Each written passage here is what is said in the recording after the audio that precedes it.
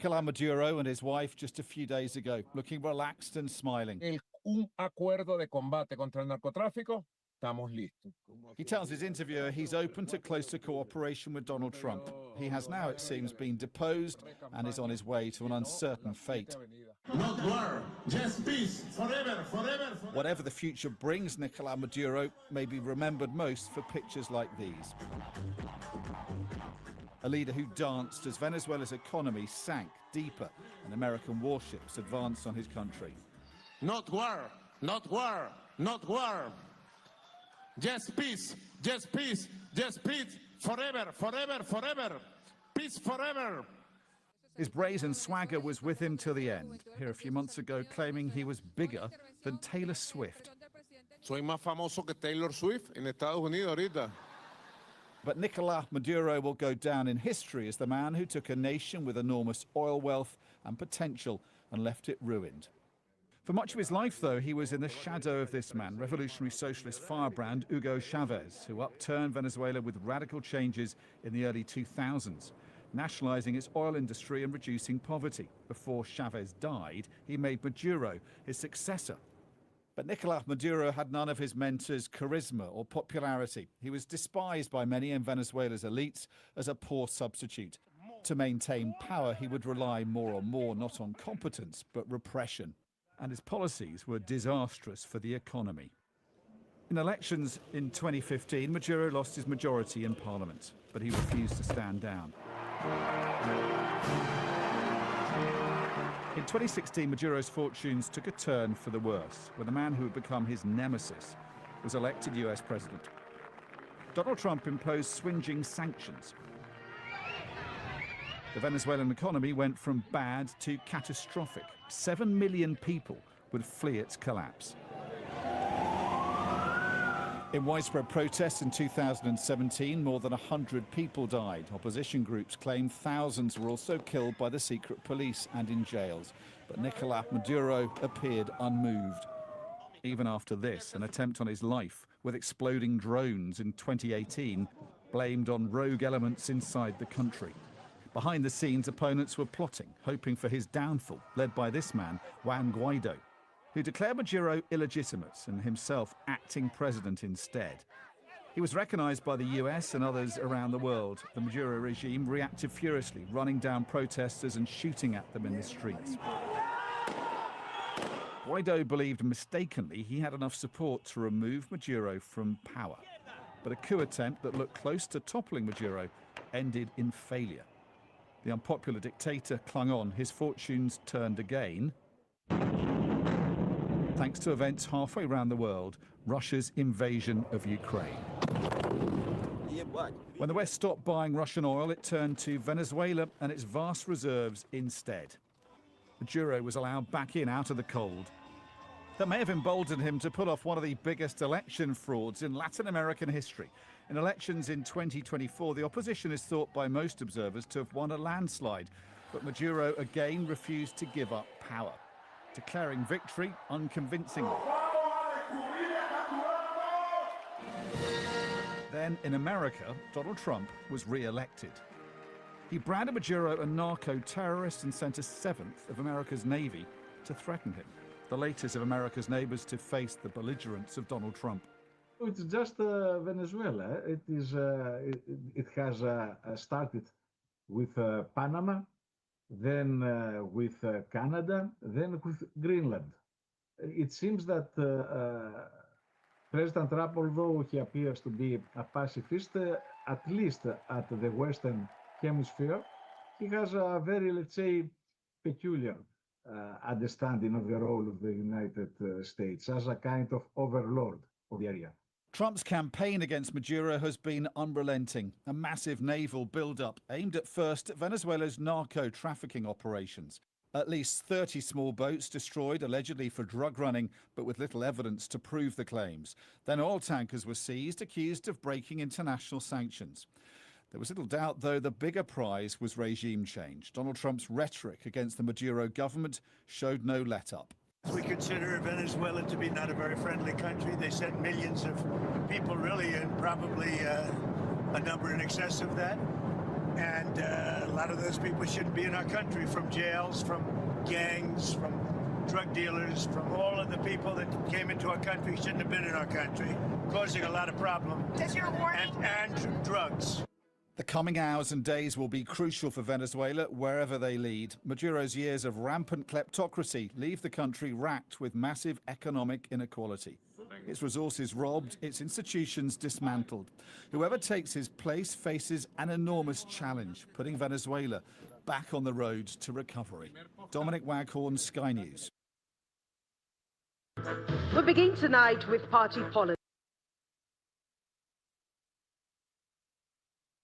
The former Labour Party presidential candidate, Mr. Peter Obi, has defected to the African Democratic Congress, the ADC. According to Mr. Obi, the defection demonstrates his commitment to a unified Nigeria and quality leadership. Speaking during a political press conference organized to announce his defection in Enugu State, Mr. Obi says that he is optimistic that the ADC government will address insecurity, corruption, overtaxation, poverty, and create wealth among the teeming Nigerian population.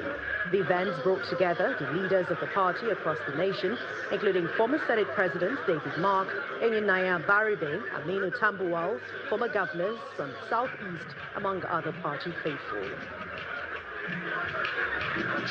Today is the last day of 2025. So we are ending this year with a hope that in 2026 we will begin a journey of rescue of our country. For proper socio-economic development that will be unifying and inclusive. We have all watched those who benefited from our democracy sometimes now become accessories to destroying our democracy, either through coercion and gangsterism against the opposition. We cannot allow this to happen. We will resist it. We've not seen people who benefited in our democracy be part of celebrating electoral fraud publicly. And we are saying that those who are planning to rig an election in Nigeria come 2027, we will resist it by every means lawful and legitimate.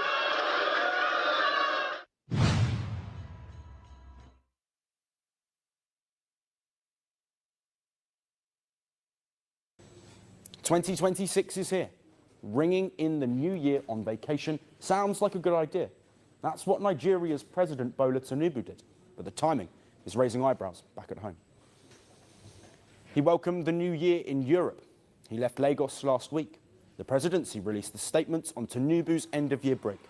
After vacationing in Europe, Tinubu will head to Abu Dhabi for an official trip. The UAE's President Sheikh Mohammed bin Zayed Al Nahyan has invited Tinubu to participate in a summit. It is called Abu Dhabi Sustainability Week. The summit is scheduled to take place in early January, and after wrapping up the summit, Tinubu is expected to be back in the country. But the timing of Tinubu's Europe trip couldn't be any worse.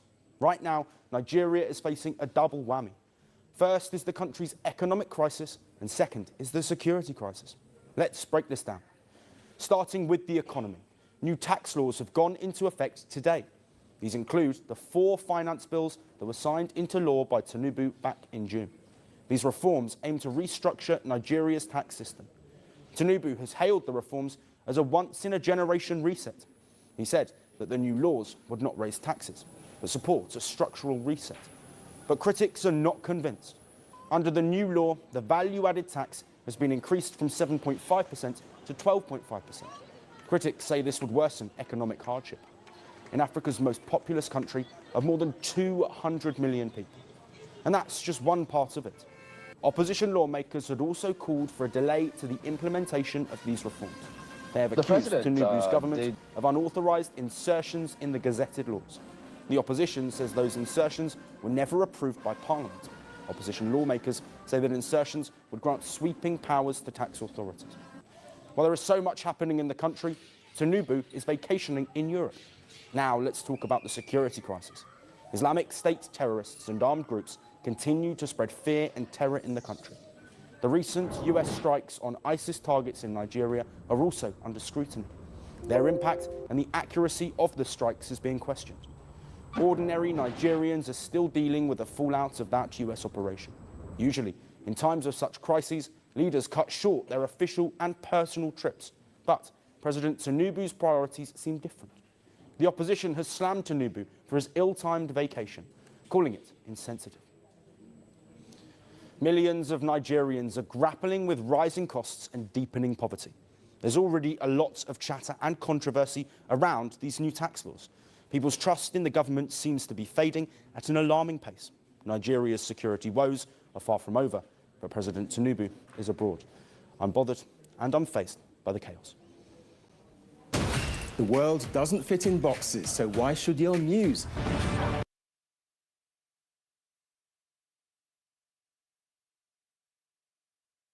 His spokesperson put up a statement the other day, a New Year message to Nigerians in terms of what to expect. So those who were expecting a broadcast, your hopes were dashed. But he did have that, he said he hopes to be a beginning of a more robust phase of economic growth in his New Year goodwill message to Nigerians. He talked about the economy, the progress they've made in the economy, how from that perspective, the inflationary figures, they say, have appreciated. Talking about the agri sector, how they also intend to continue in that light and ensure that we have a lot more progress.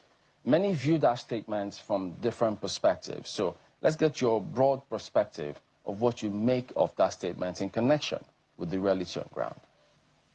Well, the government of Tinubu cannot cease to continue to surprise me. Each time I think they've reached the limit of incompetence, they still blow that limit. First of all, that topic, 2026, marks the beginning of a more robust phase of economic growth. I was offended by that phrase, the beginning. Almost 3 years into the regime of a government, is coming out openly to say he has not begun. The beginning to begin. And obviously it's an admission of failure because he has actually not begun anything. You saw how he embarrassed the world by saying that inflation has come down to 15%. Let me state that clearly. That's a white lie. Before Tinubu came in, the highest he could pay for flight ticket from Abuja to Enugu, give it even 50,000. So we were paying 25,000, that's something thousand. 15% means that you will just pay like about 57,500 naira. But going to Enugu, I paid 250,000 naira flight ticket. That's almost more than 500% increase in inflation. And the president is sitting down in a New Year message telling Nigerians about the rebased fraudulent inflation figure, that it is 15%. It's embarrassing and very annoying. The best this government can even do is to speak the truth. And they say if you lie on a new year, on the first day of the year, you will lie throughout the year. That was what we were told when we were growing up. So I expect that this president is going to, and this government is going to lie throughout the year. Now, look at the speech. Let's talk about the security. In Plateau State, they were preparing for crossover, only to be attacked by terrorists. 8 persons confirmed dead. Of course, there will be more. They will never cross over to any other new year in their lives. More than 8 families are grieving now because of a government which, even with the help of foreign country, can still not do anything about insecurity. And the annoying thing is that they say this was after security report has reported that they were going to attack. In the southwest, the son of a traditional ruler was kidnapped. In Nasarawa, people went into where they were doing wedding and kidnapped and killed people.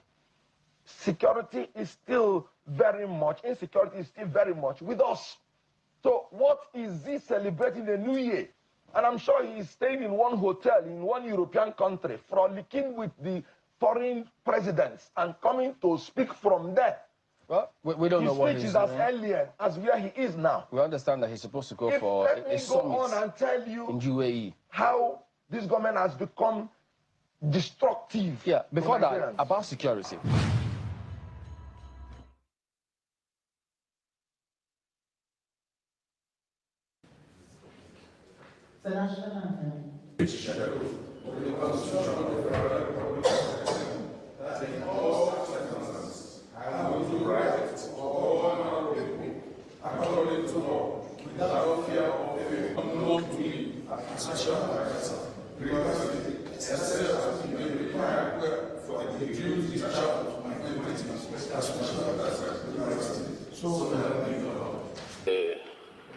Night or yesterday evening, while we were having the state banquet, I did mention to you that we have every reason to move on to ensure that the lost grounds are regained. So what we're doing this morning, or let's say this afternoon, is bringing in some persons on board to ensure that the wheel of governance continue to roll smoothly in our state. I believe that these appointees they are not new faces. They've been with us, they worked with us, they understand the philosophy of this administration, and it won't be a problem following and ensuring that our goals are achieved.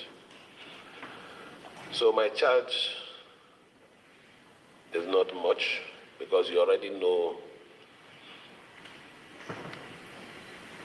what you have come to do.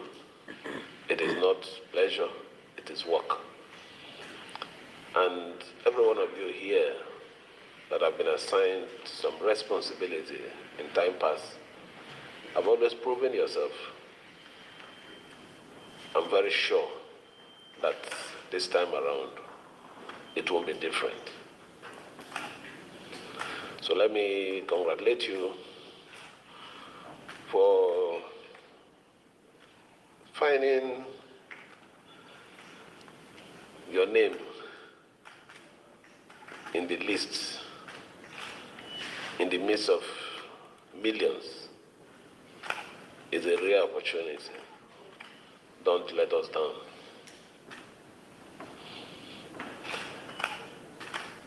We will start to work for Rivers people. Our agreement, our social agreement with the Rivers people is to work. And that work, it is what you have come to do. So I wish you well in your appointment. God will guide you, and the rest is with you.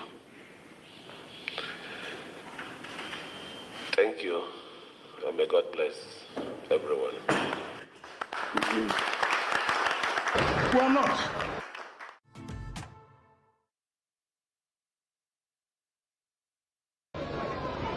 We're not. So I want to assure you here that we're working together. There's nothing like party here. It is Renewed Hope family. Renewed Hope what? Family. If you're not a member of this family, we'll face you in the field. Yes. If you are not a member of this family, original member, not fake one, we'll face you in the battle. Oh, blah, blah, blah, blah, blah, blah. Oh, way. Be one. So let nobody bother himself. Let nobody bother himself. We will do what we know how to do. There will still nothing yet. By the time we finish, they will better go and rest. Because I was hearing somebody say, oh, those who work for Atiku have joined them. You work for Atiku, you couldn't give Atiku 10%. So what is the political relevance? You cannot. You cannot. These are the full soldiers here. Yeah. We will do what we know best at the appropriate time. We will come back, sit down with you, and see what you feel, what is your own thinking. Amen. And then we can move forward. So don't say I didn't tell you. I've told you that mistake we made in 2023, we shall correct it for the betterment of everybody.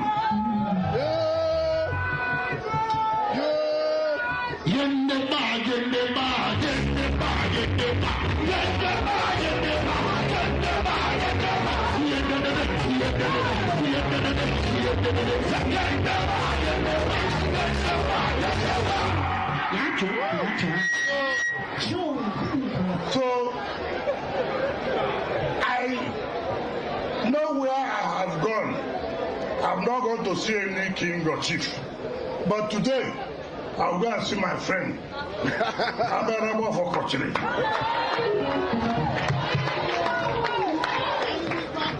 I know he's a traditional ruler, but I'll go and see him today because we have been friends.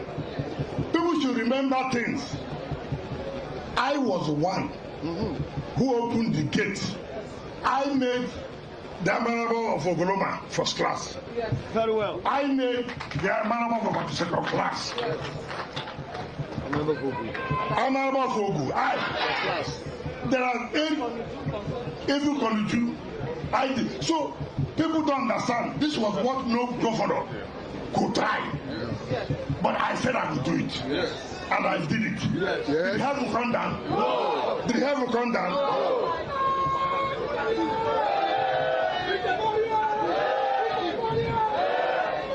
Yeah. So we are taking decision, no going back as far as Tinubu is concerned. The other one, well, no way. No way. No way.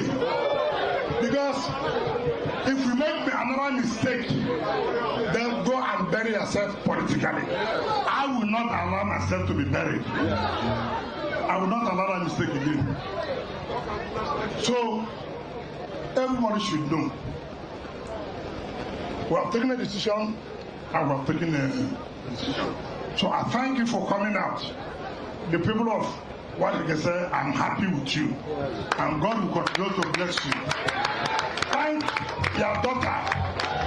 Thank your daughter, Linda. You see, how you know people is when there's crisis. You know how strong they are. Not people, when the storm comes, they begin to move this way or that way. She has stood firm. Look at what she does in the State Assembly. Linda, I thank you. Continue to be firm. Continue to show character. Leave those who don't have character. They will pay for it. If you don't have character, you will pay for it. So I thank you very much. Happy New Year and God bless you.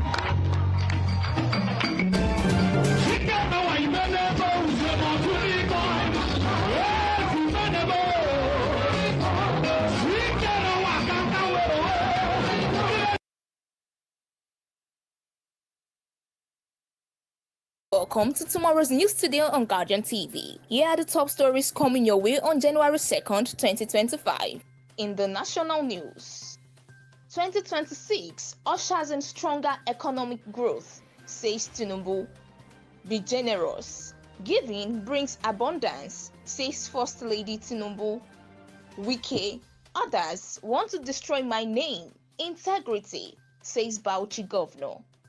Face your problems, leave me alone, Wike slams Bauchi Governor. Ekiti 2026, PDP governorship candidate alleges APC plot over the Independent National Electoral Commission omission. Akpabio asks his lawyers to withdraw defamation suit against Natasha Apoti. Ayedatiwa pardons 77 inmates.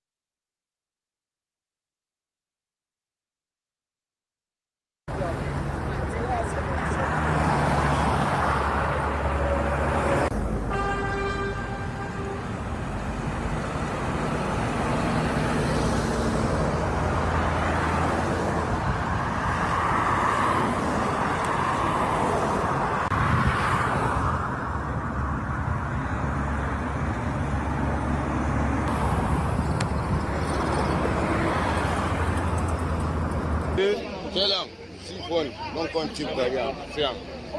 Nobody go carry am. Nobody go carry am. They don't carry am. No, say next time. I beg, shift so that. As you can see, this is live video.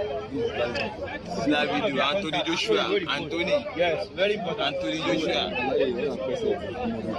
Anthony Joshua.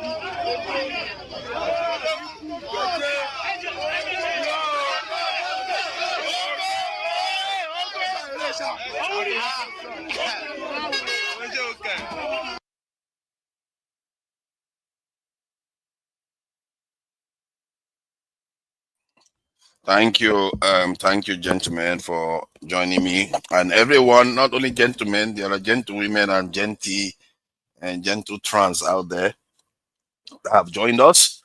I appreciate you all, and hope you are having a good year so far. It's been a new year and quite eventful year, and this is just the third of January, and yeah, a list of things have already happened. From Anthony Joshua's accident to Trump deciding that it's time to capture Maduro and take him to the US to be tried for being a drug lord. So that is going to be interesting for us to talk about, and for us to examine to see what is going on here, because this may actually test the American justice system that people like to, some of our people like to say that it's quite, logical system that actually works and all the rest. So we'll see how the guy with one of the largest oil reserve can be a drug dealer. How that is going to happen, we are going to see whether there is true justice in this world. Because it's going to be quite embarrassing. You arrest him, take him to America, go and try him, you find out that he's innocent. Then what do? You return him to the country. You've already removed him from office. So that will be interesting to observe what is going to happen on that front. And if anything happens to him while all this is going on, that is murder. And there are consequences to these things. These things are not victimless situations, because that means China can decide that Taiwan is acting too much, and one of their presidents are a little bit shady. And then they just go and take Taiwan, and maybe decide to extend their reach and take something else that America likes in that region. What is America going to do then? Is that the world we are walking into, where everybody bullies everybody in their own hemisphere? Is that what is going to start happening? We're going to see. And I'm going to play a video that implies that this may be the case. And if this is the case, our cake, or whatever they call it, is baked. We are done. Because if the world has decided that they're going to strike a deal among themselves to split the world however they see fit, and then the rest will have to just take it, what that basically means is that they've had another Berlin conference, a second Berlin conference 2.0 that I've always been scared of. That one scares me because now we are talking about equivalent of about 2 billion to almost 4 to 5 billion population oppression of the remaining groups. That is a powerful oppression. When Europeans were oppressing us, they were Europe. They were not that big. As a matter of fact, India outnumbered them and all the rest. So, but this time, if you have China, India, Russia, the entire NATO together, and maybe even Middle Eastern country ganging up against the rest, you can imagine that level of oppression, how long it's going to last, and whether we are ever going to crawl out of it. And this is the mistake many of our people make, thinking that this is a joke business. extremely dead serious. And it can get very, very, very, very bad for a very, very, very long time. And if it starts happening, the only thing that can break it, I don't even know what can break it. Because the Europeans, the last time they had their Berlin conference, it didn't break. They fought themselves, but it didn't break their stranglehold. Their stranglehold still remained. Even if they fought themselves in the First World War and Second World War, their stranglehold remained. So if China and the other powers decide to do a Berlin Conference 2.0, we are in trouble here. Maybe that's what we are seeing with Maduro. Maybe that's why America felt confident enough to just go there and take out Maduro, knowing that China is just going to pretend as if they are condemning it. Because I read a statement from China and they were saying they condemned it very strongly, that it's very, very responsible and very serious and all the rest. But they never actually said, release him. You see how diplomats talk? They never actually said, release him. So this is how they also do with Israel. They will condemn, say all kinds of strong statements. Nothing really happened. The same thing with Iran. And I personally, if I'm the one advising Iran right now, I will tell them, if you know what is good for you, you better go nuclear. So that at least you will join the club of the oppressors instead of being the oppressed. Since our people choose they are not going to be the oppressors, or at least the not oppressed. It's our fate now. We become up the oppressed. I can't divorce myself from my people. I'm part of the black people, and whatever I do is not going to change that. So I'm stuck with it, and that is my fate too. That said, the conversation we are going to have here is going to also involve Nigeria. Wike and Fubara, they seem to have started their dance again for power. And Akpoti, it looks like Akpabio is tired of chasing that one, so he decided to withdraw the case against her. And Anthony Joshua's issue has also highlighted some serious systemic issues that we have in Nigeria. Not that the accident itself was necessarily the fault of the Nigerian road.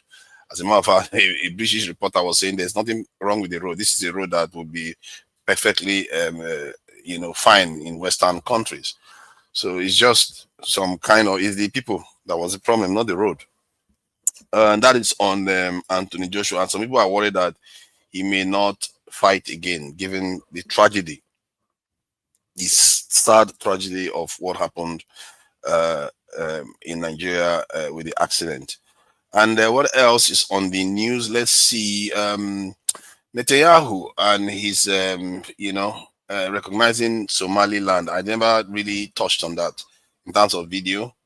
He chose to, man, this is just 3 days in this year, and already drama everywhere. He decided to go and recognize Somaliland, and that's going to be a problem, and that could lead to some serious war. I don't know whether his support of the Somaliland includes allowing some Ethiopia to have access to the sea. If that is the case, I think that is a good thing.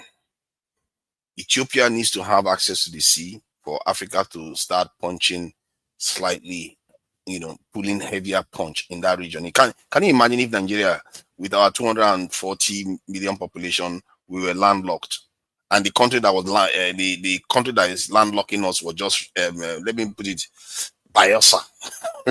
Bayelsa is the one locking us in. That won't seem right, is it?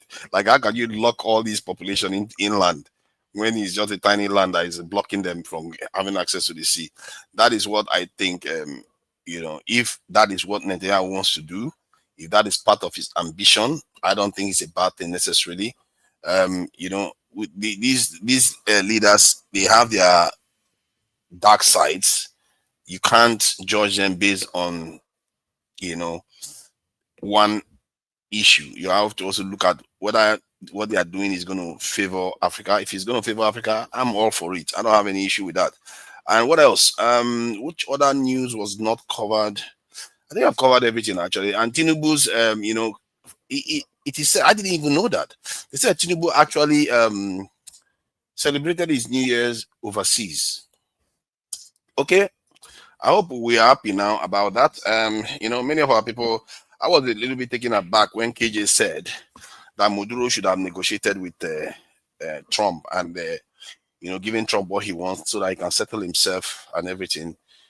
But when he said that, I felt like, okay, but that means you should be okay with Tinubu settling with the Trump everything he wants. And if that settling means that he sells Nigeria away, if that is the case, and Nigeria will be suffering for generations to come, you have to think about what you're asking for here. Because you have to be consistent. If you are saying Maduro should do it, then why should Tinubu not do the same? You can't eat your cake and have it in this life. And that is the inconsistency we see in our people. And some people, I think, was it somebody was saying that I declare the West, I see the West as enemies. I don't see them as enemies. I see them as people that are attacking us. You can't pretend as if somebody is not attacking you just because you like them. You like somebody, they keep slapping you, slapping you, slapping you. You pretend as if you can't see it. That will not be madness. If you come here every day, I keep slapping you and insulting you, slapping you and insulting you, call you your country, insult your people and everything, keep slapping you. I keep telling you that everything I'm doing indicates that I don't like you. And you keep liking me. Is that not a problem for you? That is what many of our people don't understand that they are doing. I'm not against the West. I'm against what they are doing to us. Like you said, many people argue that I'm here in the West. Yes, I'm here in the West. So was Lenin. Lenin, that founded the Soviet Union as we know it, was also in the West, in the diaspora. He was in the UK. I think he was in Germany too. A few other countries before he went back to Russia. So being in the West is not a reason for somebody not to care for their own people. At the same time, all the white people that are in Nigeria, are you telling none of them to leave too? Personally, I will be very fine if Oyibo say we are going to deport all Africans back to Africa, and they were going to kind of bring their people back to Europe. None of them in Africa again. I'm fine with that. Perfectly, 100% fine with that. I have zero issue with that because I know we are going to benefit from that. If all our brains, all the brains that are on this chat now, when they're going to join us, if we're all in Nigeria, Nigeria will be more developed. That's for sure. So that argument that, why are you in the West enjoying what they are doing? I'm not enjoying anything. And I don't care about the vanity of the little enjoyment. What is the point of the vanity of the enjoyment when you're actually dying? Can you imagine that? It's like a snake that poisons you, and then you're having some euphoric vision while it is swallowing you. You might enjoy it, but you're dying nonetheless. And that realization should wake you up from that illusion. That's how I see it. It's not necessarily about me just hating the West visceral. I don't hate any group. I can't even hate India people. That if I'm going to hate anybody in this world, it's the Indians, because they have a racist religious system that are actually targeting darker skinned people like us. At least Europeans don't have a racist religious system like that. So I can hate them, but I can hate what they do. Because if you hate them, you're just wasting your energy. What is the point of just hating them? You have to hate what they do to you, so I don't look at everybody as the devil. Not every single one of them hate us. Many of them will fight with us and see our struggle as part of their struggle too. All right. So I think I'll bring people on to come and share their views. Dexter was saying in the previous session, and he was calling me out for, I'm not even sure what he was calling me out for. And I'm going to put that our famous image of our people so that we get where, so that we understand each other, where we stand here. So that let's get this straight. This is the situation. I hope we're all very happy to watch this, because this is our situation here. When Trump comes in and decides, hello, give me what I want. And we'll be like, yes. Tinubu will be like, yes. What else? What do you want from me, sir? I'll give you everything you want. And then people like KJ will be like, Tinubu is a terrible leader. He's not good. He's not everything. At the same time, he's the one saying Maduro should negotiate with Trump. What do you think they are negotiating? You think they are negotiating your welfare? That's not what they are negotiating. They are negotiating to take all your welfare away from your country. That is a problem. If not, Nigeria is not even under sanction at all. We are not under sanction. We have been friends with the West forever. They even wrote in their document that the leaders of Ghana that removed Kwame Nkrumah were pathetically pro-Western. That's what they wrote in their own documents, that they were pathetically pro-Western. If Ghanaian leaders are pathetically pro-Western, can you imagine what Nigerians were like? Because Nigerians were even more pro-Western than Ghana at that time. Nigerians then will just be lying down for them. Take whatever you want. It's free. Just take it. I really would like to have a direct one-on-one, if possible, with someone like One Nigeria, because he makes this argument that seems to be contradictory. He doesn't like what happened to Maduro, but seems to think that because of the election, that is the issue that he doesn't like. But at the same time, he wouldn't condemn the fact that this is a problem. What Trump has just done. I can't see, you can't eat your cake and have it. What Trump has done in my book, I don't see it as wrong or right. I see it as weak versus strong. And I see it from the point of view that how it's going to affect us. Because we are weak, we are the ones that are going to be fed on to. That is my problem. It's not that Trump is wrong to do what he did. For me, I don't have that moral. The only morality is your ability to be strong. That's your morality in life. That's what God gave us. If you are weak, you will be punished in this life. You have to be able to survive in this life. That's the prime directive of every living thing. So I don't see it from that point of view that, oh, international law, Trump is breaking international. No, I see it as the guy was being weak. He was being friendly with Trump and he paid for it. The same thing with Libya, the same thing with Saddam Hussein. The pattern is clear. The pattern is clear. If you try to do the right thing, they will take advantage of you. Foforas. Mr. Oti, how are you? Have you read any ethics at all? Yes, I have read some ethics. You know what ethics are? Yeah. And you don't believe in morality? So it's about strong or weak? No, I meant I don't believe in morality in the terms of the law, the way people write international law. I believe in morality in terms of natural law. Oh, no. You see, look. So you see, that's the confusion of language. Maybe we just say so many things without kind of lack of consistency and clarity. You know. So it's either there is what is called morality, right? And again, when look, there's no pretense. There's no when this is not an utopian, okay? It's a reality.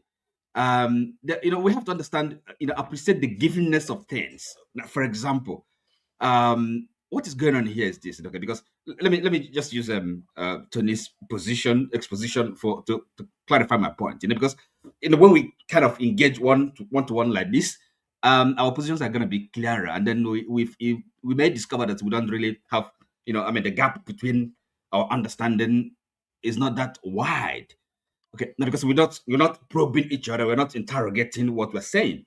Now, listen, Tony, you see the problem with your position is this, because I understand that. I mean, we have power imbalances. It's natural, okay? But the question is this: is the reality and if like idealism and realism. Okay, we live in a world where people are not equal. Some are stronger than others. Okay, but on interpersonal between nations. But then, what do we do?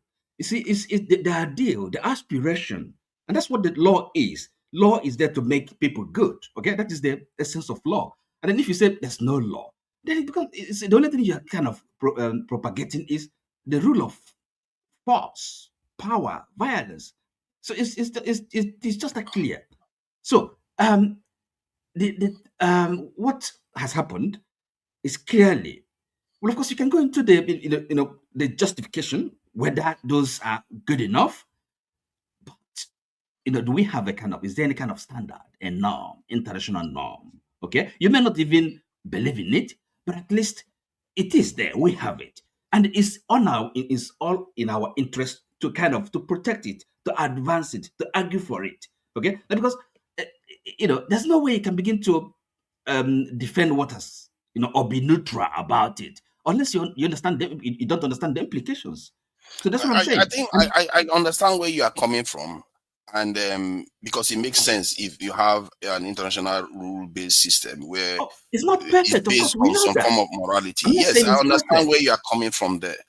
However, the way I'm looking at it is that even with that rule-based system, they are the ones that will have to design it. You have to have it, like we talked about, leaders that create institutions, strong institutions. The powerful nations are the ones that created it in the first place.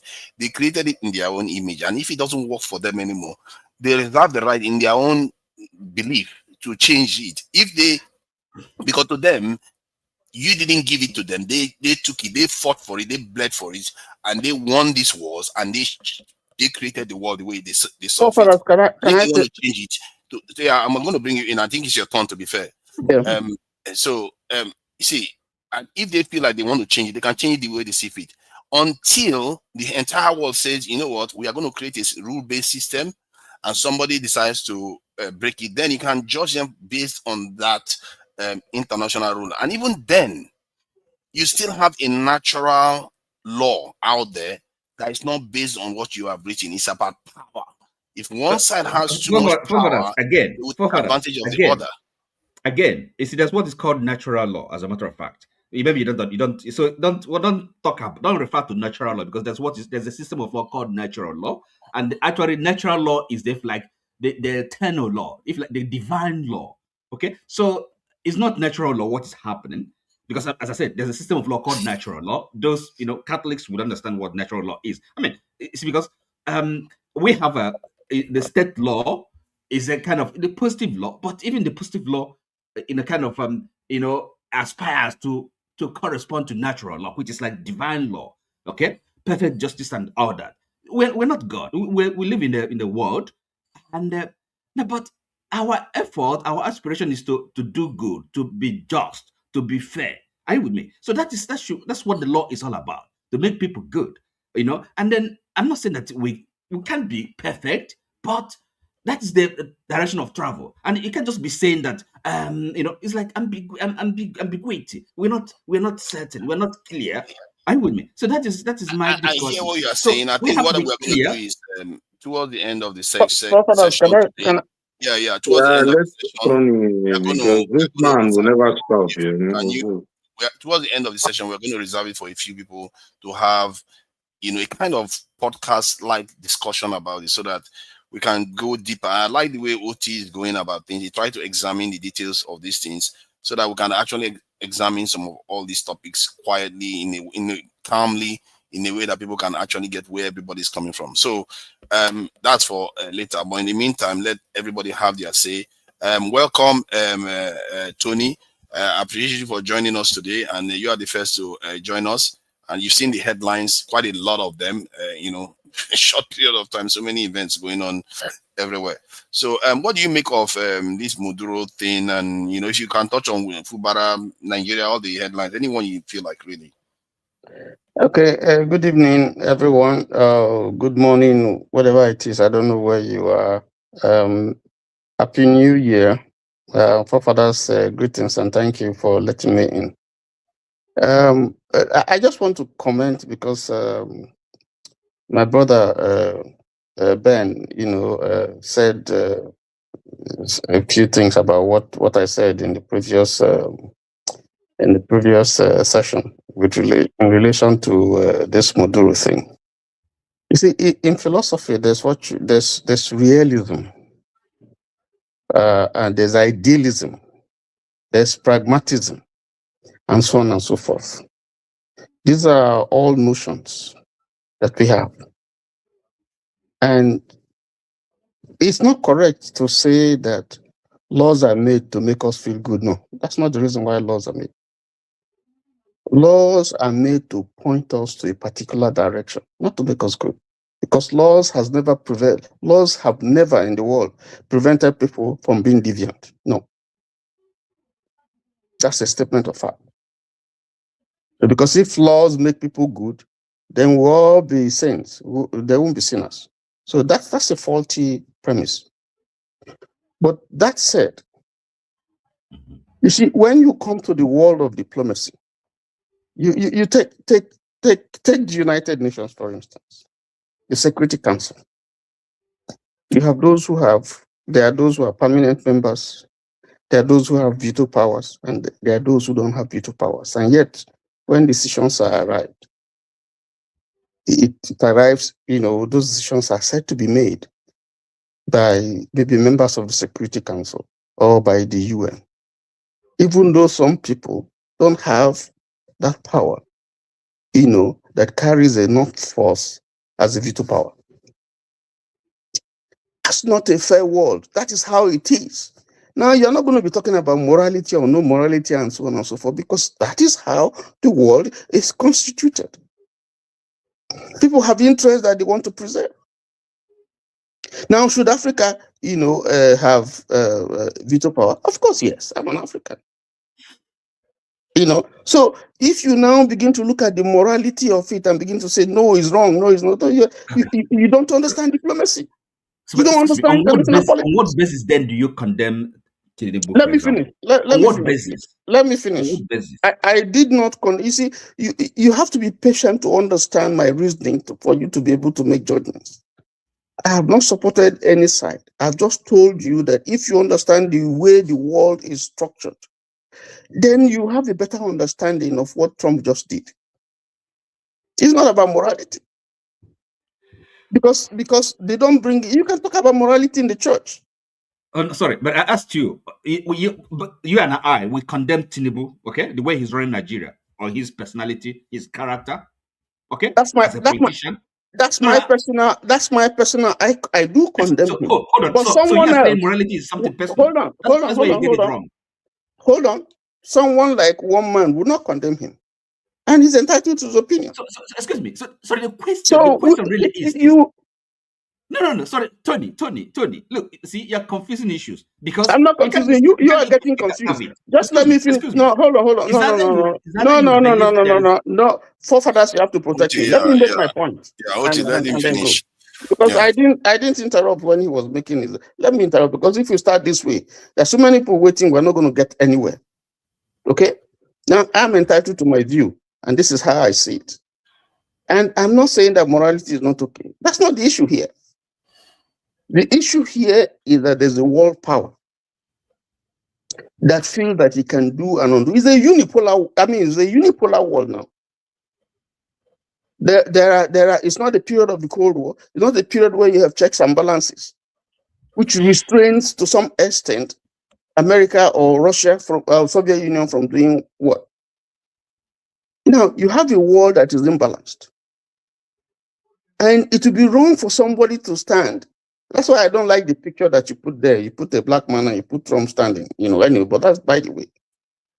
You see, once you have a bully. You mean this one? Yes. I mean, you shouldn't be playing it. Let's leave it there now. So that No. Why didn't you put why didn't you offensive? Why didn't you put a Maduro there? But it's reality now. Why is he offensive? No, must it be a black person? Yeah, because we are worse at must it be a black man? Is it not true though? Why do you think Tinubu celebrated his New Year in overseas? You can ask him. The picture. Why are you celebrating your Christmas and your New Year in England? I'm not the president of Nigeria. Odi is right there in Africa. Why are you not in Africa celebrating your New Year and Christmas? I'm not the president of Nigeria. So I can travel like a free person, but the president has a right to go anywhere that he wants and celebrate his this, and just as you have a right to celebrate your New Year, your birthday anywhere. Not in the colonizers' countries, the people that are oppressing your people, but it's okay. But that's why you are enjoying their food, you are working for them, they are colonizing you, but you are working for them, you are living in their house, they employ you, they pay you, and then you are not ashamed of that. You should go to Nigeria now. Who told you I'm not ashamed of that? Then you shouldn't even mention it. You shouldn't even. Why should I mention it? It's the truth. You start for yourself. We should all be ashamed. Then you start from yourself and say I am ashamed, and I'm thinking myself, okay, please go ahead. Don't be offended by the image because it's reality. It's not reality. It's our state. It's not. It's offensive. I don't expect you that in this age you'll be putting this because it's offensive. It is true. It's not true of our life. It is not true. It is not true. Okay, it is the only truth. The only truth. I mean, if you wanted to paint a picture that reflects the power politics internationally. There are other things that you can put there, not this nonsense. It's not. It doesn't mean anything to me, other than that you have a mindset. Why are you offended? Because you have a mindset, and people have talked to you. Someone has talked to you before. Why are you worried about your mindset? Listen, not the fact. Someone has talked to you. This is just like what you're doing is just like featuring the kind of thing that Hitler was doing. That's the kind of thing. You want me to show you African leaders begging them? You want me to show you African leaders begging them? Forefathers. Videos of African leaders begging them. Forefathers, you want me to show you Africans or Nigerians who are in school? I work in NYU, who are beating all these white people hands down. No, they are begging the black people to sit them. They are not leaders. No, hold on now. You are not leaders. No. You are saying they are leaders in their own right. They are leading the class. Listen, they are leading the class where your so-called oppressor. Wait now. These black people that you are demeaning, they are leading the class where your so-called colonizers are. They are beating them hands down. You want me to show you? That image represents systemic. That's what I expect you to show, not this nonsense. Systemic begging, not individual begging. But let's move ahead. Let's go to the issue. Let's go. But I've made my point. But I'm just telling you. But of course, you are the moderator, and you have a right to show what you want. The point that I'm trying to make, that maybe OT is not understanding, is the fact that when you come to big power politics, it's a different kettle of fish entirely, whether you like it or not. You're liking it or not liking it doesn't matter. That's the point, and you have to accept it. So that's the point I'm making. It's not that I'm justifying anything or something, or this is the way it should be. Yes, you may well want it to be this way, but that's not the reality. The reality today is that you have a big power that feels that he can do whatever he likes and get away with it. That's the reality. Do I like it? No. Is that how it should be? No. But that's the reality. So that's the moral question, because you said no, it ought not to be like that. Yeah, that's the moral. What you're doing,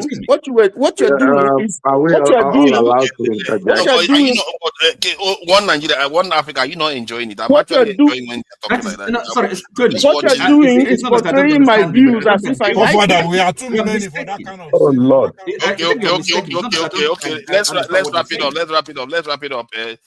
We've enjoyed you people talking. It's quite enjoyable to watch OT try to examine these things. I do enjoy OT's try questioning sometimes. Let's bring in who's next. I think hey God, this one everybody looks alike. This is confusing. Yeah, that's your point. We have many here, so respect everybody's time. Let it go fast. I think it's either Ike or Jonaba and Dexter. Those are the three. Yeah, those are the. Yeah, I think it's Oga Ike. I think it's Oga. No, it's not Oga Ike. Oga Ike came later. No, it's Dexter. And Dexter. Thank you, forefathers, for letting me speak, and thank you for everybody that joined the show. So we are going to be timing it now, so everybody can speak. And OT, please don't get tempted. Don't get tempted, OT. Let's time it. Okay. 5 minutes max. So let me start from the Fubara situation. It's quite interesting what's happening in Rivers State. How DK can openly say that there is no party in Rivers State, literally. So APC, PDP doesn't exist. And somehow, it just shows you the quality of leaders we have. I listened to the full interview of Tony Cole on Analyst TV on Friday. And Fubara is now in APC. The national chairman of APC has said Fubara is 001 in APC. And they asked Tony Cole, and he said, oh no, Fubara is in the wrong APC. That Tony Cole is the leader of APC University. Oh my God. And I was thinking that this Tony Cole is somebody I was saying, this should be a good guy. It's to show you how greedy we as human beings can be. This is Tony Cole that is supposed to be a good guy, who has been speaking about the excesses of Wike. And before you say, he asked me the question. He said, look, if Mr. President asks you to work with Wike, would you all of a sudden say he has no problem with Wike? What? Where is, until we Africans now start having value system, we go nowhere. Because this is a guy who has been shouting for the last 5 years. Because in 2019, we can literally make sure that APC did not have any candidate. In the last election, he said he won. They stifled him. They made sure he could not even inspect the INEC materials. We can instituted that. They're not telling you that, oh, because he now thinks that maybe Fubara might fall off, so let him now be on the good books. It just shows you how greedy we are for power. And I think we need to come to a position in Africa whereby we are not going to be like that. I don't know how this thing is going to end because, oh, look, see, I've seen this wicked play before, live, when Amici was in power, which is what he has said from January this year now. He's going to be mobilizing, he's going to come and do youth movement and all that. And the idea is this: when it shows that kind of crowd, on the day of election, when they rig it, nobody will doubt it. Because after all, now, coming to see the crowd that he was putting, he did the same thing when Amici was in power. But we need to start questioning ourselves, like what is our value system in Africa? In Nigeria, first of all, what is our value system? Do we want to wait for the Maduro situation? Or do we want to be able to be the ones to take the decisions? Because the truth is this: those big men can't rig elections. It's people like me and you that rig the elections. It's people like me and you that go to coalition center and start changing results for a piece of pottage, And then to many of us who give excuses, you are in the Western world and then you are talking. No, take action. There's no need. Leave your comfort zone. Any of you that are here speaking against the Western world, oh, we are speaking all kinds of things, oh, the West is the West. Don't stay there. Act in protest. That is when we know that this thing, that's why they say talk is cheap. Talk is cheap. Because you want to satisfy your stomach, you are there, say, oh, they should do this one, they are fighting us, they are doing this to us. Show us your mantle. Protest by packing Show your some bags. doings. Pack your bags this night. Pack your bags One this father, night. go back to Ikwere. Pack your bags this night and move to go and save your fatherland. Since you have that ideology, because put your money where your mouth is. Because the truth is this: people talking like this are the same people that will betray us for a pottage. Because you are getting the largesse and the freedom of the Western world, but on the other side, because of their freedom of speech now, you are speaking against them and all that. Why don't you put your money where your mouth is? And then we know what you are made of, So I'm just saying out there, for all of us that come out here, look, my policy is this: look, while you are benefiting from something, you don't speak against it. That's my policy. So that's while you are benefiting from something, your hand is inside eating. You don't start fighting it where you're eating. If you leave it and you want to start speaking against it, there's no problem. But while your hand is still inside that soup, stop saying the soup is not sweet. This soup is not sweet. The people that are there are not eating. They are suffering. Let us not catch this thing around. There's this propaganda going around. Oh, Trump is coming for our resources and all. Forefathers, time has gone. These resources, the only time people will come for your resources is when you realize that there's nothing between your head. Time's up. So who is the timer now? And I'm the timer here, No, it's the other guy that needs to return back to Nigeria. That's the timer for forefather. You see their logic. Let's just break down the logic. Very, very 15 seconds. It's not so hard to break it down. So it's only them that can gain from us and do bad things against us. That is the reasoning that you are coming up with. But it's all right. That's why we say our people, they are reasoning. Sorry, what are you talking about? Let me, you see that it's confusing to reasoning. It's not even a lot of words. Let me repeat that again so I can catch on. It's only them that can do bad things to us at the same time be around us. You are not, you forefathers, you didn't listen to, obviously you have not listened to. No, you are saying because I'm gaining.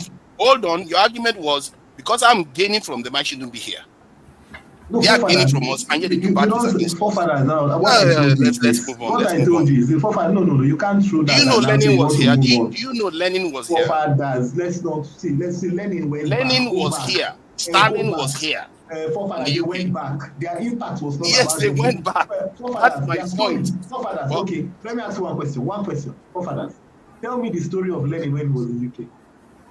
He came to the UK. As a matter of fact, it was in the UK they separated from the Bolsheviks and the Mensheviks. That's when they broke apart, and they formed these different organizations. They raised money from here, and they went to other European countries before they actually went back to this is the Soviet. That's Russia as we know it. Tell me the Why should I tell you? You tell me. Because you are talking. Look, you are here. No. The essence of what we are talking about, I don't want to waste time with you. The essence of what we are talking about is their presence here in the UK. Forefathers, tell me the story. You are here and you are making a story for yourself. Tell me the story. I don't want to make it. No. The story I'm telling you is that hold on. You cannot waste time with you now. They were here in the UK. Am I fault? Am I telling lies? They were here there in the UK and they went back to Russia and built a system against the West. Forefathers, tell me the story of Lenin when he was in the UK. They were here in the UK. That's the story, period. That's the relevant part that I'm using to reply to you. No, you can't just tell me. It's relevant because your argument was I shouldn't be here. Hold on. The argument was I shouldn't be here. I'm responding directly to that. It's not about discussing Bolsheviks. This is how they emerged. So let's keep it pointed in that direction. I don't know why people make that argument. It just doesn't add up really. All right. Who is next? Yeah, I got Ike. Yeah. All right. Wow. Don't come for me again. If you come for me, I'll come for you. So just it should be you. Okay, don't worry. You're going to go next. But okay, sorry. Gentlemen, you see, thank you. Okay, thank you for joining us. You've seen the headlines. You can talk about Wike, Akpoti, Joshua. A lot of things happen. And Venezuela, you know about Venezuela too. So Maduro was fighting for the poor. I thought that's what we're about in Nigeria. We want people that can fight for the poor people. He's fighting for the poor, and now you want him to be removed from office. Life not fair. I just want to repeat what I said. I sent message to Dr. Damages in the morning that I didn't expect to see forefathers G there and people like him in this platform today. I expected that by now they should be in Venezuela, fighting for the people of Venezuela. Brother Oti, I just want to thank you when you spoke in the first program. You see, most Nigerians who life has been blessed where they are always claim to love their country more than any other people.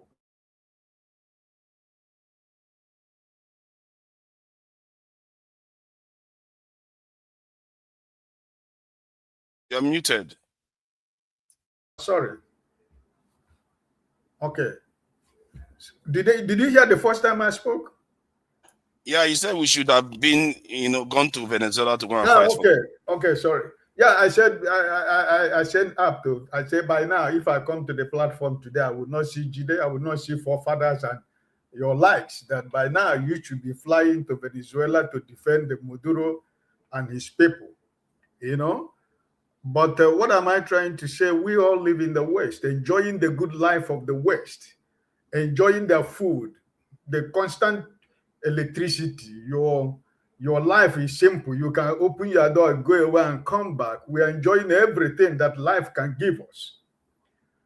But at the end of the day, we keep talking about the West. We talk about freedom of expression, freedom of speech. We say whatever we want to say because we live in the West. And that your country that you are claiming that you love more than any other person, you cannot speak the way you are speaking about the West. And the same way is the people, you are looking for their visa, you go and sleep in an embassy. Nigerians and Africans, other part of they go to the embassy and sleep for 2 weeks, where they are looking for the same visa of the people of the West, in order to get a visa to go to the West. And at the end of the day, you are claiming the West has come to take your oil. They come to take your mineral resources. They come to take your wives. They come to take your fathers. They come to take your government. They come to take your military.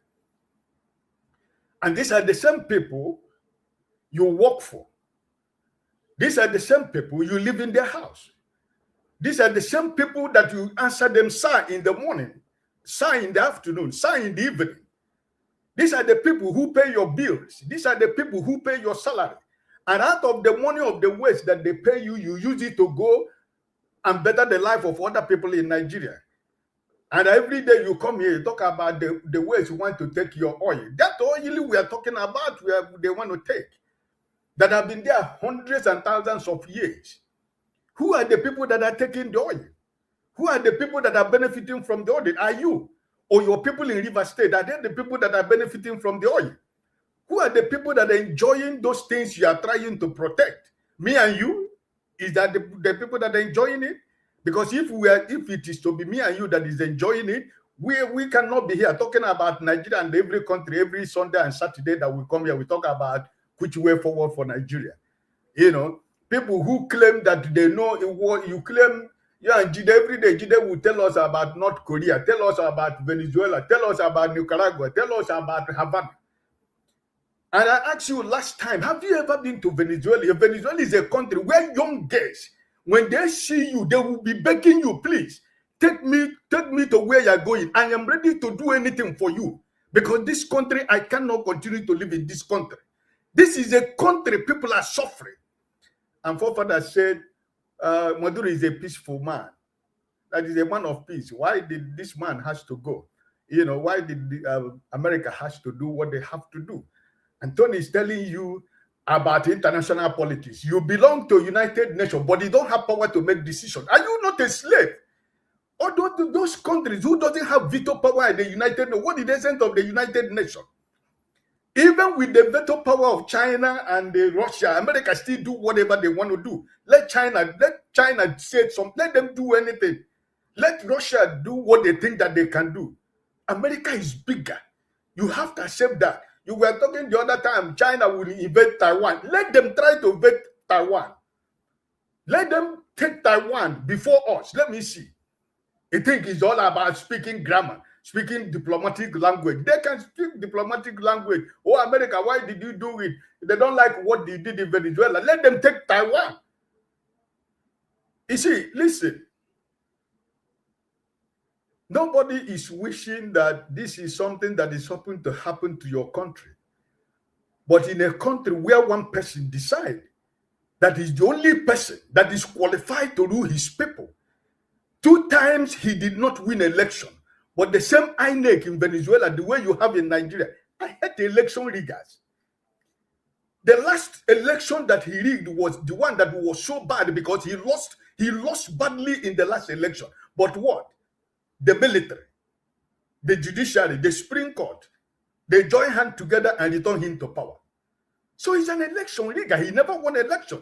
The people, the same people you claim that is ruling, they're already sick and tired of Maduro. They want him to go. And they spoke in the last election. But what happened? The same thing that happened in your country, that all of you are defending because you eat from their crumbs. The same thing that why Nigeria is what it is. I am surprised of what my brother today speaking. He has been practicing in London. He has been living in London, living and enjoying his life. You know, and you are happy saying that people, a country, that people that are suffering, the citizens are suffering. I live in a very small island of not less than 20,000 people. If I tell you how many thousands of Venezuela women and children and young men are living in this island, you will not believe it. Because they are looking for a place to go. If you go to Venezuela, listen, take me. Let me be your housemaid. At least, as long as you can help me to get immigration permit that I can stay. Let me do whatever I can do to stay. This is a country that people have no life. So, what am I trying to say? We all live in the West, and we're enjoying every good things of life. The same people who are telling you now about West, there is no good medical facilities in Nigeria. When they are sick, they fly with their private jet. And your mother, your father, your family, your generation, they die in Nigerian hospital because there is no medical treatment. These are the people you come to defend here every day. People that cannot provide you with anything tangible. for Thank you, common thank man you. to survive in Nigeria. Thank you, And thank we're you. here coming to Time's up. debate in Time's Venezuela. up. We're talking about Maduro. Time's Why up. the, Time's the, up. the bunches of your problem in Nigeria is as high as Mount Kilimanjaro. And we're talking about another people who are suffering. No, time's up. Let me put this image here just in case we don't know what this means. You know what this image means? It's like now the narrative is let's not enjoy anything from the West. It's only the West that is allowed to enjoy something from us at the same time hate us. But we can't do that. So that is the narrative. Let's disadvantage ourselves even more. Even with the little salary I'm getting, I should not get it. Don't get it. Go to Nigeria and just suffer. No, don't try to get anything from them. Why they get something from us and dislike us at the same time? But it's okay. This is our people's narrative. That you are ashamed of yourself living in the West. I am not ashamed of myself living in the West. That's my choice. And I can never be ashamed of myself living where I am living.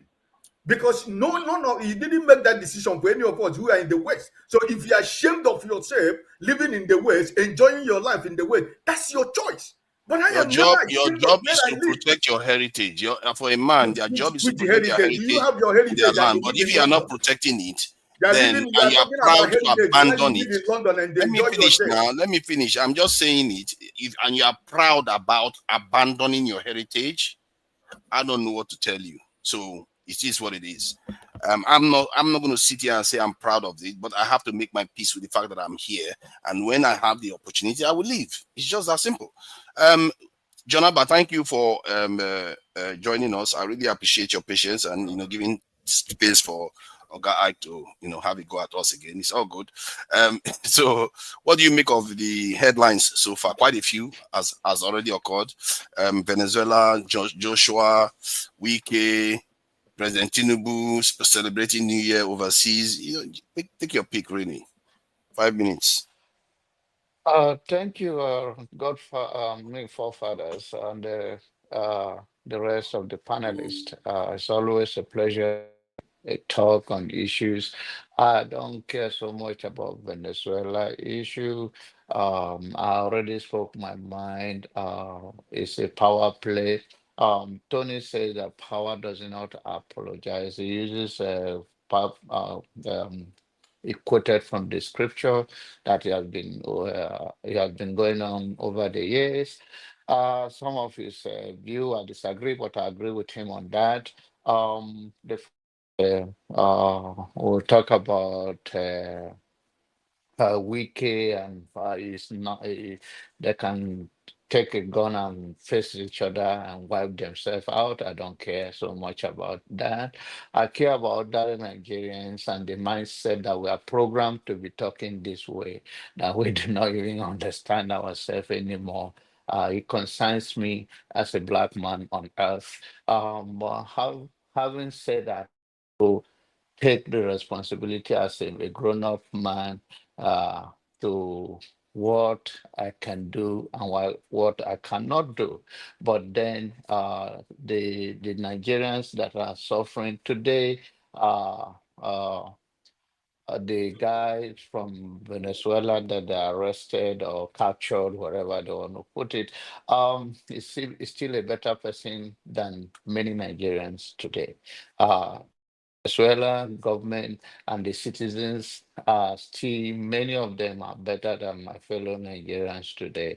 I worried about our mindset, about the world that is playing out in our own eye, the modern colonization and power display. What is it there for us? How do we, if we are not just weakness, it will be understatement when it comes to the as a continent, we have no power of negotiating in any aspect of life. And then I pray that we look at those issues that is going on the street of Nigeria, how the poor have been oppressed, whether it's a pastor, whether it's a DPO, police, how our judiciary system work. How do we speak to it so that ordinary Nigerians can have courage to walk freely in Nigeria? Are not work freely in Nigerians because of the broken down of law and orders.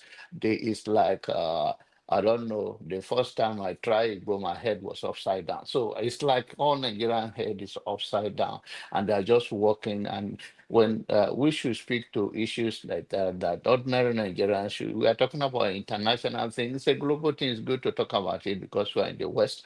But what I carry this car, I carry in my own is the most what Nigerians are going through and so many African countries.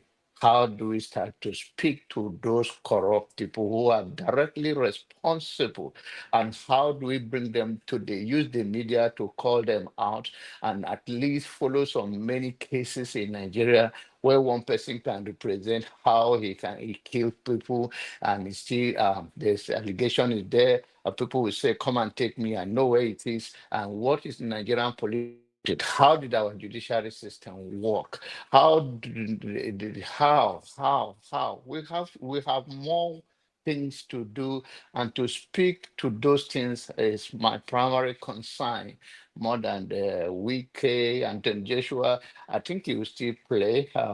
It's unfortunate thing that happened to him, but his recklessness in a higher level. But then I think when people come out of such things, they come out powerful before they go extra mile, or just the souls of the two young men, may their soul rest in peace as they join their ages. So that is what I have to say. Thank you.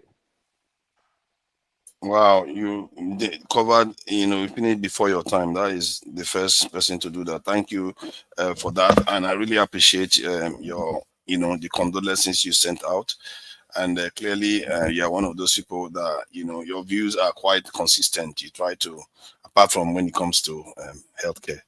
How I saw when they were moving Joshua into that car, and I was thinking about Jonaba. I was like, I'm not going to have my dog. That's what I was thinking when they were putting Jonaba, when they were putting Joshua inside that police vehicle. Oh my goodness! All right, so who is next? I think it's OT now, isn't it? I think it's OT. I haven't spoken. OT has been speaking. Now this is my turn now. Come on. I thought it was OT. I'm going to put. I think I've only had interjections, isn't it? OT was the first. OT. No. This is a regular interjection. No. Hold on now. OT took a whole part of the session. So Don't worry. Talking. You are free to interject OT whenever you feel like it. No. But it's my turn now. How can you give it to OT? OT because he hasn't had his turn. He hasn't had his turn. He has had his turn. He spoke for Yes, most of the He session. spoke a while. What are you saying now? He's the one. He has the session. I know you. No, allowed him to interchange. Actually, interjections. He didn't have his turn. But Not his 5 minutes. I will let them go ahead, and let them go ahead, and then I will. Let's bring on Nigeria. OT can be next to him just in case he says any nonsense. You attack him. You go. I know. That's the problem. Forefathers is always scared of people who have a different view. He knows where I'm coming from. You come for him. Yeah. So. All right. All right, please go ahead. Have your 5 minutes. You are free to speak as you want, really. Yeah, hello everybody. Hello from Nigeria here. I want to talk about Netanyahu and Somaliland. It's funny that in Africa, where many people are crying for freedom and people are suppressed, and suddenly a country decides to recognize another country, people are very happy. A country with almost $5 billion GDP. And people in Nigeria are suddenly upset just because it's Israel. At least one thing forefathers said today is if Somaliland grants sea access to Ethiopia, that's a good thing. At least, a few times you say those kind of reasonable things, At least you're not boxed in a corner there. Because whenever you get yourself boxed in that corner, it's very hard for you to escape. Many people don't like Netanyahu. And, obviously, he has injected himself in Africa, especially also in Nigeria. And many people are not very happy about that, right? But, look, We welcome all players. Since our leaders have decided to sell us to France and to China and to US and to let everybody come in. Let's pick the best hand. For me, that's where I stand. I think more countries should go that way. Recognize all the breakaway countries. Let's have more freedom, because if people are suppressed in any part of the world, freedom is one thing that somebody was talking about natural law and all the things about we want freedom. That's the first thing people crave, freedom. So I'm very happy for Somaliland. It looks like they are happy with themselves, and I pray that their country will succeed. And then Tinubu being overseas, frankly, he can do whatever he wants. The man wants to survive too. Trump has locked him up in Nigeria for a long time. He's been able to let him go and take care of his health. He's a grandpa to some people. Of course, it's not what Nigeria needs. But when he was in Nigeria, he was doing Ayo while Trump was bombing Sokoto. So whether he's in Nigeria or he's in wherever he is, I'm not sure what difference it makes. When Trump was bombing Sokoto, people were saying, oh, he was bombing open space. Now, Nigerian army started saying, oh, we started winning in Sokoto. But people like forefathers said Trump should not come to Nigeria. But it looks like since Trump came to Nigeria, things have been a little positive. But we'll continue to watch forefathers and his double speak. Anyway, I'm going to try to summarize with Tinubu's famous motto: power is not given a la carte. Grab it and run with it. And that's, people in the narco state of Venezuela, that's what they were specialists in doing, grabbing it for 2 elections and running with it. Now another person has come in and grabbed it from them. I don't know why other people are crying. It is, like I said in the other show, this is Game of Thrones. It's either you win or you are taken down and taken out. So, I'm happy for the people of Venezuela. Hopefully they'll be able to elect their leaders and enjoy the oil that God has given them. Somebody continues to say, oh, America is going to take their resources. What are they doing with the stupid resources where all the Venezuelans are fleeing their country? They are becoming, essentially slaves in other lesser countries. This is a country that has the most crude oil reserves in the world, but they cannot enjoy their oil because their people have chosen sides with folks that are not on the top of the chain of the ladder. Hi. I'm sorry. No, but you're not being very fair. I think you're being funny. No. But anyway, I'll leave the show so you can come, because all you want is just one view. You don't want. I want your view actually. Later No. on. Many times when you're in this show, I come because I just want to show dissent. Because your view is one-way traffic. You have the same view with Jide, with the other boys who come here. And when you come in, it's as if Nigerians are anti-West. And people like us to come say, no, we disagree with you. We're not, and okay, you said you don't want to go to hang around later. Go to China and leave. We're going to have a more open But conversation. you don't want to, no. But why are you cutting me short? It's not 5 minutes yet.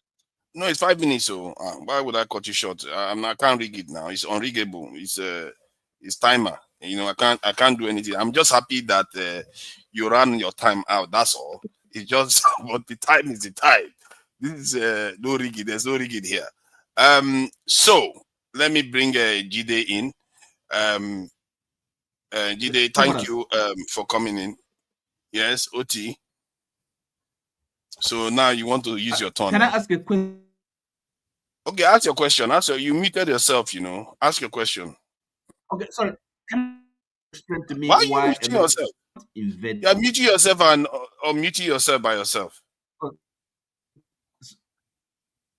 I don't. Hi, your phone, whatever phone you're using, is has muted you. It's called natural law. It's not supposed to ask questions. Just wait. I don't know whether somebody's muting you from I really want to know if anybody. Okay, go ahead and speak now. Are you hearing me?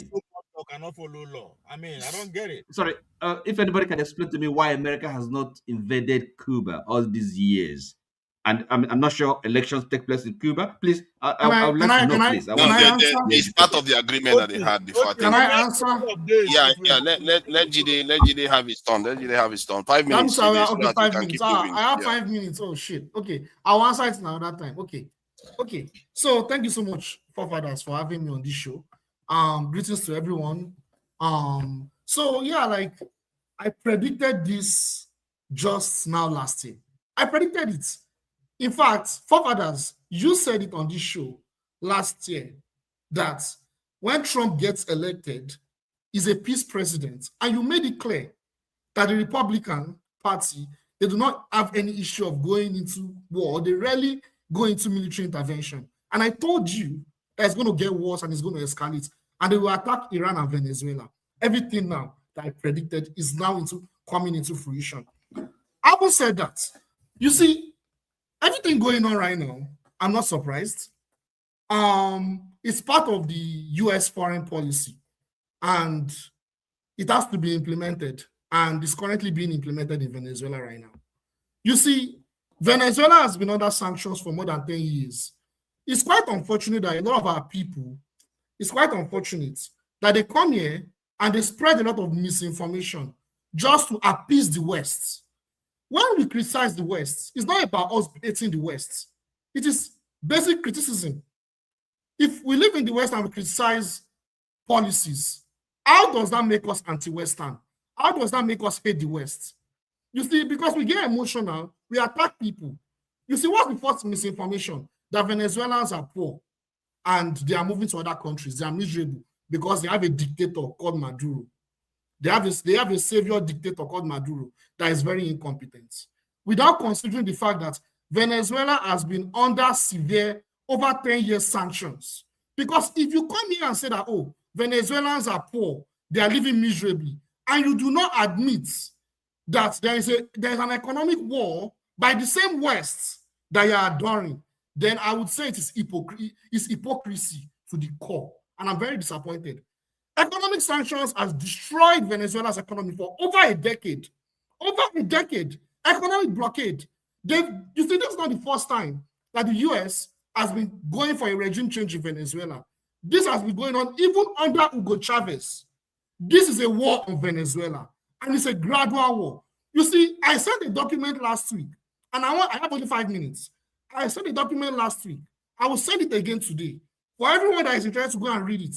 This is the national security strategy of the US government in how they will relate with other countries, including Latin American countries. I'm not going to explain it in detail. I will send it again. Whoever is interested to go and read it. Everything going on, everything that happened yesterday night is completely in complete coherence with what was written on that document. I'll stop there. Thank you. I'll talk again, but I'll stop there. Thank you. Wow, that is so brilliant, Forefathers, please, will you allow me to ask my brother Jide a question? No. Why? Why should we allow you after you all those things? Use your next time to ask. Okay, no problem. No, it's okay. It's okay. See, okay, please ask your question because Jide still has some time left. Then we'll go to Okbegolo. Ask your question. Yes, ask brother Ikas. My brother Obi, are you comfortable with that? Who am I? Okay, my brother Jide, the question I wanted is a simple question. You were talking about sanction against Venezuela. So my question is, what has been the reason for the sanction? Thank you very much. I will answer it. Economic sanctions is a major tool of U.S. foreign policy. Any country that serves as an adversary of U.S. national interests, economic sanction is a way to respond to sabotage any economic relations with other countries. It's a form of war to create a precursor for regime change. If you notice, a lot of the countries that are impacted by economic sanctions, all of them, they are all adversary of the United States. That is what economic sanction is for. Economic sanction is to deteriorate the economy of a country, make the country further underdeveloped, and to ensure that there is a pretext for a regime change. I'll stop there. I don't have a lot of time. Thank you. That is very, and Cuba, very, Cuba. brilliant. I thought you were going to answer that. Oh, look at that. Oh, yeah, Cuba, yes. Let me did you hear me? Real quick. Yes, the Cuba story. Yeah, question. Yes. The reason why Cuba has not yet been militarily attacked, that's a good question. It is because from an historical context, it's gonna give you, I'll make the answer as short as possible. No. You don't have a lot of time. Yes, 30 seconds. Yes. During the Cuban, after the post-Cuban Missile Crisis, I can send a link so you can read about the Cuban Missile Crisis. Khrushchev, under the Soviet Union and the United States, they reached an agreement that no country, the United States should never meet military, or any NATO country should militarily intervene in Cuba. Either the Soviet Union exists or post-Soviet era. No NATO country, no NATO member should ever intervene in Cuba. And that's why they're attacking Venezuela. The way they want to decapacitate Cuba is using Venezuela, destroy Venezuela's economy, so that Cuba will have energy shortage, the economy will be destroyed, and the people will carry out a regime change. So the only option for Cuba is a regime change. They can never militarily intervene in Cuba. If not, Russia will be involved. I'll stop there. Thank you. That is very brilliant there. Let me bring in balance of terror. Yeah, thank you for joining us. There are various news you can talk about, including the one of the Oba, which I take the side of the Oba on this. We are all the sons of it's Oba. And I know you're a hater sometimes, but I said I know you're a hater sometimes. So you can talk about that. You can talk about Maduro, because that's a big news. Joshua, name it. So what do you make of the headlines? And 5 minutes. Point of correction: you are not the son of Oba, you are a subject. How dare you? Good. Go ahead. Jude, they will not intervene militarily. What did they do for Venezuela and militarily? I'm talking about Cuba. No, Cuba is next. When it's time, they will do it. Let them do it. Yeah, why? Why then sanction Venezuela? It is because they nationalize their natural resources, which is pretty much socialism. America don't fuck with that. So once you make a move to nationalize your natural resources, you are taking it away from the corporations which they control. That's the problem. So that's what happened to Maduro, and it can't open out to the Chinese company and the rest. So but now, thank God now everybody don't accept it. Most of these conspiracies are coming true. Maduro and Venezuela is just the beginning, right? It's a side show, like Steve Bannon will say. What is going on is a side show. The main show is China. No, China is not taking over the world. Now, before you take over the world, you have to go through stages. Getting your political freedom, economic freedom, build your military, then advance to take over your region, which is the stage they are in. And our blueprints where America use when they come out economy and military age, they drove away the superpower from their own sphere of influence. So they are scared that the Chinese will do the same thing. So the main goal is, how do we stop China from being a regional hegemon? So the easiest way to do that is to attack them from the external through their Road and Belt Initiative. So if your country is involved in Road and Belt Initiative, that is a blueprint, like Dr. Damoji say. That's what is going to happen to you as a leader of that country, whether you like it or not. You don't have to accept it, but it's on motion. Thank God they don't start. So if you are involved with the Road and Trade Initiative, they don't share unless they have upper hand. If they have upper hand, they will allow you roll as you want. But in as far you are giving what they perceive as enemy upper hand, that means you are fueling their economy. Fueling their economy is to help them build their military. Building their military is to make sure they fight them tomorrow. So they see it as a national threat. So that's what is happening. So again, if your country is key into that road and bet initiative, you are going to get it. Cuba, Nicaragua, Brazil, Nigeria, India. Nobody will get that. So at this point, those countries who have ability to get military power. The game is on. When the time is, you will know who is stronger. So again, all these law are written by human. They don't break them. You have two choices. You accept it or you complain. That's your choice. Or you fight back. So if anybody break law, that is the choice before you. Sue the person, complain, or you go. So that's exactly what Americans are doing. They were at the front of setting the global world order in the first place 80 years ago. So they are not saying that the thing is not they start them again. Whether you agree, you don't agree, that is your problem. They are telling you what is their problem, and they're going ahead to take care of their problem. It's up to you to go ahead and take care of their problem. So staying in one place and crying that they break the law, there should be humanity. That's not a story.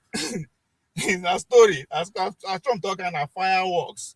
So again, this idea it is support where it is support what. We don't have what it takes to support or criticize or go against the West. We don't. Again, when I don't forget the West, what they are selling is democracy. What underpins democracy is free speech. Ability for me to say what you don't like and for you to do the same thing. That's what free speech is about. So whether we like it or not, they pride themselves over that. You can come to America and say whatever the heck you want. If you don't have influence, they're going to look you like Mumu. They don't care. They don't send you. So that's how it works. So they are happy say we run our mouth. Because in the first place, we are decades or years behind what is happening. So they don't really they care. So once you don't reach the time to criticize and they will feel it, nobody you go point them out. You will feel them. That's how the West work. They allow you to run your mouth unless you have influence. Then they will not put you on the microphone and say, okay, this guy not watch and influence other people. But you are not allowed to criticize the disease, are you? Can I ask you a question, please? Then they call for that on our First Amendment very soon. Now, can I ask you?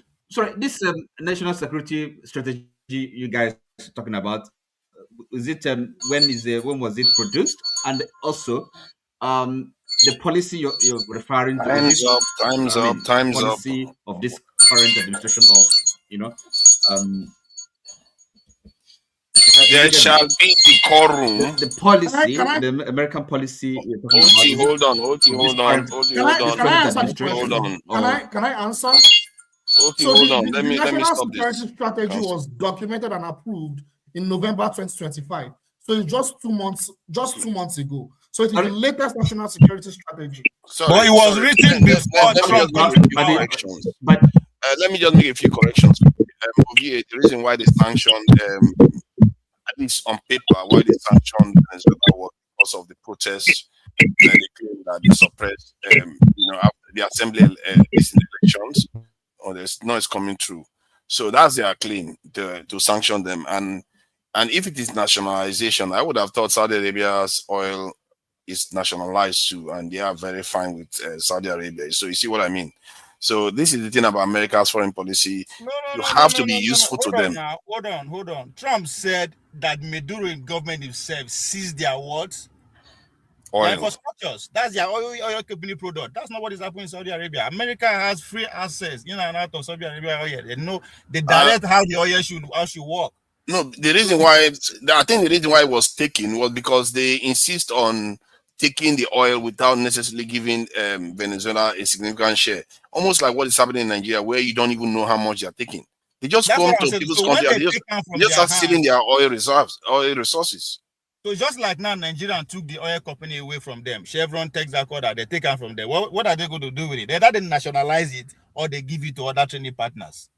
Yeah, but right? Chevron is there.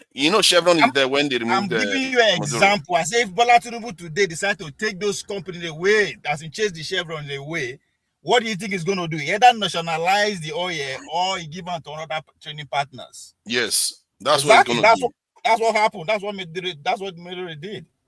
Yeah, but the people he gave it to were mostly Chinese and American companies. There were no any other company that gave it to. And I just said it. America don't share. If you don't, I understand what you are saying.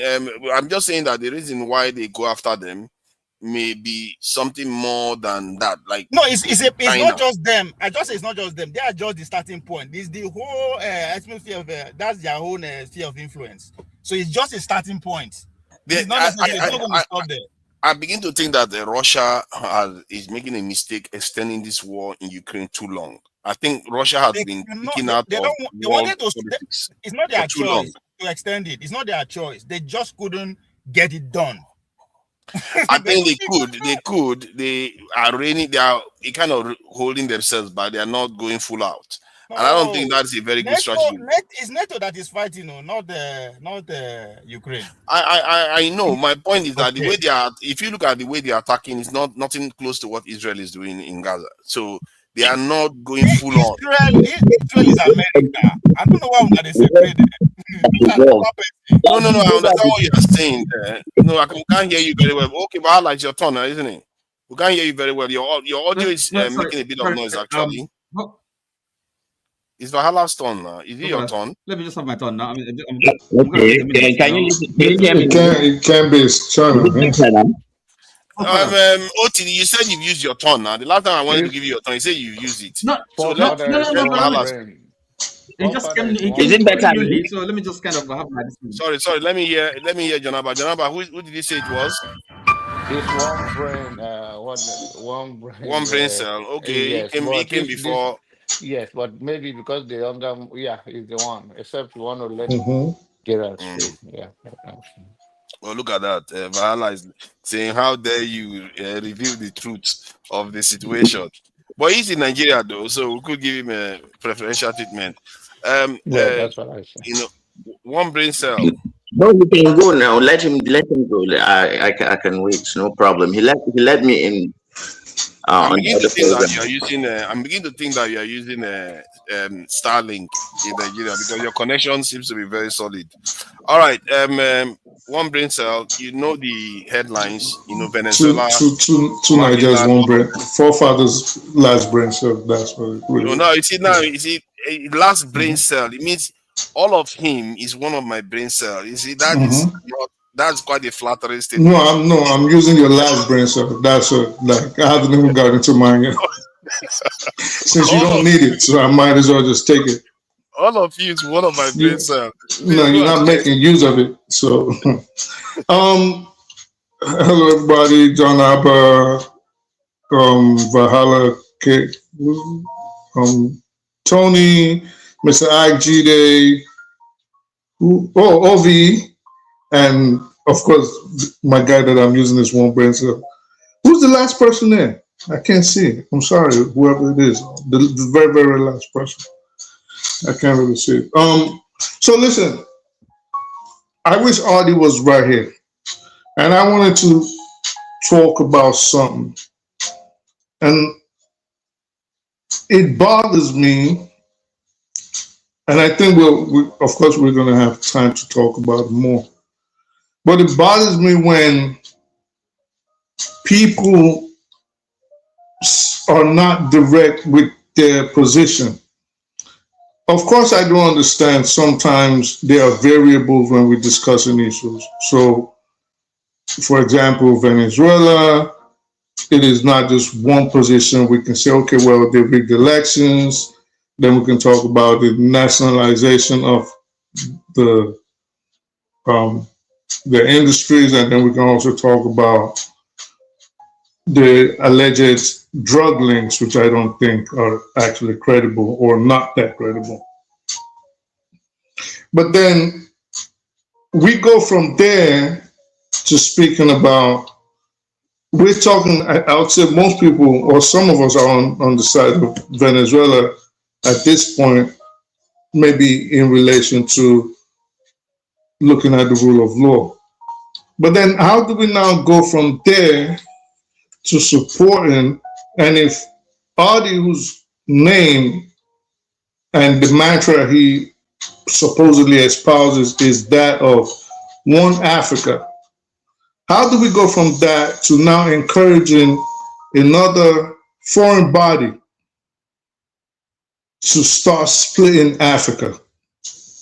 Not just a foreign body led by a genocidal maniac, one that is actually wanted by the ICC, a wanted criminal,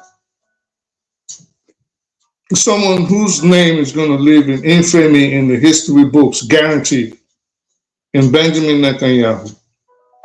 And you're here gleefully talking about how, praising how he's splitting up Africa.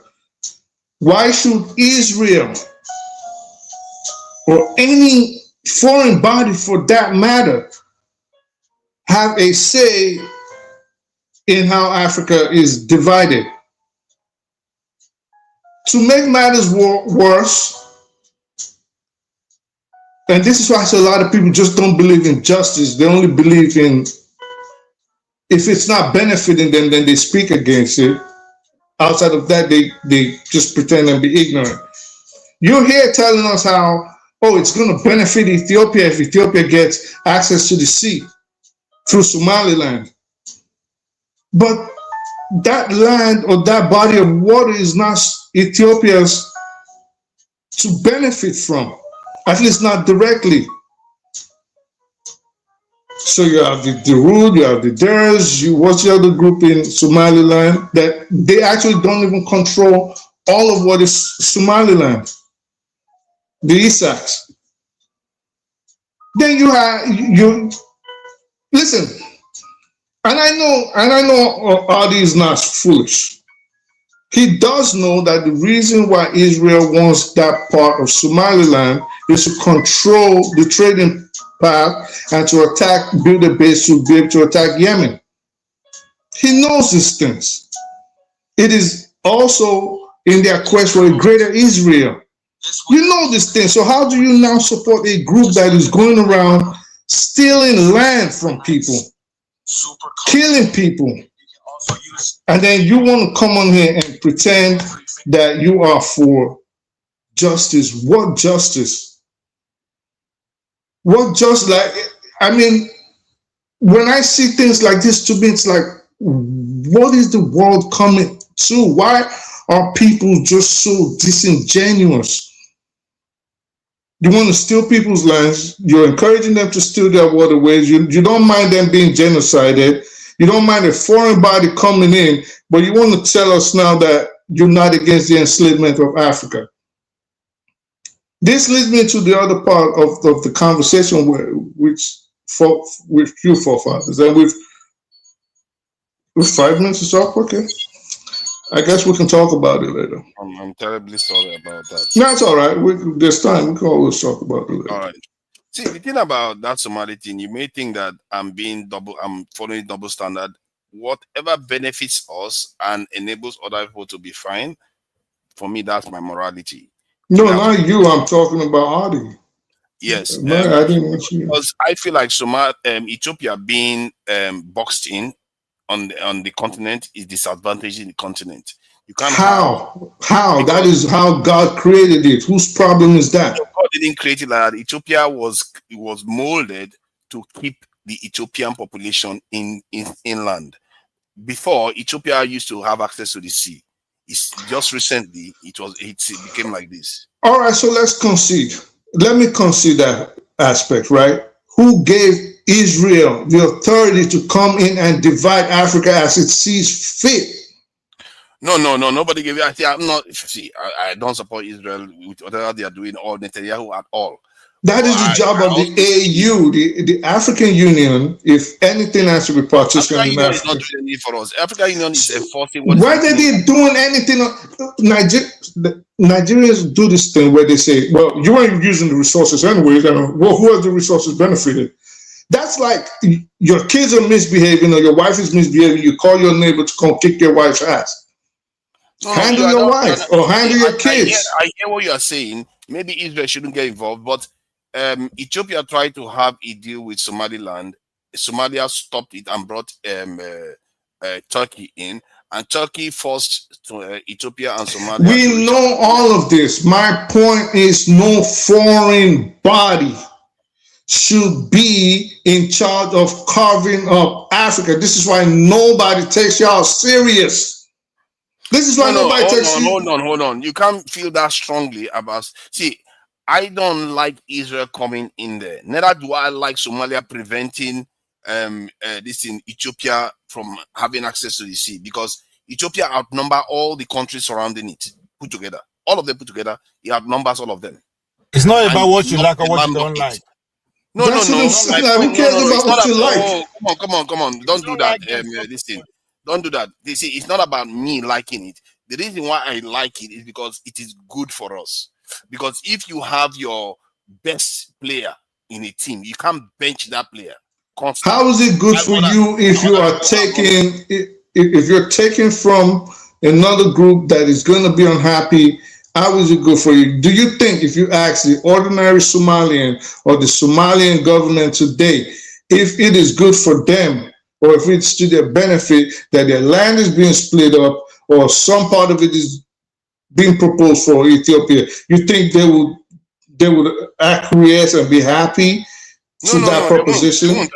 I see that, but my issue with that is that they too should be willing. This is the problem with African countries, that that is a little bit short-sighted. They don't understand that they have a bigger threat out there. Instead they handicap each other. How can Somalia, that barely has nothing, be fighting for decades now?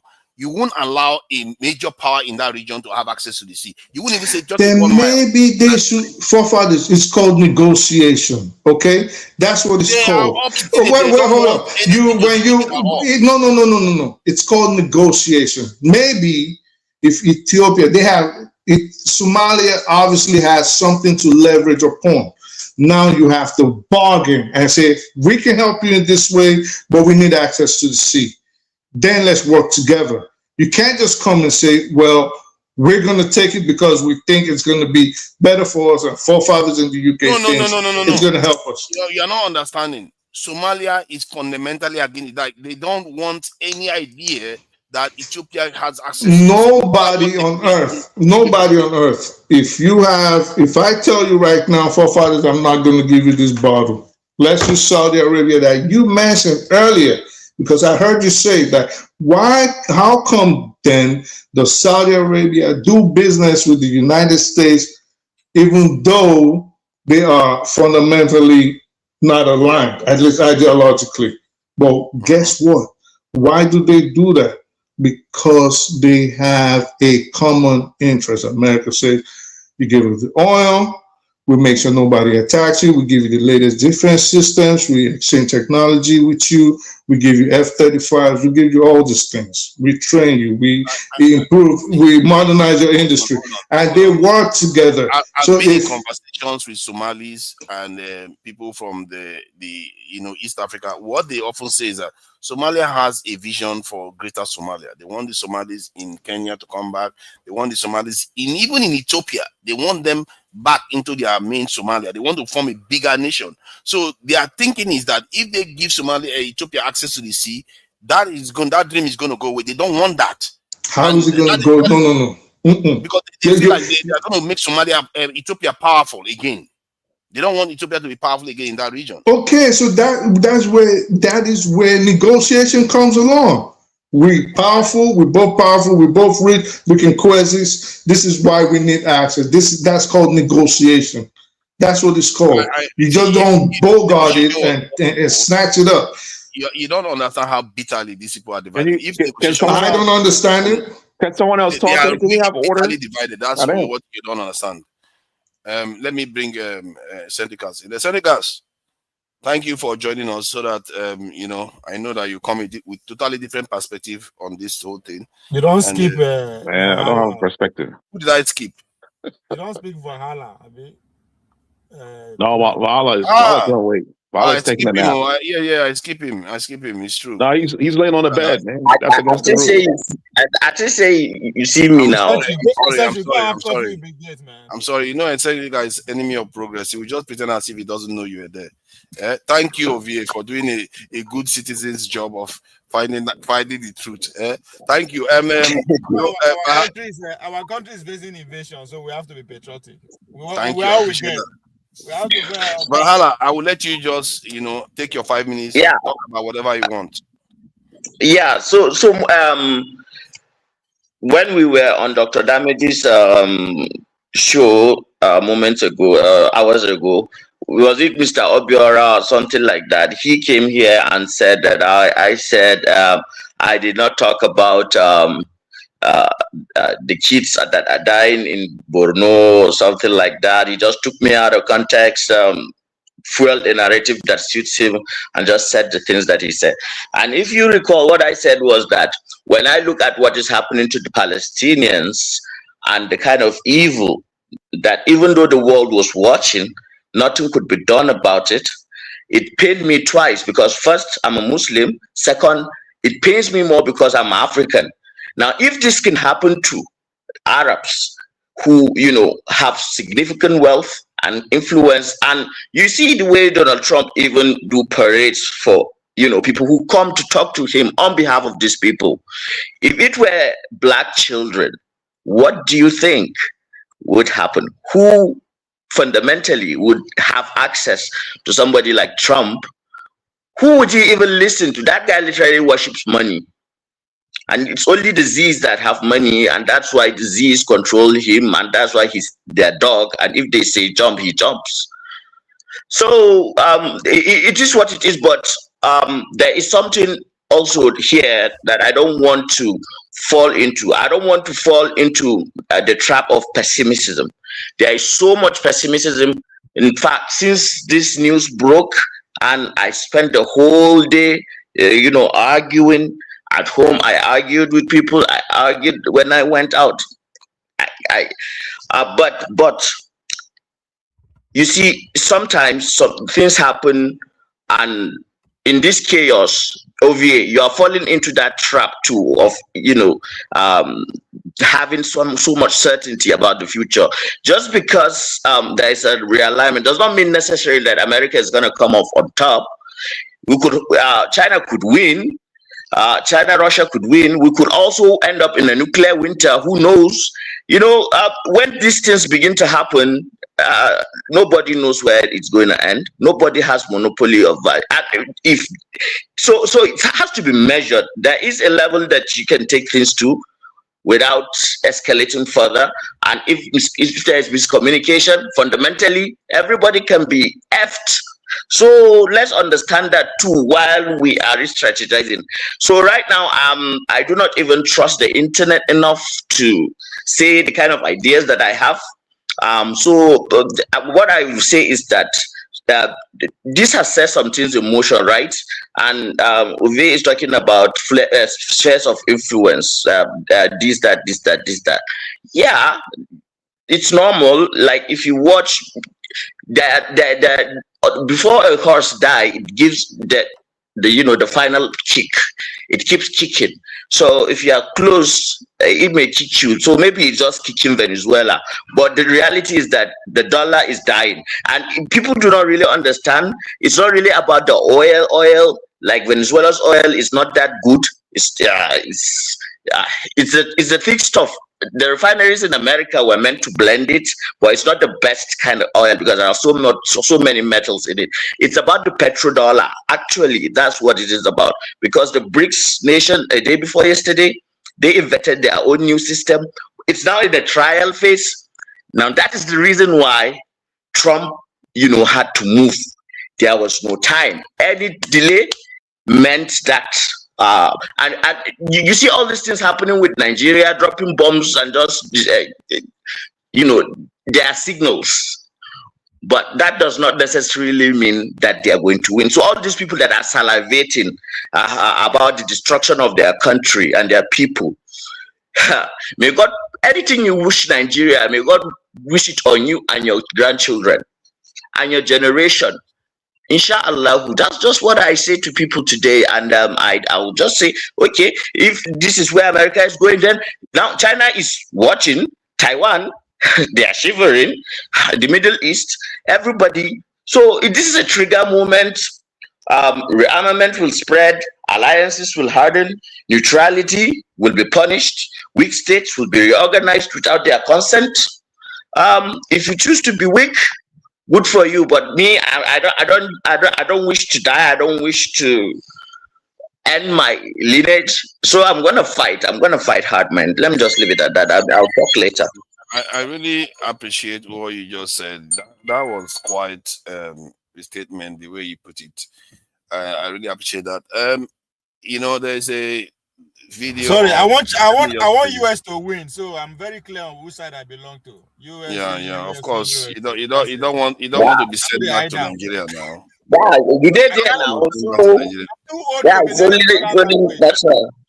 So you want US to win, whether it means that they may come and exterminate us, it doesn't matter. It doesn't matter. One of them mean well, so I don't know why would I. Why don't we ever couch our statement with that caveat that okay, I want them to win as long as they mean well for us. Because I'm too old to be learning how to speak in another language.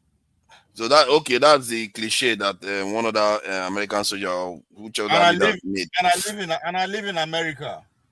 See, the point is that whether it is good for your lineage, if they are choosing to, if they tell you, if America has a plan to go and destroy Nigeria, are you going to say you want them to win?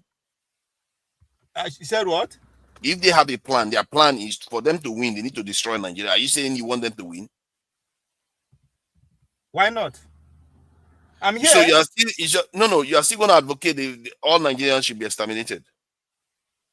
What do you mean?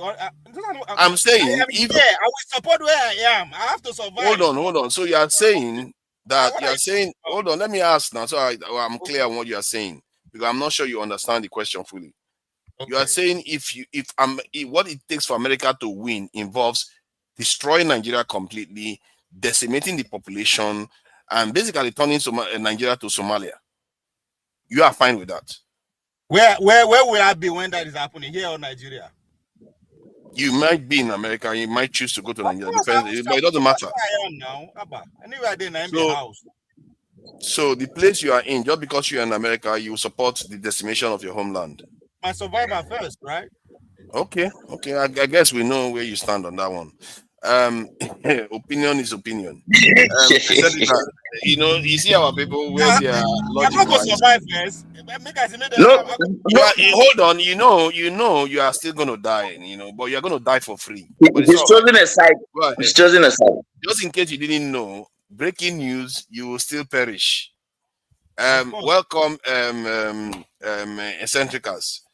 And what do you make of all this? You've been listening to the contributions, which I must say are quite diverse here. So what do you make of the discussion? 5 minutes. Thank you, forefathers. So one thing with on the politics, I don't understand his position at all sometimes.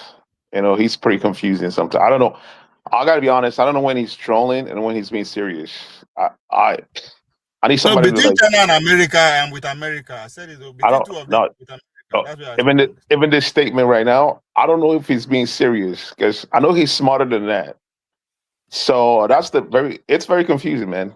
I don't know when he's being honest. You know what I mean? So, anyways, what happened in Venezuela is pretty unfortunate, right? 2026 is starting with a bang. I'm telling you, I don't know for you guys, but for me personally, it's starting. It's like. It's like there's a paradigm shift, and this is like the tail end of the worst part of it. After this part, there's going to be a paradigm shift. There's something going on in this, with humanity. You know what I'm saying? There's some going on. What Trump did, went to a foreign country, kidnapped the leader, and brought him to America. It's crazy. It's like the most craziest stuff ever. It makes me question everything humanity stands for. What do we even believe? Do we even have any type of rules? All our rules, is it just made up? Are we in the Twilight Zone? You know what I'm saying? This is like a Twilight Zone situation right now. Do we have rules? Does this even make sense? You know, from Epstein file, we saw what's on that in the file, and it hasn't been completely released. Like, it just makes me question this whole thing called humanity. Honestly, it shows you. Sorry, it just shows you who is controlling the world, who is in power. You know, there was a protest. It's not about It's not about who's controlling who. These people are like us. They're humans, like we are. There's something really deranged with this species, man. Like we're in a turning point, right? So, you know what I mean? Like there's a paradigm shift. Of course, Maduro has been ousted, right? But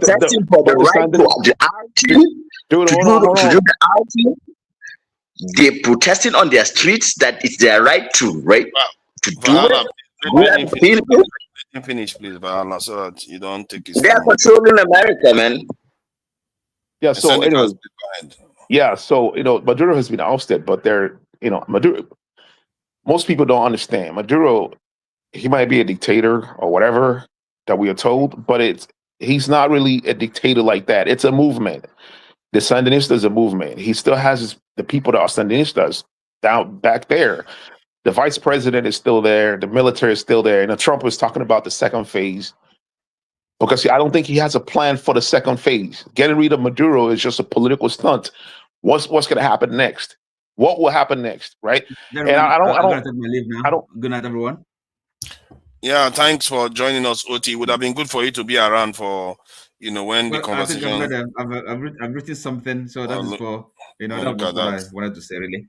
So okay, all right then. Okay, make sure if you have time, you can come back. Go to bed at the right time. Follow the law. If the law say go to bed 10 p.m., be at bed 10 p.m. Okay, it's very necessary. Let me just share this thing. This may be informing the U.S. Position. These reports have been coming through fast and thick. This report, right? This is what is making the US very paranoid. And this is not the first. This one is 2025. It came 2022. They have been saying they are targeting 2027. That by that time they can't stop China anymore. Basically, and you can see the rapid action that is going on. Look at Syria was attacked today by what am I saying? I think that's British and France attacking Syria.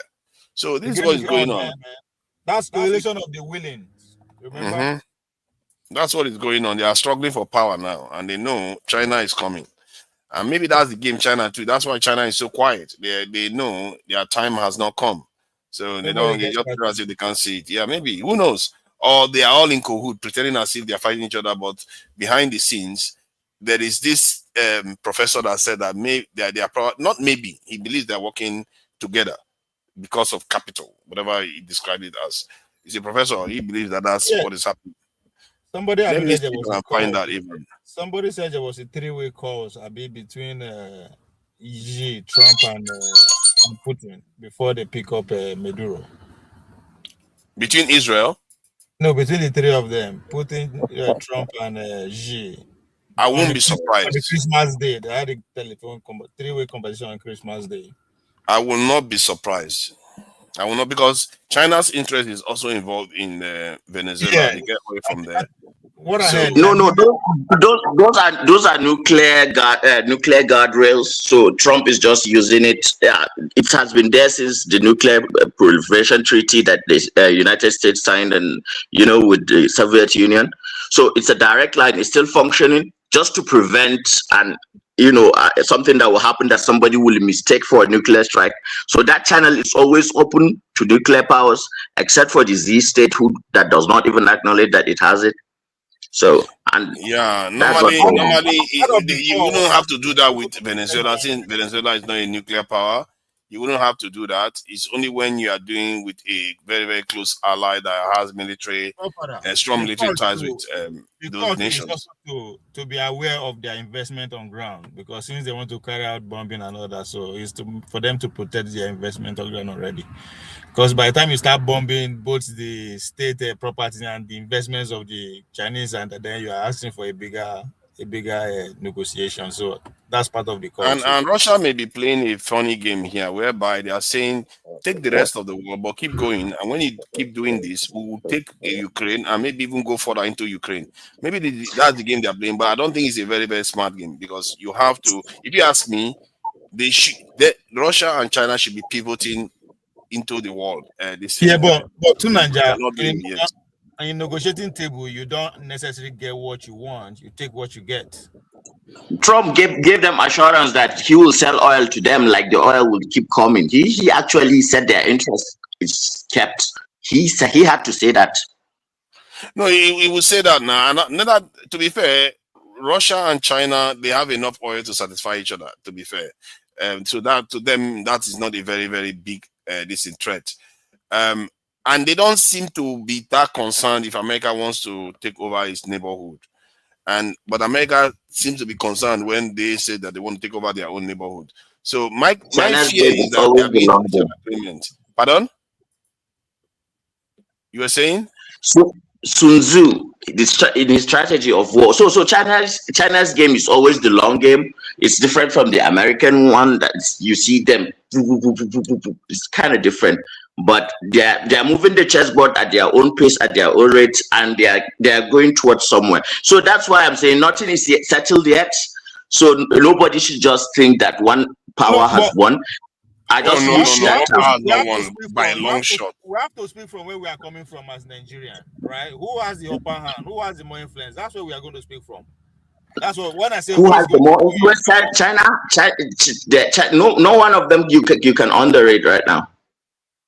I think many of these countries may just be dancing the tune. You can just take your biases, because the reason America is breaking out. Let me just finish what I'm saying. Where's Tinubu right now?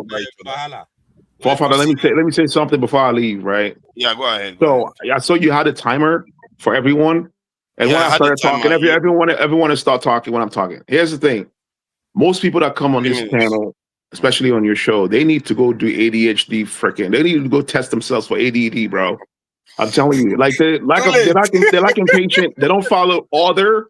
They don't know how to follow order, right? You know, you're trying to implement a rule. Like if you listen to Tony's session yesterday, it was refreshing, man. You know, that's why I'm like, you know, I don't even want to interject. You guys need to go do ADHD test, man. See if y'all got ADHD. This is crazy. I'm out of here, man.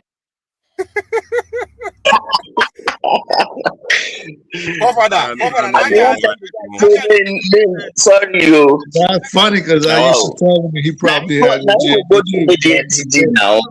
I need to go do some tests. Now he was supposed to go do the test. I wanted to have. I wanted to just say sorry you are alive. Hold on, Valala. I wanted to have someone like Odi, Oti, have a conversation about these things, and then I moderate so that we can get some depth in what was going. That the issues that arises from the capture of Maduro. But that said, they are not here now, and I think we've gone how many hours? 2.5 hours. So I wanted to play a video of Maduro arriving in the US. I think there was a video of him here. I don't know where the video has run away to. Okay, that's it there. New York, right? Yeah.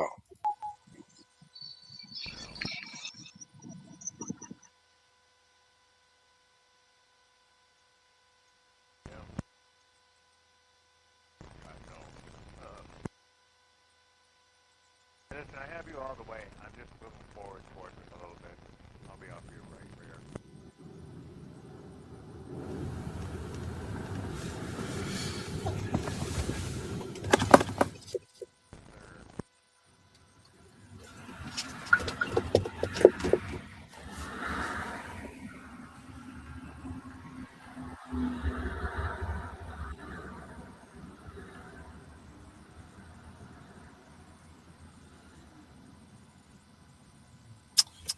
That guy no get. I will take care of him good. So I don't know. This stuff could blow up in Trump's face if he's not careful, because it's not as clear cut. It's not like Noriega that is a well-known drug dealer or something like that. This is a country that has a lot of oil, And technically, his government is still intact. I don't know why Trump said they're going to just start running the country, but we'll see how everything shakes out. Maybe the world order has truly changed, where suddenly you see European countries line up. Oh, Trump. And this is the kind of colonization. If America starts running it, that's direct colonization. They're basically going to They have started. European countries are going through the back channel to get the Chinese currencies. So he knows. First to ask, yeah, they're going through the back channels to get enough of the reserves in case if the dollar falls. And the Chinese are systematically dumping a lot of US treasuries and bonds. So that is economic. The Chinese are responding, but not in a way that you expect. So where over here they talk, say this, if you sabi fight with your leg, somebody sabi bite with him mouth, somebody na stone sabi throw. So fight, and we don't know who go win. Of experience, America has been here over and over again. So 5,000 years, 5,000 years, man. 5,000 years civilization. Anybody why I know? So why should I? Don't be, okay. I never choose side. It be like say you don't choose side, but just know say. You just know. I don't. The thing I want to make you know say one kind of arrogance they enter any failing power. We don't see them with Rome. We don't see them with the Ottoman Empire. We don't see them with the Greeks. We don't see them with. So this last kick arrogance, maybe not the time. No. But if it maybe not. But we'll see. I keep my eyes open, man. I just have to be looking at my backyard. I have to get ready for myself. Okay. Let me share something. Hold on. Let me just share this video about the possibility of maybe this is what is going on in the world already. Maybe we've not caught on yet. So let me play this. Is this Professor Jiang? Let's hear his submission. Just exhale for a second and say this plainly. Because every time I speak on Israel, people think I'm talking about ghosts, theology, prophecy, metaphysics. I'm not. Not tonight. Tonight, I'm talking about ports, about routing, about infrastructure that has already been priced into the century and that no moral outrage will reverse. Look, people keep trying to understand Israel as a moral puzzle, a democracy under strain, a covenantal people under siege, a religious state fighting for self-definition. That's Bible seminary language placed on top of a 21st century logistics empire. Israel is not a state. It is a command node. And if you understand it as a command node rather than a polity, the silence, the abstentions, the diplomatic breath holding all start to make sense. Not emotionally, not ethically, but structurally. So let me slow this down the way you always ask me to. The 20th century ran on Suez. The 21st century will run on the Ben Gurion Canal. And whichever node governs the corridor that replaces or bypasses Suez doesn't simply control a waterway. It controls the hinge between the Indo-Pacific manufacturing belt and the Mediterranean Atlantic finance belt.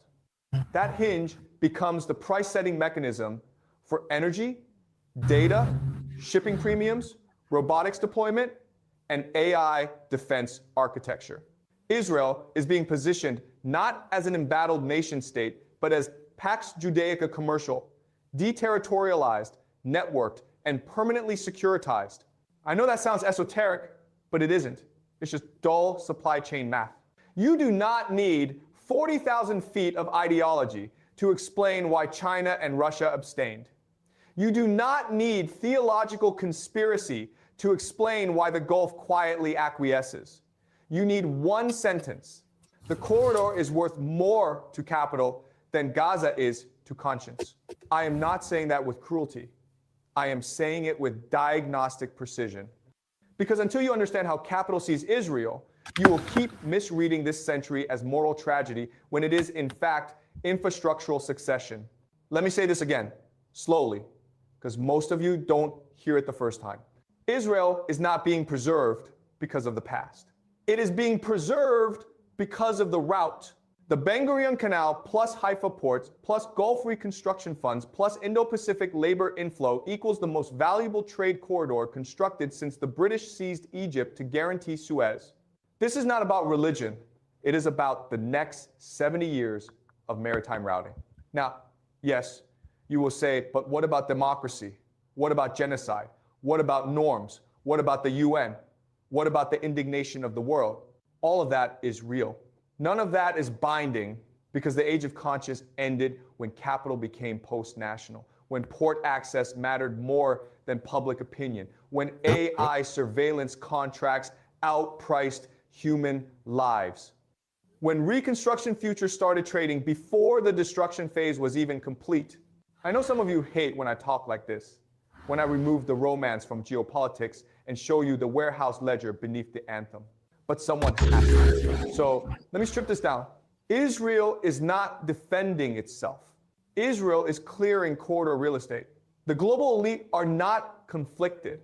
They are already invested. China needs the corridor for Indo-Pacific offload. Russia needs it for energy south flow. The Gulf needs it for capital multiplication. Europe needs it for non-Russian, non-Iranian routing security. And the US needs it to maintain pricing sovereignty without direct territorial burden. Everyone benefits, except the people who actually live on the land. That is why Gaza feels like a scream trapped in foam. It is not that the world cannot hear Palestinians, it is that the world has already written their land into forward contracts. This is why I've said repeatedly that the 21st century is not multipolar, it is infrastructural. Polarity implies ideology and nation. Infrastructure implies corridors and command nodes. Israel is the central node, not culturally, not spiritually, not even militarily, but logistically. The Gaza corridor will not simply move ships. It will move surveillance systems, robotics outsourcing, biometric labor importation, desalination megaprojects, and AI borderless management systems. What does that mean in plain language? It means Israel will not be a country. It will be the clearinghouse of the next trade empire. And that empire will not fly a flag. It will issue contracts. You must understand this if you want to stop hallucinating that the world is confused. The world isn't confused. It's aligned, quietly. You ask, but why does China tolerate Zionism? Because it sees infrastructure, not eschatology. You ask, why does Russia abstain? Because south flow routing matters more than ethics. You ask, why do Gulf monarchies endure humiliation? Because corridor access prints sovereign wealth. This is what I mean when I say Israel is not a state. It is Pax Judaica, not as theological destiny, but as logistical dominion. And yes, there is a metaphysical layer. There always is when the Levant becomes the pivot of empire. But metaphysics only matters because it provides the narrative shield while the concrete dries. Some of you want me to condemn, to rage, to moralize. I understand that impulse. But moral language cannot interrupt a corridor once contracts are signed. The canal will be dug. The software will be installed. The labor will be imported. The surveillance will be normalized. And Palestine will be the erased preface to the infrastructure chapter of the 21st century. That is not my wish. That is the ledger. All right? I need to breathe for a moment. Because when I say these things, I am not speaking from abstraction. I lived inside the empire's schoolhouse. I memorized its hymns. I inhaled its self-mythology. And I only escaped the narrative when I left the jurisdiction. If I had stayed in the West in tenure tracks, in Yale Seminary meritocracy, in newsroom patriotism, I would have defended the canal as modernization. I would have called corridor clearing a regrettable necessity. I would have become another bilingual manager of empire's moral anesthetic. China gave me distance. Distance gave me clarity. So let me finish with something unadorned. The horror in Gaza is not a malfunction of the world order. It is the precondition of the next version. That sentence is brutal. It is also true you do not have to accept Pax Judaica. You do not have to endorse the canal. You do not have to admire transnational capital. But you must stop pretending that the 21st century is waiting for your permission. You cannot condemn what you refuse to diagnose. You cannot resist what you continue to sentimentalize. Israel is not the front line of a civilizational clash. It is the administration center of a maritime algorithm. Ports, not prophecies. Corridors, not covenants. That is the reality beneath the anthem, beneath the outrage, beneath the televised grief. It is not right. It is not just, but it is already built. And if you want a future where Palestine is not a cautionary footnote of capital, you must learn to see infrastructure before ideology. Because the era of moral language governing power is over. The root governs now, all right? That's enough for tonight. Know that people, you know, Well. Sounds like something you will say, but looks like it's AI read that. You remember? No. I think he's a human being. I think we know him. Yeah, I know, but it doesn't come off like him. It's too. The accent is a little bit off. If you remember last week, Doesn't talk like this. Can you just run a check on it? Just run a check on it. Let me check. Yeah, check, because this one don't they raise in head now. It's like saying industry here for. No, that's not him. That's not him. That's not him. You know, if you know him, that's not the way he speaks. That's definitely, he has a Chinese accent. Sounds like something a Zionist state will put out, you know, to just make accept that reality. He put it out, but then they used his. There was a voiceover. So they enhanced it. It is channel. It is channel. American saying what he already said in other. Yeah, you know that because he does big lectures, then they start cutting his lectures bit by bit. If it's not, because what he said there, to be fair, it doesn't even matter whether it's fake. The question is, what was said, does it bear any resemblance to reality? I'm glad people are When I talk about surveillance, like I came on here, I told everybody, this is all about surveillance. It is they're programming people.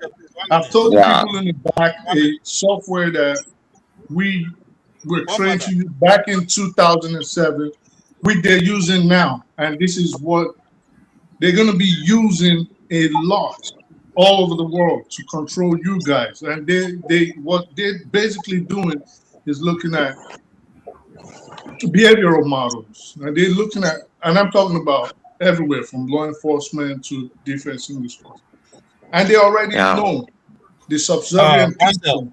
Most of them, they already know where they are. I heard that water sources are even targeted. Africa, South America, this is where they are.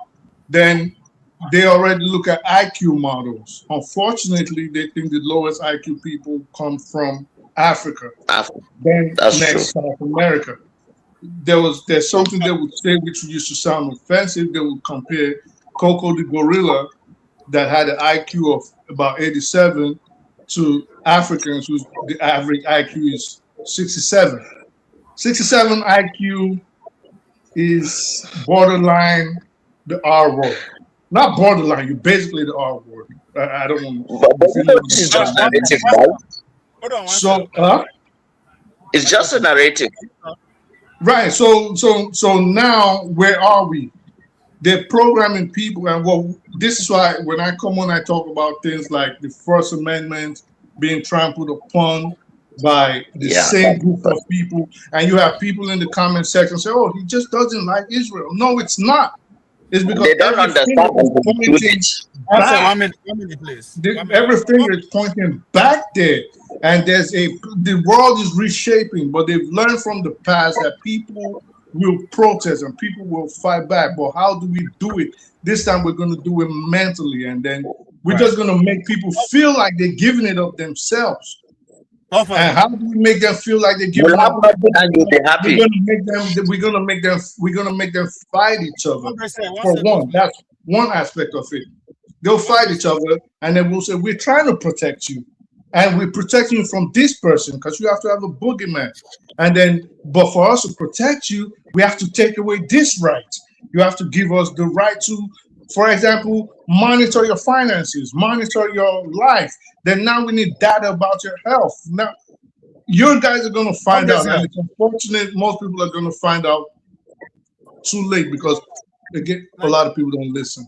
Oh, Father, last week, remember I asked you when I was making my presentation that Israel was put there for a reason, and until you find out that reason, you should stop giving them that credit that you think they are all that. No, there are tools in some of all this, and I was trying to every time here, even one brain says, No, they say they put themselves. Who put them? Them put themselves. No, they put them like say they put them. Who put them? Now you put them.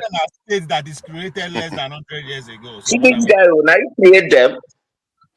I think both things can be true now. Both things can be true depending on how you look at it now. Narrative. In the London narrative right here. There is a speech Trump. Okay, you know, say I really enjoyed that our discussion. Bala, let one at a time. Bala, let him speak. I want to go sleep, Seth. There's a speech that Trump delivered February. I don't know if people still remember when he referred Gaza as a paradise. That's how they're going to make it. I don't know if you guys see that.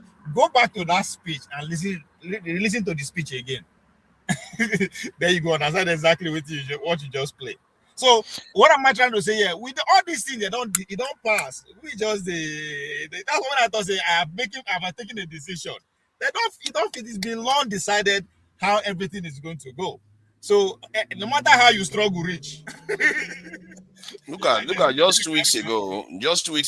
Netanyahu, a war criminal, is signing a $35 billion deal with Egypt. Next door, a so-called claiming Arab nation that all these Arab nations are back off. So you see what I mean? That it means that it lends credibility to what the professor is saying. That there's something else going on here where all these nations just seem like they can't suddenly do anything. The presidency they can't do anything. All of them. I'm going to bed, but for father, please, sorry guys, let me just say bye.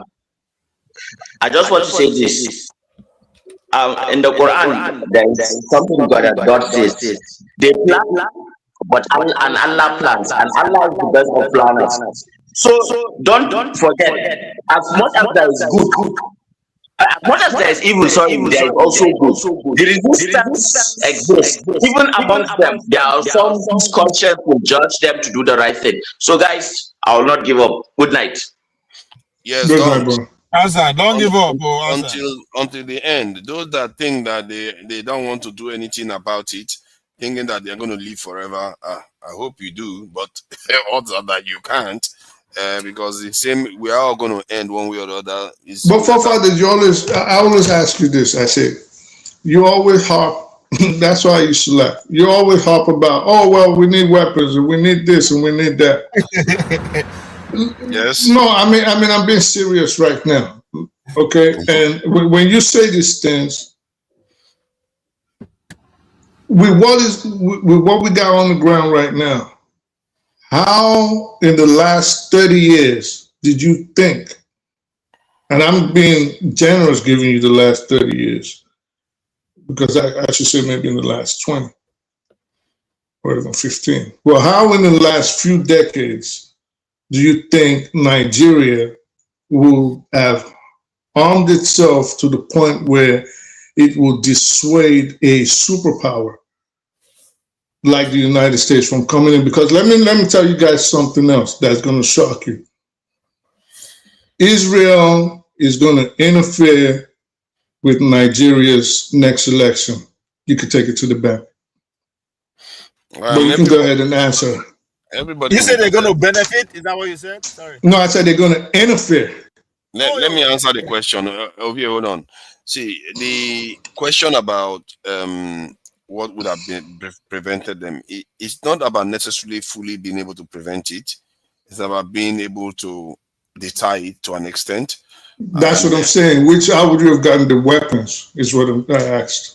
Because primarily weapons, because that was always your position. Let me try to speak, please. So no, I'm clarifying so we don't stray. Good. Because the precursor to being able to develop such technologies, you need a minimal amount of security. You have to have a minimal amount. You can't just go and start from just 5,000 soldiers. You say you want to go and start developing advanced technology. Your scientists are not going to make it. You know, they take out scientists and people like that in society to make sure that that society remains without such knowledge. So one of the things they had an issue with Iran is that they discovered that Iran's nuclear technology has speculated enough. Forefathers, how would you have done it for Nigeria? I mean, come on, we're going to start going around. Maybe it will be there. The answer that I'm giving you, the answer you're looking for will be in what I'm saying. That they discovered that the Iranian population have absorbed that knowledge so much that it will be almost impossible to eradicate it from the population. Now, what knowledge? The knowledge to build nuclear technology. So that's why they gave up in that direction. Now they just want to change the regime one way or the other. That said, if I wanted to do it, first things, you have to have order. That's the minimum you have to start from. You have to have local security. You have to have a level of deterrence internationally.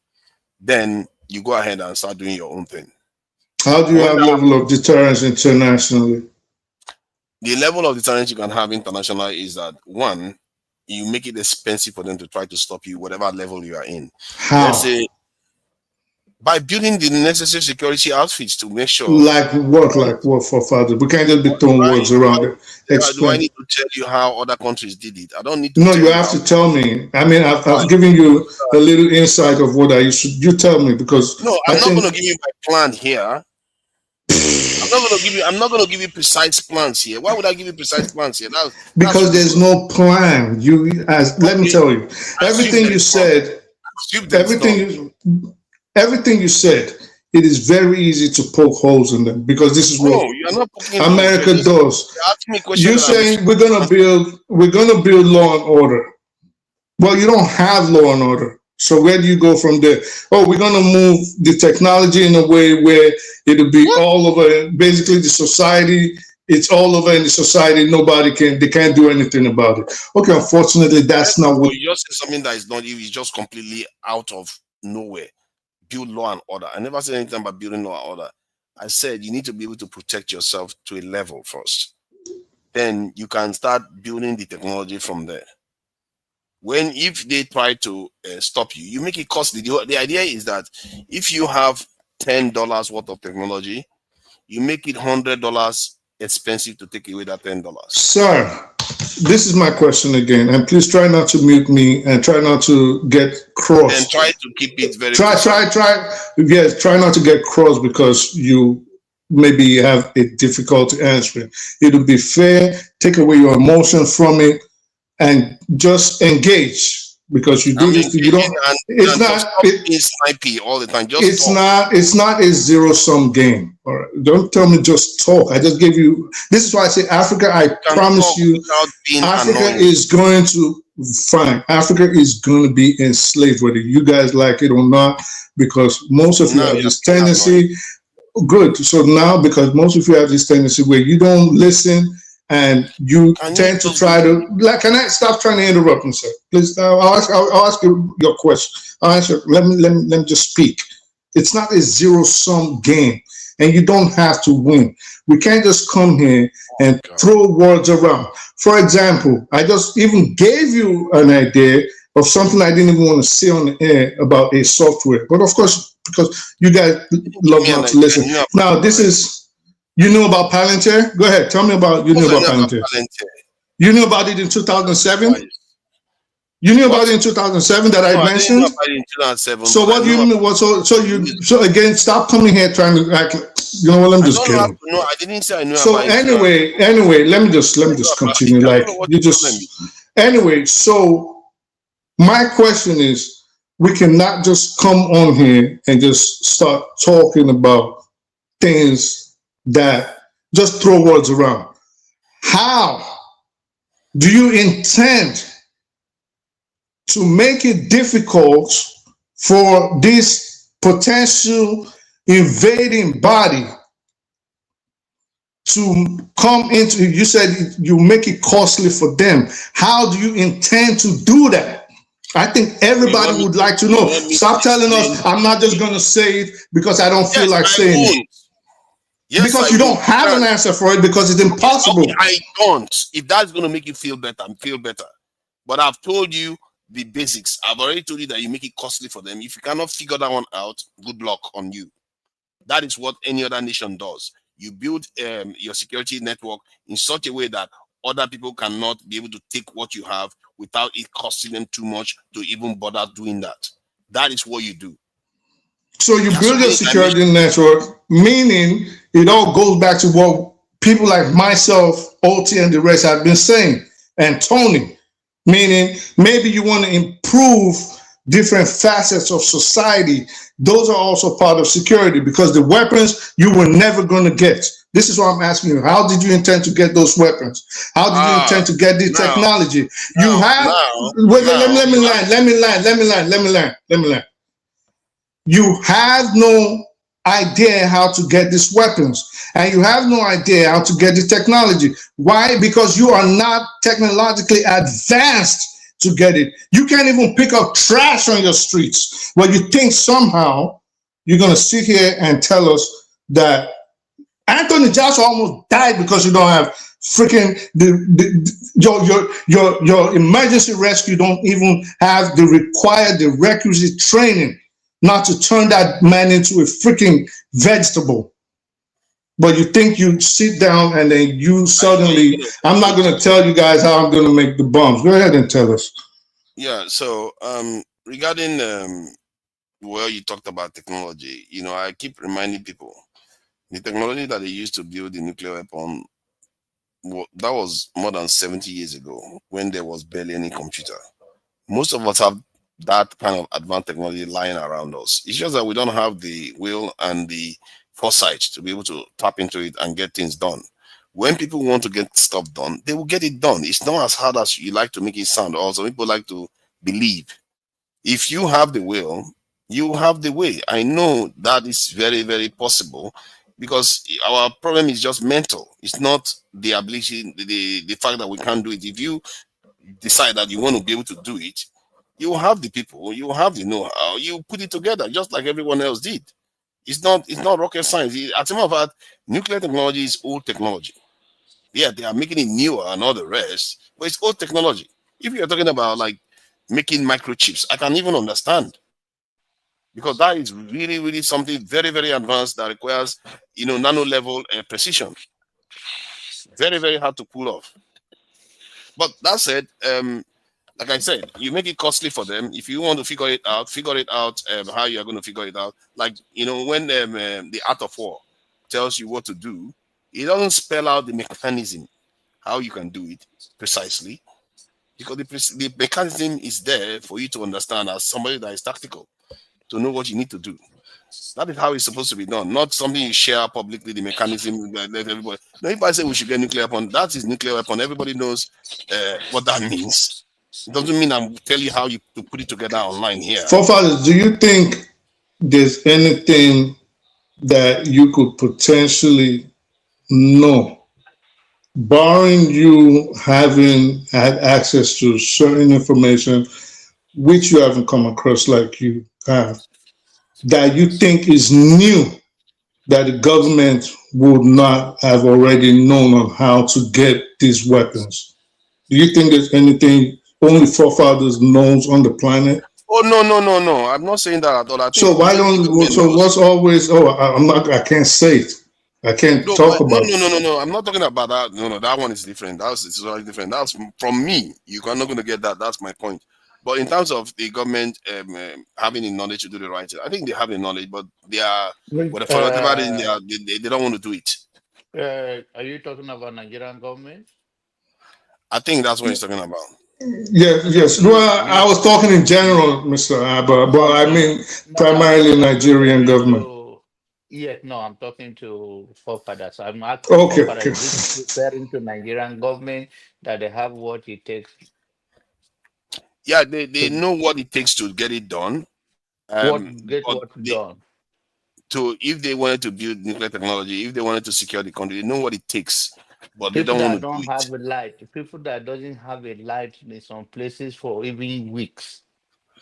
The Yes, because same country. they don't want to walk that path. If they want to walk that path, they know it's not going to go well for them. That's why they don't do it. Look at Maduro, what just happened to him.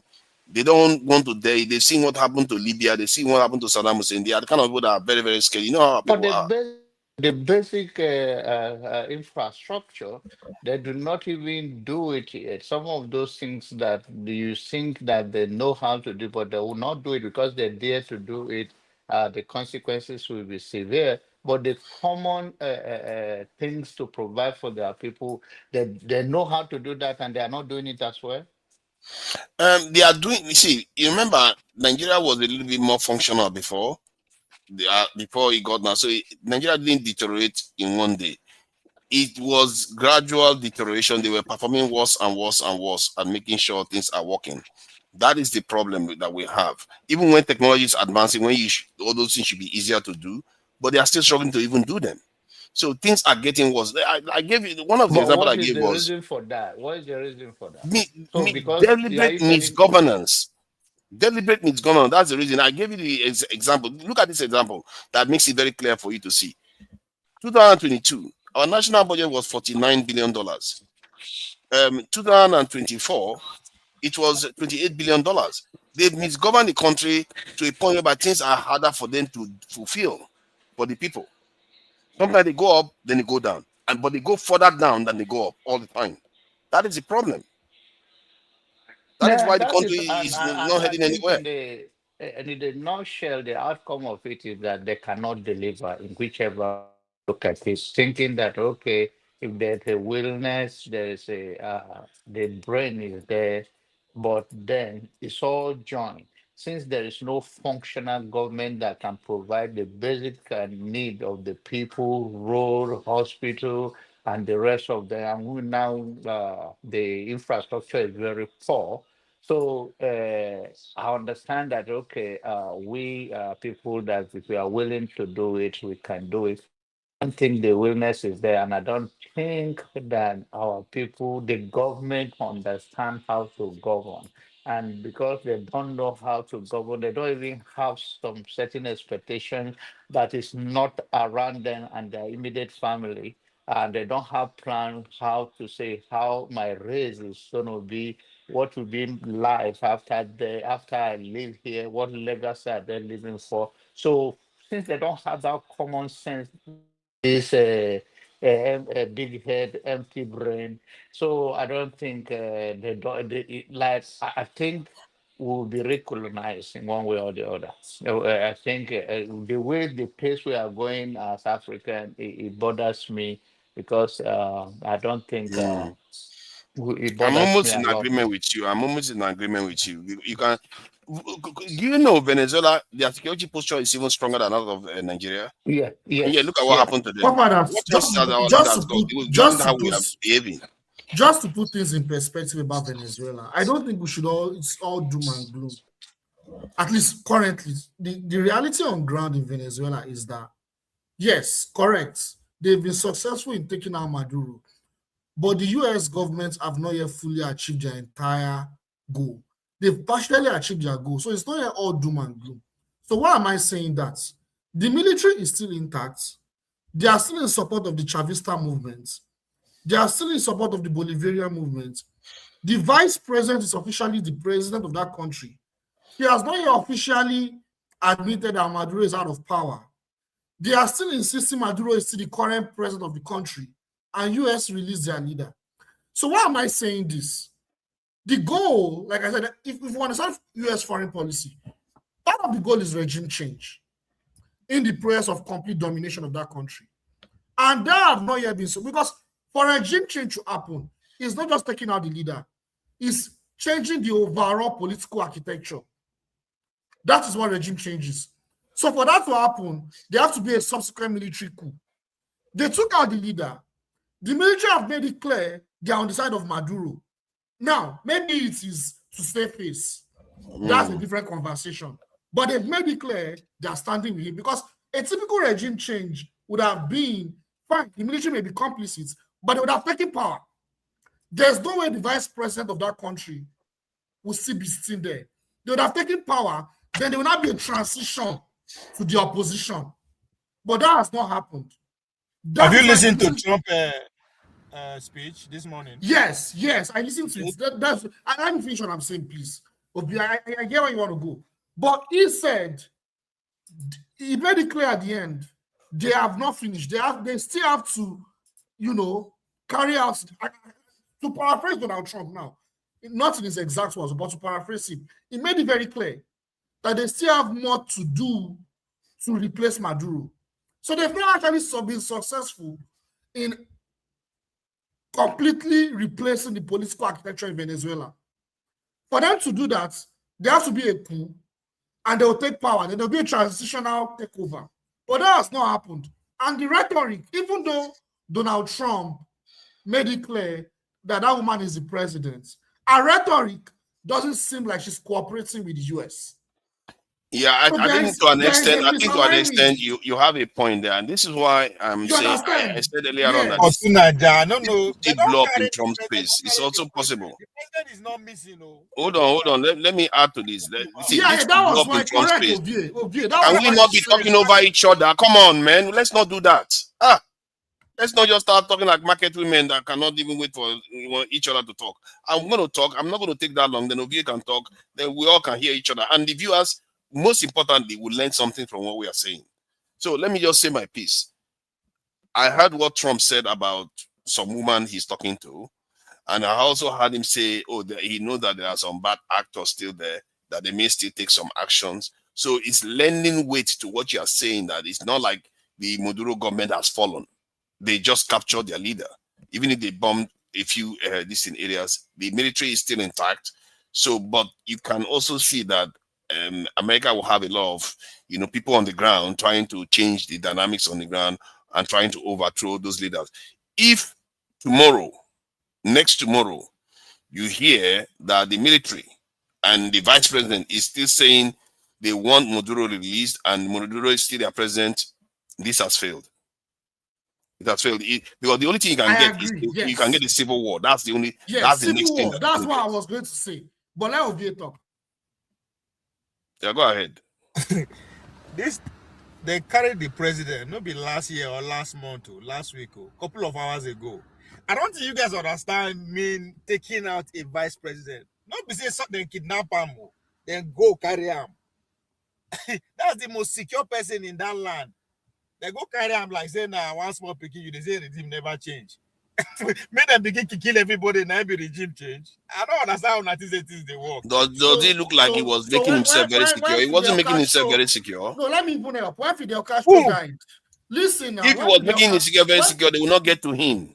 The guy was living in a bunker. What are you talking about? No, he wasn't living in a bunker. They said he wanted to go inside the bunker when they stopped him. He was not living in a bunker. I'm sorry, he wasn't. That's why people are speculating. That could there be? He wasn't hiding. He wasn't even hiding that much. That's why people are speculating. Could there have been a traitor, or it's just basically? Of course, there has been a traitor. Of course, there was a traitor. Or could there be a behind-the-scenes negotiation? Because this is still a drama. Because you understand what I'm saying? Like, it doesn't make sense for you to have taken over a president of the country and the political structure is still in place. I'll give an example. Okay, go on. Let me finish. As I said, it happened a couple of hours ago.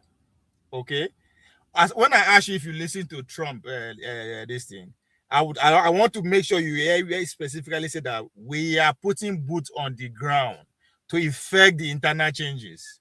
So that means they've achieved all their goals. Hold on now. As I tell you, it just happened a few hours ago. Anybody they follow them drag? No, yesterday share blood. That means there was a negotiation internally. The guy to just because he was negotiating for an exile, they no grief for him. So internally within themselves, of course, there is a negotiation. That's why there was no bloodshed. So what do you mean there was no bloodshed? There were bombings everywhere. Why are you saying there's no bloodshed? I mean, there was nobody in the palace was so they just go carry him and his wife. So when people say people give him up, they of course say you do it. They like military. You know, as after military formation they work. So for them things to happen smoothly like that within the military hierarchy, they don't sit down.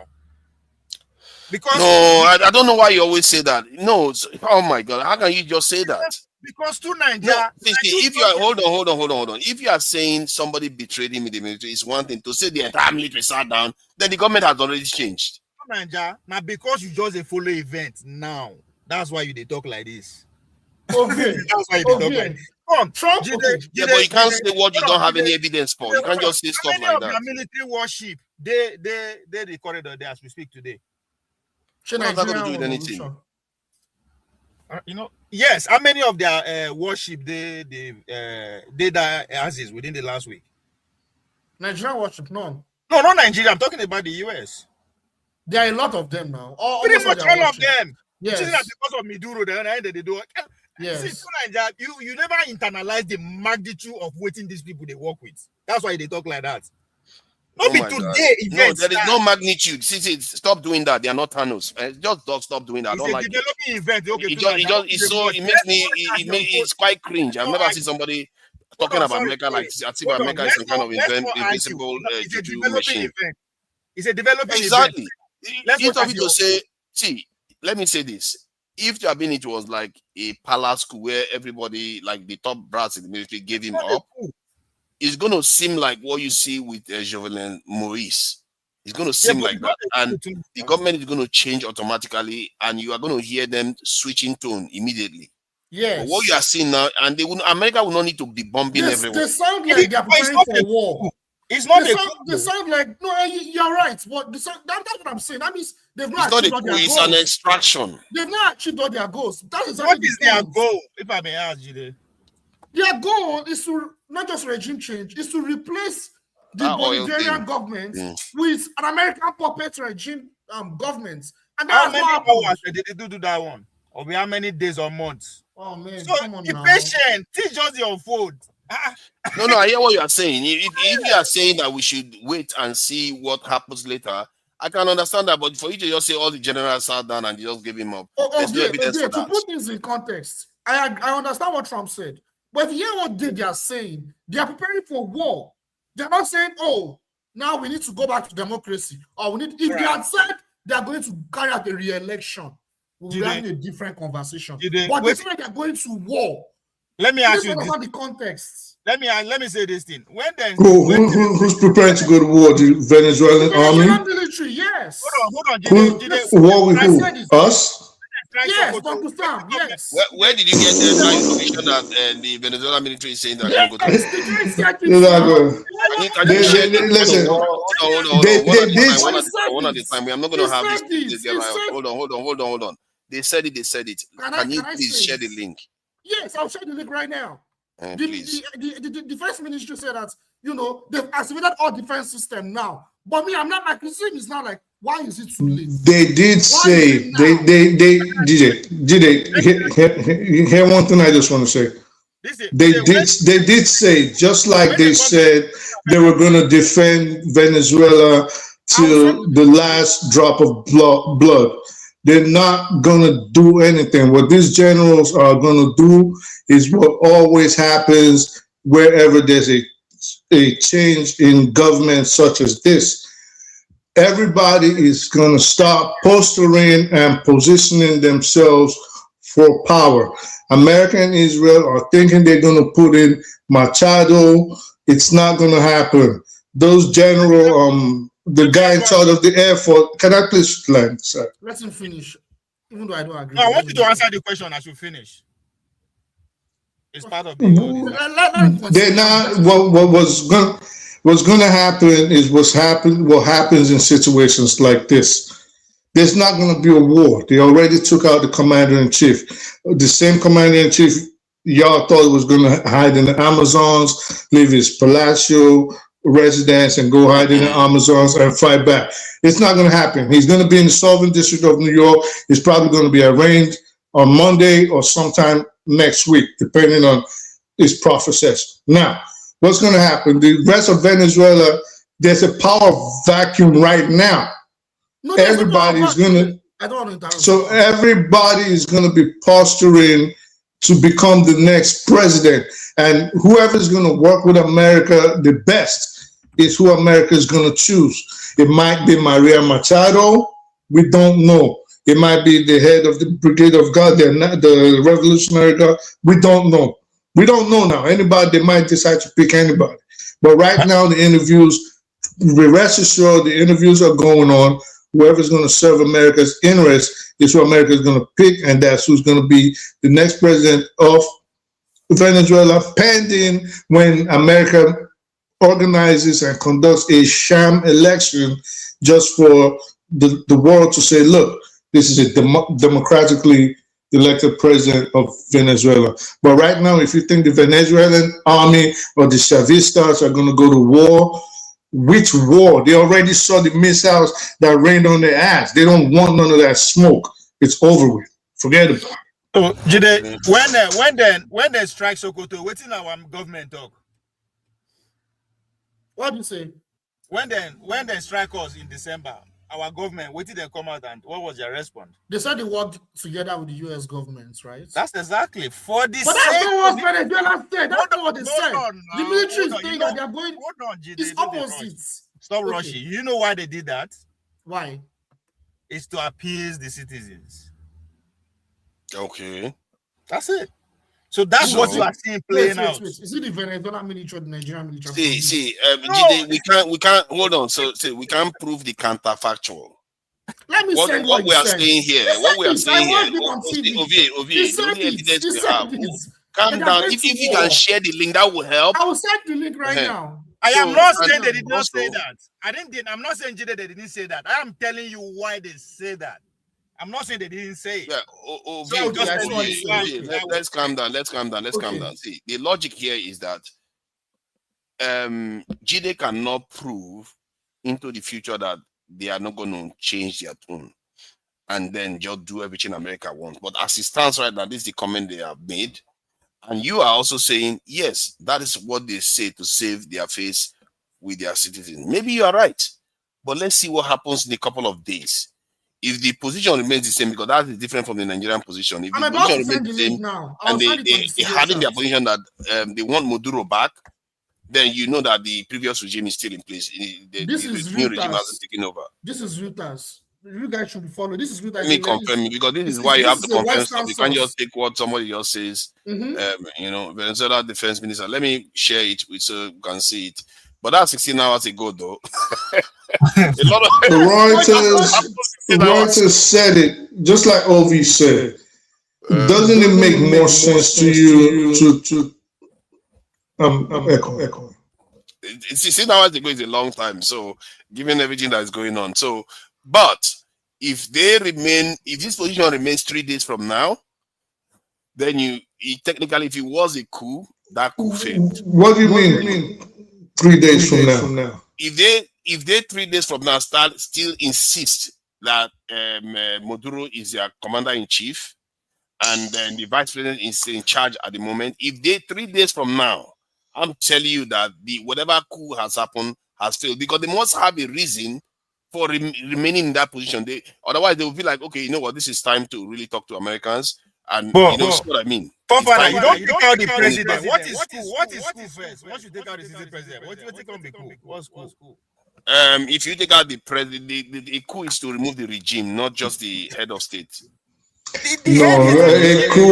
coup is an internal rebellion, usually amongst the same rulers, members of the ruling party, to upstage whoever the head is. It doesn't have to be a member of the ruling party. It could be people from. I said usually, and then both of us should come in agreement. That's agreement. So it doesn't. I'm just adding to it. So the coup happens within a country. No. The government has to change. This is a regime change.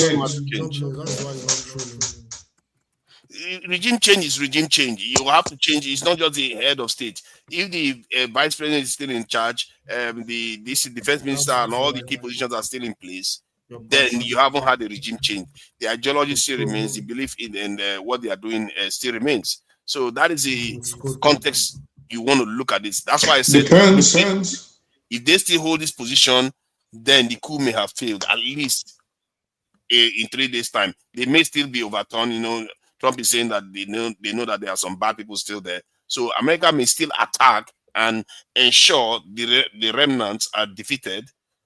So you can't defeat the remnants. You can only work with them. And then if you cannot work with them, what are you going to do? What if I said you can only work. You can only work with them. Yeah, but what if they refuse? They don't want to back down. They say, give us Maduro back. But they have no choice. They're going to be joining Maduro in a cell in New York. That's my point. Then they will have to fight. America will have to fight them again. Father, Why is it echoing? Am I the only one hearing it? I think maybe this now. Is he echoing now? Echo one cell. It's you that is echoing. It's from you. Oh, so that's me? I can't. I don't know. I'm not hearing the echo. You know, I'm not hearing the echo. All right, let me go out and come back. I think. Hold on. Okay. I think it's cool now. Right? If America achieve what they want, because we need to define that. Once they achieve their goal, every other thing is no matter. Right? So we need to know what is their goal. What is achieved? Everything is no matter. I think Trump made it clear what their goal is. They want the oil flowing for free. Basically, that's what they want. And Trump has made that very clear. That's exactly what they want. That's the most important thing. So it doesn't matter how they structure their government, what comes after that. To them, it doesn't matter. To the citizens, and selling petrol, selling crude oil to China in UN, I think it's a no-no. They don't want that. And they also want to control the tap to China, just in case China wants to misbehave. So how the country govern itself from now on? I don't think they really care. You went all the way back. No, that's what they did to Japan. That's one of the reasons why Japan even attacked Pearl Harbor, because America was trying to block Japan's access to oil, petroleum product.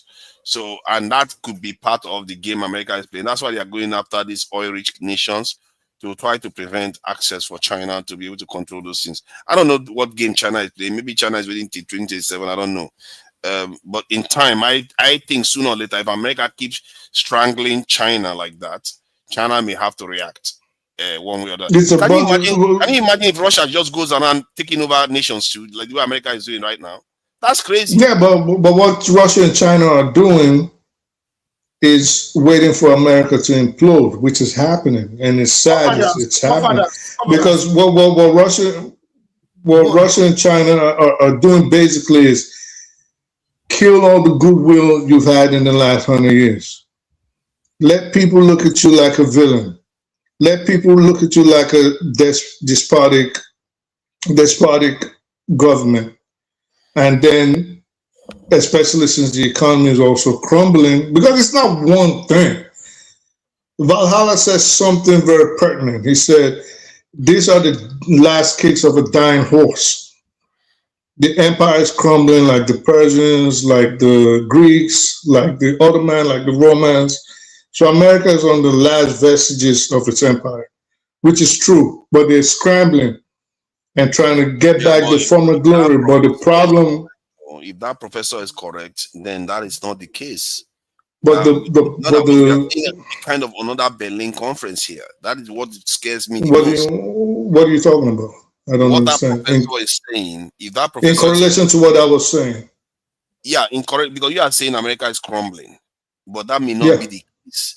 It's almost like when the British was operating in Africa, people were thinking the Britain was crumbling because they're having dispute with France and all that. But by the time they knew it, there was Berlin Conference, and that just changed. You have to go. Maybe you want to listen to him again, because that was his premise, that America is crumbling, and that was why he mentioned why they're trying to destabilize BRICS and why they're trying to stop the trading routes in the Mediterranean, and why they're trying to set up bases in places like Somalia. So that was what that last video he's saying. That was what he was saying. Hold on. Why do you he asked critical question that I actually have been wondering too. He says, why do you think Russia keeps abstaining from this thing? China doesn't vote against certain things you think they will vote against, that is against their interest. They will not vote against it. And you see America attack certain countries, they would not just respond, they just give condemnation. That tells you that something else may be going on that way. Because again, if forefathers try to listen to me, again, because America is crumbling and it is imploding, and what Russia and China are doing is basically a reverse of You do not interrupt the enemy while he's strangulating him. Well, not a reverse, basically what they're doing. While he's strangulating himself. So you're killing all the goodwill. Right. You may be right. You know what you're saying. You may be right. I'm not disputing Can it. I say something? But that there's also that argument that you shouldn't totally ignore. I disagree with that. Can I speak, please? Like, Go you ahead. see, everything we're talking about today, talking about how could there be a cahoots between even Russia and China with the West, some of these adventure they are implementing in Venezuela, in Syria, with Gaza. For me, looking at it, I'm always looking at the past when I look at this issue. And I'm always looking at the collapse of the Soviet Union. For me, I think everything we're talking about today, the legacy of the collapse of the Soviet Union is what we're suffering from today. The fact is, Russia and China, they are never the Soviet Union, and they will never be the Soviet Union, whether we like it or not. China may claim they are communists, they are Marxists, but they are never the Soviet Union.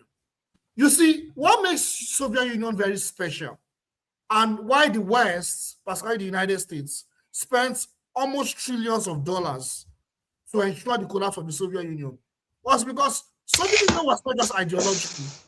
They were heavily militarized to provide balance of power. So what does that mean? Any country that resisted the West, the United States, Soviet Union was there to back them up. Any country that was under oppression from the United States, there could easily be a revolution that will be backed by the Soviet Union. And the best example is even in our backyard here in South Africa, back in Africa. South Africa, without the help of the Soviet Union, maybe their situation would have been like Gaza today. Without the help of the Soviet Union. Cuba that we're talking about, why is it standing, is due to the legacy of the Soviet Union.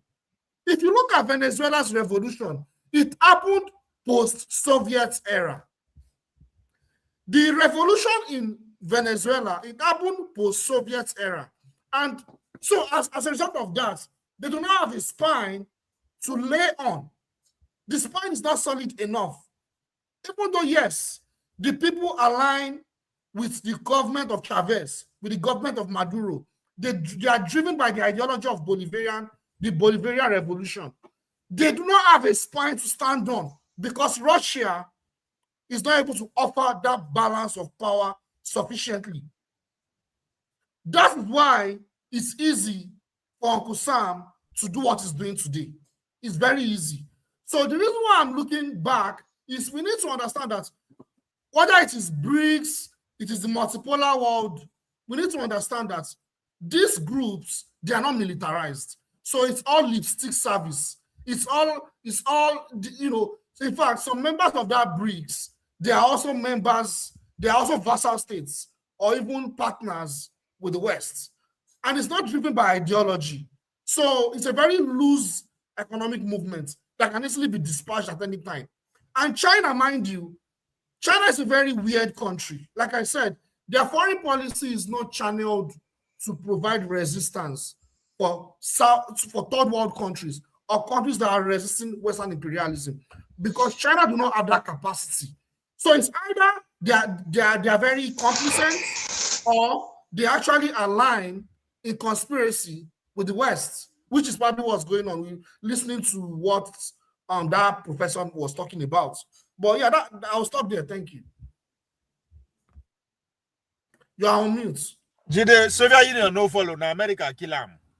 I think that is very important to know. You're on mute. Okay, it's not. Yeah.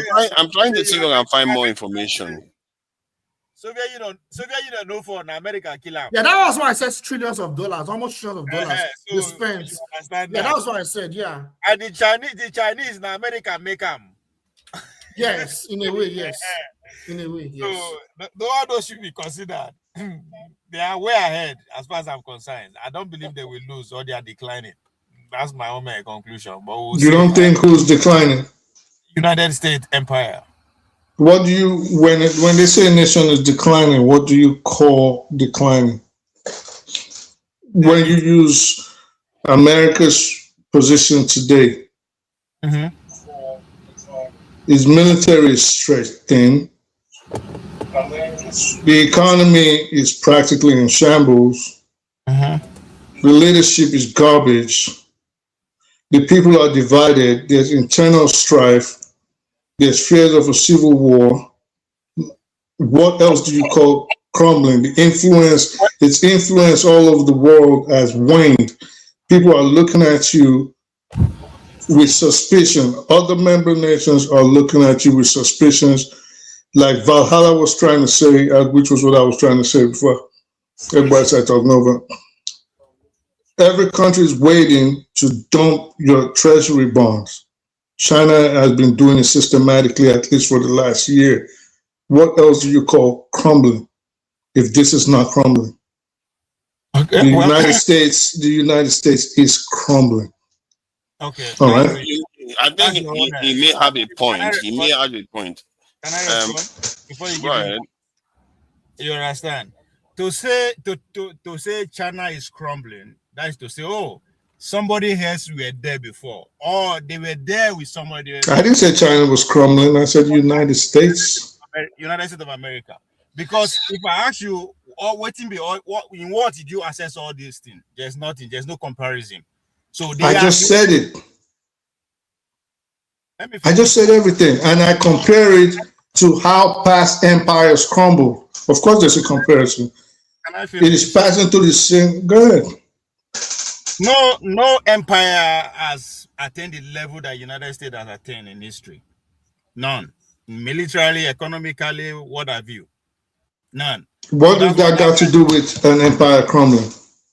Let me finish now. I'm speaking. That's why I said there's no. Yeah, but what does it have to do with an empire crumbling is the question. You said you cannot compare it. So tell us, at one point, the Greeks were at the top. They passed through the same problems, they crumbled. The Persians, same thing. Passed through the same problems, they crumbled. Ottoman Empire, the Romans, same thing. The United States is happening again. What other example do you want? Are you finished? No country on the planet Earth in history has ever attained the greatness of what America has achieved today. There is no comparison. I know what I said, and I know what I'm saying. So if they come out to say we are declining, I will accept that. America is reassessing itself in order to attain another height. It is because that height has never been attained by anybody before. That's why we kind of argue over that. So their economic declining, if they don't know why it's declining, then that should be a thing of concern. Their demography declining, if they don't know why it's declining, then that should be a thing of concern. According to their military resizing, if they don't know why, then that will be a problem. So you think a empire is going to come out and tell people? Well, you think empire is going to come out and tell people we're declining? Let's say America comes. Let's say Donald Trump comes out tomorrow and tells the world we're declining. America is declining. What do you think the markets are going to look like by Monday evening at the close of the market day? You are repeating the same thing in a different way, and you has not make me change my assessment. Okay, so it doesn't matter how you phrase it. Because what you're saying is not correlating. Is the point I'm making? It's not about. You're saying. Hold on, it's just like when Rome was declining, right? Let's say we're in Rome right now. When Rome was declining, right, and then outsiders or philosophers or political scientists of that time are saying Rome is declining, and then we have all the Caesar of Rome talking about, well, who are we going to compare with? There's nobody right now to compare with. Nobody has attained the military success that Rome has achieved up until now. Not even its economic success. That makes no sense. You can juxtapose with past civilizations that fell, past empires. There's nobody to contest America with right now. They're on top. We're on top. See what I'm saying? So that I'm just saying, like, it's not about, oh, I'm trying to change your mind. I don't have to change your mind. I'm just saying. Let me me explain something about why Sorry, America. let me finish. Can I just say something? Jesus No, I Christ. interrupted him. Fair enough. I interrupted him. I interrupted him. You would like to be rowdy. Anytime he interjected, I waited for him to finish. But you know they allowed I interrupted him. I Yeah, apologize. but you spoke, then he spoke, and yeah, He you want to never speak allowed again. me to land my point. He interrupted. Yeah, but I want to add something to America what is you the said America. before, so you can be able to respond and wrap them all up in one. If the philosopher of those days, Hold on now. I want to add something to what you said, so you sorry. can respond to both of them. So when you said America is the country that no empire has achieved what they have achieved, depends on how you are looking at it in terms of the magnitude of their technological advancement compared to the past. But if you are in terms of dominance, I'm not so sure, because other empires they dominated for thousands of years, and America barely has lasted barely 200 years. You see what I mean? So it's quite different if you in terms of comparison. When you say in terms of dominance, right? What is the influence of those the former empires we are talking about? But that's not the problem. Other empires never had military everywhere, right? That's what I mean. The spread may be greater, the technology may be greater, but the dominance in terms of as being an empire, they dominated for thousands of years. Rome had his military everywhere. That was how Africa got its name, because Africa was a Roman garrison. Allow me to talk. Finish at least 1 point. Go ahead. I mean, you guys make your stand. America is declining. You guys haven't changed it. We are still on that. So you guys should allow me to talk, right? If the philosopher of those days are saying Rome is declining, it's not declining. Those are their time. Me, I be philosopher of my time. Right? I'm seeing what is playing out before me, before my own lifetime. And I am saying this empire, moreover, nobody agrees that they be empire before. It's unfortunate that we are accepting that America is an empire now. Nobody was agreeing before. But all of a sudden, America is an empire, America is an empire, America is an empire. Then from being an empire is declining. I'm glad it's an unfolding event and it's happening in real time. We're not say we'll go watch documentary tomorrow to say this is what happened. It's happening in real time, and the events are unfolding. So let me see who is going to contest what they are doing. They don't strike Iran, they don't strike Nigeria, they don't strike Venezuela. It's continuous. So let me see who is going to contest to say they are declining, right? So it is a conversation that is still ongoing. So there's no rush in concluding. Say, this is what is going on. This is what is going to happen. It is happening, and I'm basing my evidence based on past history. They were here before. Their economy don't decline before they come back. Everything that we think is happening now, they don't experience them before, and they come out on top. But most importantly, action is being taking place as we speak. It's no longer narrative, or we are saying what is going to happen. It's happening today. Me and you gather here today because America carry out action. And everybody will think that is competing with them. Everybody is mute. We say that strategy, but we will see. We will see, right? At the beginning, people don't even believe them. The people take the matter serious. The people take all this policy serious. But all of a sudden, everybody is back and is taking everything. So it's a good thing. So this is 12 minutes ago. This is 12 minutes ago. They published this thing. And they're talking about how it's still a little bit unclear about on the ground, because the vice president is still talking all over the place, saying something about, the worst thing that she can do is declare a transition when there is no transition. Because America seems to be putting its what do you expect? It's putting its economic interest first. And America could leave her in there as long as she does what the Trump wants. But Father, if she doesn't show strength, don't you think they will overlook her? And they will try to overthrow her. But if the military is behind her, then they have a problem on their hands. Then they are back to square one again. Because remember, sometimes the military that is the problem is not even the person in charge. That the person that is in charge is the military behind him. They are the really cheap. What if they didn't do anything? They decide to say, okay, they will empower the people on ground now to carry out election. Just as one bracer is saying, sham election, and they will empower the opposition. But we don't talk about the opposition. They can do that. I think I think the strange thing is that I'm not even sure there is anything the opposition will give America that this government was not willing to give America. I think maybe some people like Rubio and some people that are welded against justice regime because they are the Sandinistas, they believe in the poor people and all those things, just want them out of office. Yeah, that's what it is. Yeah. So they will carry out the election. If they don't do it now, they'll do it on that Democrat and they'll put that woman, the opposition. But I wanted to ask though, as Americans, where do you think this is going to go in America in terms of the legal case? Because if you are trying to charge him with drug trafficking and being head of some kind of cartel, I don't think there's any case against him for that.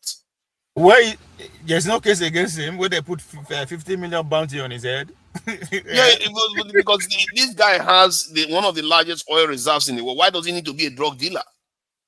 Yeah, but it doesn't I don't make sense. I don't even think there is a case. Even all these cases are just shenanigans, are just charades. Yeah, that's what I'm saying. I'm asking how is this going to go down in America? Because sooner or later, you can't just lock him up indefinitely. You have to try him sooner or later.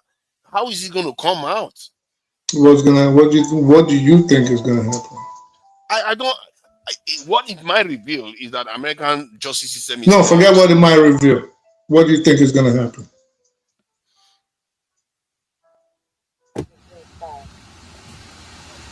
They will lock him away. To be honest, okay, if I'm to guess, this is like wild guessing.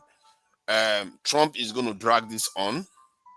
They are not going to convict him of anything until Trump is out of office. Then the Democrats may choose to convict him of something very mundane, and especially if things have moved on in the nation, they will just find a way to release him. That guy is dead. You think he's going to die? He's a walking dead man, meaning he's either going to end up in Colorado or he's going to end up in the one in freaking Illinois. He's not going anywhere. What do you mean, prison? Yeah, you Google it. But my point is that's where he's going to end up, or he's just going to give him the Epstein treatment. Nothing else is going to happen. That was what I wanted to Oh, no. If they give him Epstein treatment, that is not going to end well for America because he's either ending up in Marion or the other place where you kidnap him for a crime. Colorado. If you cannot convict him for that, yeah, America will may get away with it in terms of reality, its superpower, but it will damage America justice system itself. Because now the justice system itself, they can't even carry out a proper prosecution of a case that they didn't have any evidence against and they didn't release the person. You see, I think they would have been better off assassinating him even than bringing him home. What is the point of bringing him to America when you don't have? Well, the point of bringing him to America again, it all goes back to psychology. It's a lesson to the remaining world leaders. Look at what we can do to you. You do not toe the line. You don't fall in line. This is where you're going to end up. You're going to end up in next to El Chapo and Khalid Sheikh Mohammed and whoever is still alive. Yeah, I understand that. Andre said, do you know if the guy has like local enemies who can give him that Epstein justice unknowingly? Like, listen. Even there was something. Does it? They will hold the American government responsible if anything happens to him. But it'll be hard to touch him. Like, how are you going to touch him? It's going to be almost impossible to touch him, whether pre-trial, post-trial. Because when they're going to put him in post-trial, it's like, it might as well be dead. You'll wish you were dead if they ever put you there. So you're better off dead, actually. Democrats are going to strike a deal. If they don't have a case, they may have a case that we don't know of. But if they don't have a case, when Democrats come in, they will strike a deal and have him released. What deal? What deal? To do what? The Democrats, why? Because the Democrats are not. He's no longer president. He's not going to be president anymore. Because the Democrats are not Americans. You think if there was a Democrat in power right now, you think if there was a Democrat in power right now, you think Maduro will still not be in prison? It don't matter who was there. Necessarily, he'll still be in prison. It don't matter who's the head. You're not understanding. Democrats, the way they go to their own war is different. Democrats, they tend to go to long wars. If you look at the way Trump is Who told you that? Who told you? Who told you this is how Democrats go to war and this is how Republicans go to war? How did you even come up with that? Regardless of who was. Don't you ever bother to read the patterns? Dude, there's no pattern. Like you're just making that up right now. There's no pattern. Democrats have often initiated the most devastating wars. They have always been in office when that happens. You always say that it doesn't correlate, and I hope at some point. I hope at some point you will look back and realize that things like this are not patterned out, and say, "Oh, we're gonna go to." Hold on. You can argue that correlation doesn't equal causation, but to say the correlation is not there, that is just like you are not even engaging. No, I'm saying there's nobody that goes to war today in the United States and says the war generals sit down and make a war plan, and then we say, "Oh, guess what? We need to go. We can get this done in 5 days." And Barack Obama says, "Oh, wait, you do realize I am a Democrat, right? So we have to go to a long war so people like forefathers don't get confused." It doesn't work like that, bro. Like nobody goes to war and say, "I'm a Democrat, we're going to have long wars. I'm a Republican, we're going to have long wars." It just probably happens to be that way. Yeah, because of their ideology, the way they look at the war they are going into, it tends to be ideologically based, the Democrats, while the Republicans is mostly, at least, okay, make no mistake, all of them are interest-based. But the Democrats paint it like ideology. So the way they approach it is slightly different from the pattern I see with the Republicans. The Republicans, don't make no mistake, they too go to long wars. After all, George Bush started the Iraq War and quite a few other wars that the Republicans have started. So I'm not saying that. I'm just saying, but if you look at the big ones that has occurred in the world for the last 100 years or so, you'll be shocked how many of them Democrats were around in office. There's a word for that. Correlation. Guess what that word is? No, coincidence. That's the word. It could be coincidence. There's just coincidence. Nobody goes to war and plans it around whether I'm a Democrat or I'm a Republican. Nobody goes to war. America does not go to war like that. They don't go to war determining the length of a conflict based on their political affiliation. I don't know how else to explain. Maybe it's just by luck. But the gap is massive in terms of the kind of war that they are in office when it starts. The gap is too massive. And if you look at the way Trump is approaching his war now, he wants to like double tap and take off. Double tap, take off. He doesn't want to stay because there. The plan is to destabilize as much places as possible, show them this is what could potentially happen to you. This is why I was against when people came on here. The boy Jude was on here saying Tinubu should have gone to the United Nations. And I remember I'm saying, you really think you want to escalate what's going on? Or you want to pacify this madman? Because if you escalate it, he'd probably be sharing the top bunk with Maduro right now.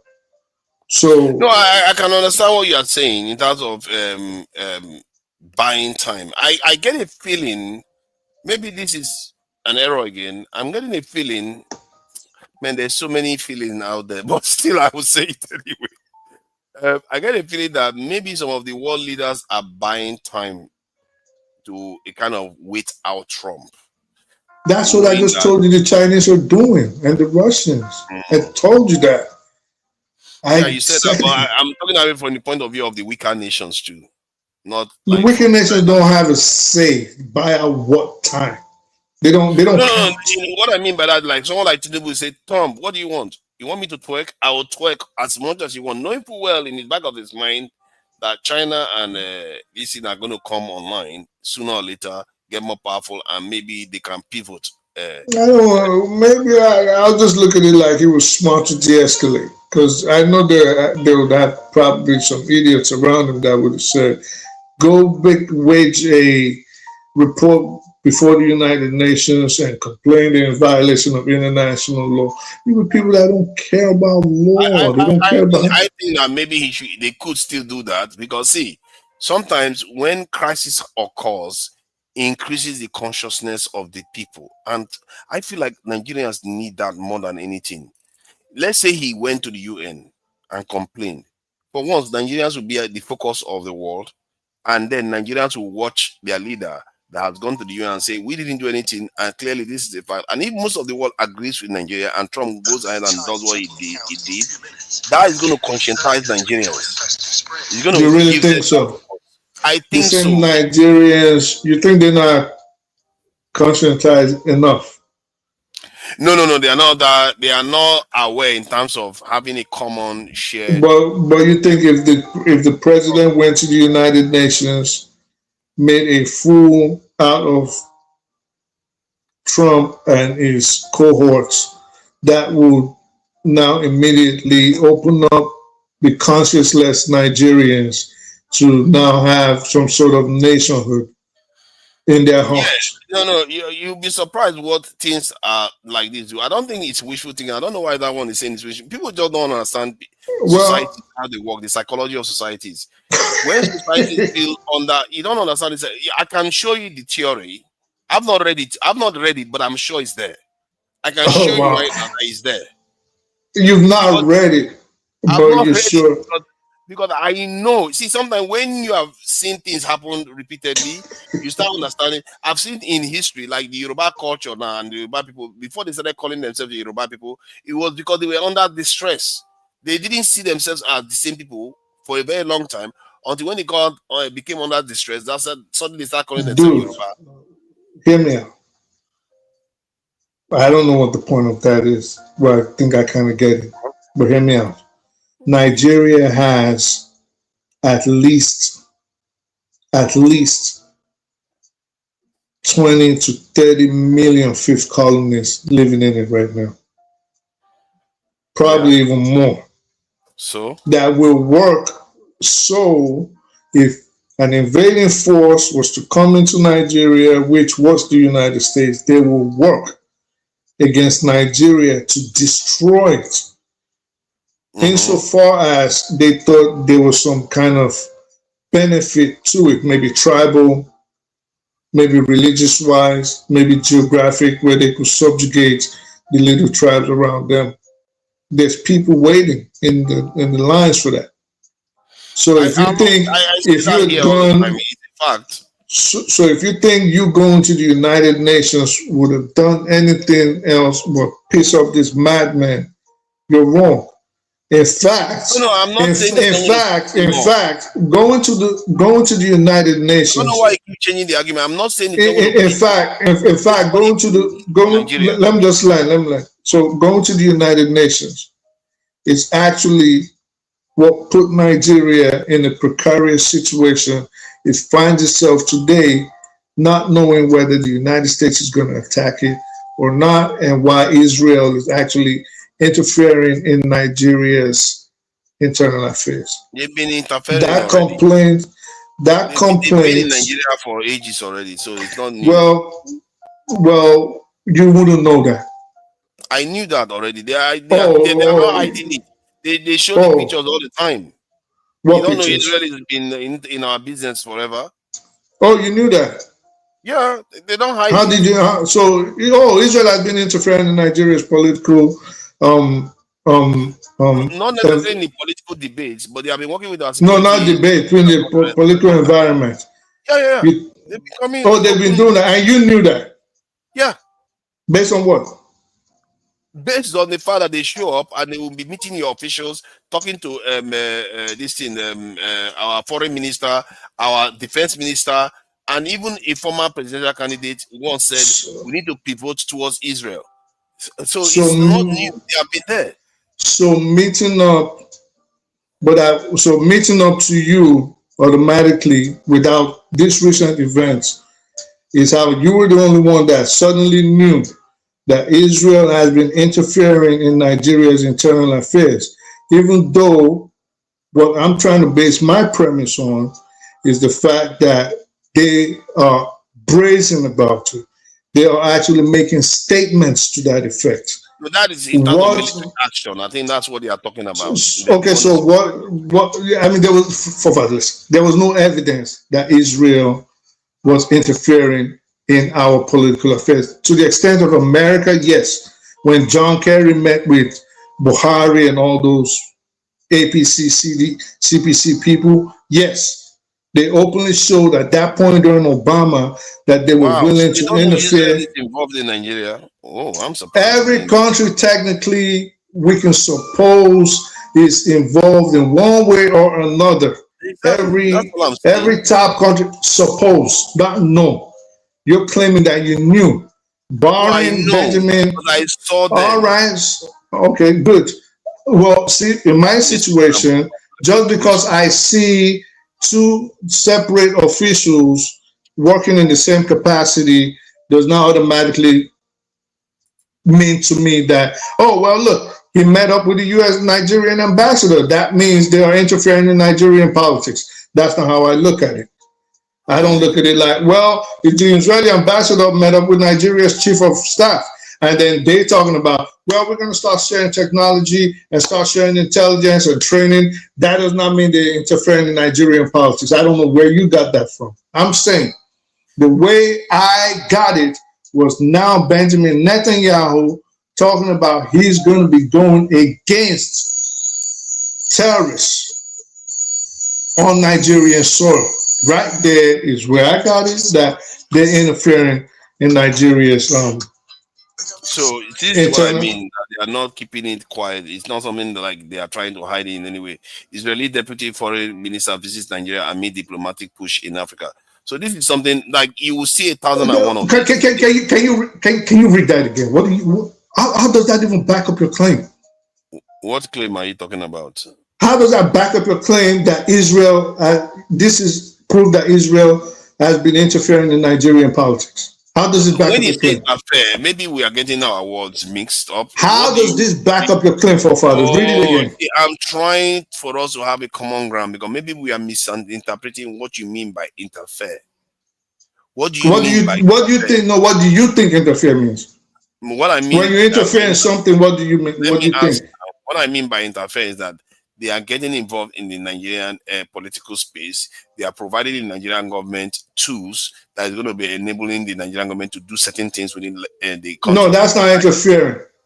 Okay, that's not interfering. So what do you call interfering? If you interfere, what do you mean? I just told you that just because they sit down together, the same people equals maybe the chief of defense or his equivalent in Israel, just because they sit down together to discuss something does not mean they're interfering. Interfering is when you start injecting your own ideas, your own proposition, your own desires and wills on a sovereign country. And I'm telling you that has never happened until Benjamin Netanyahu started talking on Christmas Day about attacking terrorists on Nigerian soil. That has never happened. It depends on the way you look at it. Oh boy. It depends on how you look at what you call interfering, because you are using a loose language to describe it by saying... You describe what interfering to us is. When they dictate to Nigeria. Personally, I look at interfering in the sense that if they are providing something to aid the country to do something that they are not able to do before, especially when it comes to politically, security, criminal and crime, yeah, I consider that interfering. That to you is what you call interfere in diplomatic circles? That's what you think interfering means? That's a low-level interference. Cooperation is interference? Cooperation is a form of interference, depending on how you look at it. You see what I mean? It's a form of interference. Oh my God. It's based on perspective. This is why it's important that we have common meaning for words. And if we have an agreement on the meaning of the word interference, then I can grant it to you that, okay, based on your definition of interference, then maybe it doesn't... When you say someone interfered, when American... No, hold up. You don't have to yell. You don't have to yell. It feels like you just like to disagree. No, it's just because you don't like to listen. This is the problem. When they say, is where the issue is, and you just want to No, change the word is you're not getting it. And again, I have to win. This is forefathers' way. When they say a country interfered in a foreign election, do you think that is a good thing or do you think that is a bad thing? Let's start from there. Depending on which side you're looking at it from. If a foreign country interfered in Nigeria's election right now, do you think it's a good thing or it's a bad thing? As a Nigerian, that's definitely a bad thing. Good. So if they say a foreign country is interfering in another foreign country's affairs, what makes you think cooperation falls under the definition of interference? Hold on. Now, let me trace back the last answer that I gave just to be more nuanced about it. If a country interferes in our election to make it more transparent and more accurate, and it's clear that that is what they are doing, I don't have any problem with that. It is not what you feel, forefathers. No. Interference in any foreign... They are there to help the election be transparent and it's in the will of the people to come be fulfilled. Yes, I don't see. I think you don't understand when in diplomacy when they say a country interfered. I think you don't get it. When you interfere when you interfere in another country's internal affairs, it is never a good thing. That's you. That's how you look at it. You see, that's the difference between me and you. I tend to look at results. I don't care about principles only. I also look at results. If somebody helps you with your child is distressed or something, and somebody helps you, you don't say the principle is that I'm supposed to care for my child, so that person helping me. I keep saying, forefathers, in diplomacy. Okay, my child is not named Australia or the United States. In diplomacy, when you interfere in foreign affairs, when you interfere in another country's internal affairs, it is never a good thing. You have impugned on their sovereignty. It's never good. Wow. You can never hear interference and good in the same sentence. Okay, let me confirm. You're impugned on their sovereignty. So you seem to imply that it's always negative when somebody interferes. If you interfere in a foreign, barring, remember what we're talking about, Israel's interference in Nigeria. I think you're looking at it from a point of view like, oh, well, what if there's a war in Nigeria and the United Nations interferes? Well, that will be a good thing. But that is not how the term is used in diplomatic circle. When you complain and say someone interfered or a nation interfered in your affairs, it is not ever a good thing. Okay, I hear what you are saying there. It is a negative thing, especially in diplomatic circle in many cases. It doesn't, to be fair, it's also true because when you are using the term interfere, you are treating that term deliberately to connote that it's negative. But the term that you came in without invitation. That's what it means. I didn't invite you. Why did you freaking come into my business? Yeah. The term itself technically is agnostic of whether it's negative or positive. It can be positive interference. So, but I get what you are saying. So, like me, I don't want to argue for something that is not really a point of disagreement. Yeah. That said, regarding where this is going to go, how it affects this in Nigeria, I've always argued that Nigeria should have made itself like a valuable partner that can work with any nation. That there's no harm in making yourself strong so that you are the point of call for any power that wants to interact in that region. There's no harm in that. The problem with is based on what that professor presented when he's talking about Israel. It just tells you that, yeah, Israel put itself there and people put Israel there. Duality. And they are making themselves useful. And if that is true, if what that guy is saying is true, Israel is going to be one very, very rich country in the near future. if they let it happen. I remember I used to tell you guys about the Greater Israel Project, and I would get pushbacks on it last year. And I told you, look on their patch. I said, look on the patch. Yeah. I don't know how it's going to go, but I don't think the rest of the Middle East is just going to sit down, get destabilized, get their land, ancestral lands taken from them, because the aim is to go all the way to Saudi Arabia and take Egypt past the Sinai. How that's going to happen, I don't know. But one thing I do know, they're going to have to destroy Iran first. They have to get past Iran. If they cannot get past Iran, then it'll never happen, which is why I think anytime from now, we're going to wake up one day and the war has started again. There was something someone was saying earlier, and I was like, don't you realize that what's going on in Iran right now, the uprising is more than likely fomented by the West and Israel?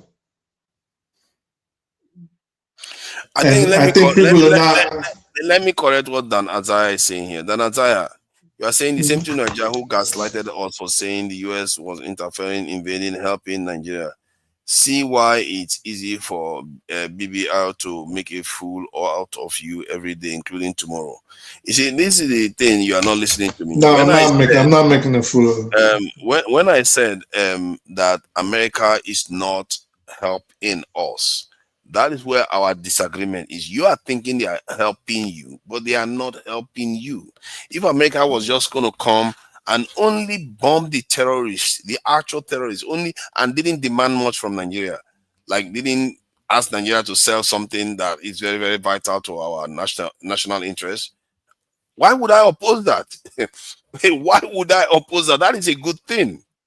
You want another country, another ally to be able to assist you in dealing with your national security problem.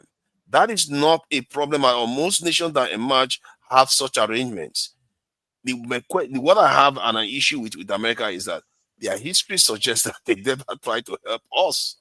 And the way Trump is talking, he's not talking like he's here to help us. That is the problem. And that is why I told KJ, by calling what Trump is doing help, it just shows how lost he was by saying that. Because that is not, he's not helping. He's just coming to pretend as if he's helping you while he is compromising your leaders like crazy. That is not going to be good for us at the same time. So that is where I'm coming from on that. I'm not like absolutist. See, the only thing I'm absolutist for is anything that will help our people. That's all. And also something that will help the world without compromising our people. Would you agree that we're not getting any of these sophisticated weapons or systems anytime soon, even in the next 10 years? I agree. The reason why I agree with that. Okay, so let me ask you a second. No, forget about it, because. So, do you also agree that one main reason why America is in Venezuela today is because it claims that there was bad governance and the citizens weren't being treated right? Mm-hmm. So would you also finally agree that if a nation, I said one main reason. So would you also agree that supposing the Venezuelans or even Nigerians these are the ordinary citizens now, had a high standard of living and unemployment was low, infrastructures were upgraded, modernized, things like that, there was no poverty, or at least as little as possible, social amenities were great, just like you have in the UK, we got here in the United States. Would you agree that the United States would find it harder to invade Venezuela or drop bombs on Nigeria using poverty and injustice and maltreatment of its citizens as an excuse? Sorry, repeat the last question. I didn't get it fully. Basically, if the people's standard of living was, if compared to a first world nation, on the same level, would you agree America would not be able to use economic problems as a reason why we are attacking Venezuela or we're attacking Nigeria? Not saying they use that excuse to attack Nigeria. I'm just saying. Yeah, he's not going to be able to do that. All right, so given that, if we know we cannot get any weapons now, right? It's not happening. We don't have this technology. And if you agree that if the economic situation of the people was uplifted, and if the people had employment and could take care of themselves, America would find it harder to come into societies such as ours or Venezuela. Why can't we now focus on empowering our people economically, educationally, build up infrastructure, instead of saying, well, maybe we need nuclear weapons? Because one, to develop to that point, if we had that, I don't think Nigerians will even be opposing their government, and I may not even be conscious of our nakedness, and we'll all be coasting along, and maybe that's not a bad thing. But the problem with that is that America itself, they themselves chose not to enable that to happen. They chose to ensure that Africa remains underdeveloped. As a matter of fact, there's a specific term that they use for it: security minimalism. And it's not only the West that did it, the Soviets did it, and it appears the Chinese are following it too. Almost like the kind of decree that the Romans, the Catholics. You haven't answered the question for fun. I've answered the question, or maybe you don't understand. I will come back to it again. It's almost like the decree that the Pope put that the Europeans should not be selling weapons to Africans. So the question you asked was about if things were, doing well within the country, it would be harder for Trump to use that as an excuse to attack like Nigeria, for example. Of course, or even Venezuela. Yeah, that is true. But the problem is their politics ensured we don't get to that position. No, forget about that. But we understand the cause. But the cause is not the issue now. I mean, they are part of the cause. But my point is back to a argument that we usually have, which is between my position basically is this: if the people had something to fight for, which would be their livelihood, their well-being, that is the best security you can get. Now, we agree that Nigerian politicians haven't been up to par and the people are impoverished. But I guarantee you, how many Nigerians do we have? 230 million? If we had less than 1 million living under the poverty rates, first of all, we're not going to have Boko Haram. It's not going to happen. Second of all, we're not going to have a foreign nation dropping bombs on us. So this leads me to say, maybe we need to feed our people. Maybe we need to educate our people. Maybe we need to build infrastructures that will improve on the healthcare system, for example. Anthony Joshua damn near just died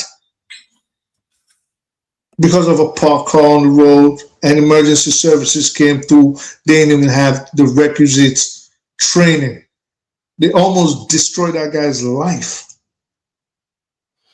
So these are the things I think we need to work on instead of us saying. I think our problem is that, and the argument is not based on proper, how do I put it, connectedness, feedback, when we say feedback, how things are linked together, kind of based analysis or based evaluation of the situation. I used to Because teach this for fathers. you see, you might be teaching. Believe me, I've seen a lot of people I teach. told you not just in the class. It's like My at fellow said, class. teacher, don't teach me nonsense. All right. See, some people that think that they have knowledge is not necessarily critical thinking. The point I'm trying to make is that not to young students either. you're not. We What you are continue. saying is not. It doesn't correlate. Like in the UK now, they have 100, this thing, the 1 million convictions every year, criminal convictions, even if they are relatively rich. It doesn't necessarily correlate. People misunderstand why people either behave badly or why people don't behave badly or why people defend a nation or why people don't defend a nation. Your nation can be poor, you defend it. Russia will not reach when the Russians defended their nation. We just make it look like all it is have to correlate. It doesn't always have to correlate. My point is that what you are wishing for, I too would have lived in such a country oblivious that whether we are under threat. As a matter of fact, a lot of us were living like in the 70s, early 80s. We're living large. Good oil, things were going. I wish we found more oil reserve. Maybe we would have carried on coasting along like that. However, it still doesn't mean they still don't have the power to just come and erase you when they choose to. And that is the thing. Just because they are not going to threaten you today doesn't mean another leader is not going to even threaten you just because you are doing the right thing for your people. They can still threaten you. I've always asked you a question for fathers. Now, let me finish with this in 15 seconds. Right. Venezuela, from what I gather, was doing relatively well when they instituted the sanctions and degraded the country's economy. So even when you are doing well, just because you don't do what they want, they can degrade you. That's the point I was trying to make, even that they won't let you. And they even allow Venezuela to develop a little bit. They didn't even give us the chance. Brazil is even developing a little bit. They don't even give us the chance that they gave Brazil. They didn't say that, and the umbrella that Brazil is developing it also is a threat to us. No, they didn't do that. Something that they didn't even allow Canada to do, they allow Brazil to do it.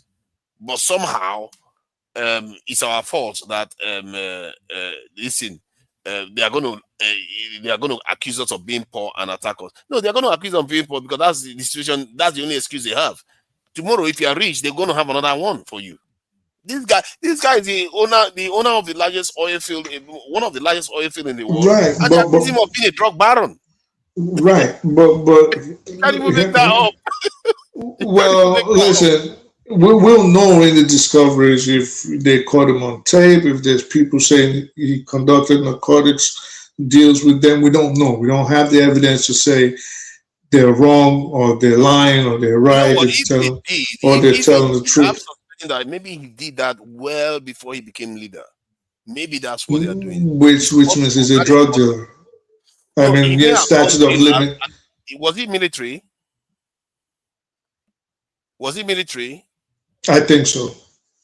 So if it was military, so it's possible, I'm just, spewing out there, it's possible that when he was in the military, he may have worked with drug dealers. If that is possible. That could be what they are. No, they didn't say when he was military. They said as president. Oh, then I don't think they have evidence for that. Even if it was as military, who knows? What's the statute of limitations on that? I don't know. I don't think there is much. They can just say it's the enemy of the state. I don't care whether it's that. My point here is, if your people are not hungry, just imagine, use a dog as an example, or use your child or a friend. They can still bite you even if you feed them, but just imagine what they're going to do to you when you don't feed them. When they see someone coming, they will be the ones to, as those people are beating you over the head with a club, they'll tear your ass to pieces. So they're not going to defend you. You're not going to scream for help, for the neighbors to come. But I'm still on the position that if the Nigerian government is smart, the people, at least the political leaders, if they start taking care of the welfare of the people, which we know they're not going to do, eventually you'll get to a stage where you will realize, like, listen, I'm becoming a threat.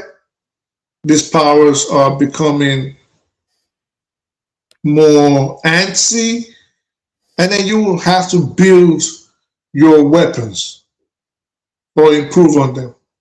But for now, there's too many hungry people in Nigeria for that. And I know the Nigerian government is not even thinking about that. I'm just going based on our discussions. Nobody, like, But India was hungry when they built their own. I don't know why you insist. India wasn't hungry like Nigeria, and the situation in India was also different, and they had Pakistan across the road, so the situations are different. At least they were not enslaved like us. They were not What do you colonized mean? aggressively like us. India was colonized crazy. No, what I mean by that is their colonization was not that aggressive. Yes, it was brutal. Nigeria did not face half of what the Indians faced at the hands of the British. Hold on. It was after, just before independence. I think that's when things really got messy in India. I don't think during the colonization period it was, though. I need to check that. You need to check it. India's colonization was brutal. If Nigeria faced half of what the Indians, are you serious? Have you forgotten about Mahatma Gandhi? Yeah, those were during the partition period. I agree, I acknowledge that one. But during the main colonization those were as a result of what happened during the colonization. Even the colonization itself. Go read about how Will Churchill and them used to treat the Indians. Go read about it. It was brutal. There were a lot of brutal events. I have to say that's true. I remember they're talking about some massacres that occurred. Let me see. Yes. That occurred during their time in this returning famine. Famine is the most devastating one that they inflicted on the nation. I think, and they even used that to inflict pain on Ireland too, because the British were taking the potato from Ireland to go and give to the Indians. It was all kind of messy stuff that went on. But that said, there was a terrorist group in the UK islands too. I think the Irish IRA. They had their own. Even if there were resources here. In short, the point I'm making is that you don't stop looking to preserve your people's lives just because you think you're hungry. Right. But listen, an hungry man cannot fight a war. Not everybody is hungry at the same time. And besides, there are nations that have lived in hunger. And hungry man cannot fight a war. You know why the Venezuelans capitulated? If you want to say a hungry country, but a country that is suffering from food shortage can still feed the soldiers. That's my point. How? Because that food shortage, the soldiers can ration it. And I'm not saying I'm not saying if that was the case, the Biafrans will still be fighting until today. No, the Biafrans were blockaded, and that's different now. Yeah, they starved them. They're hungry.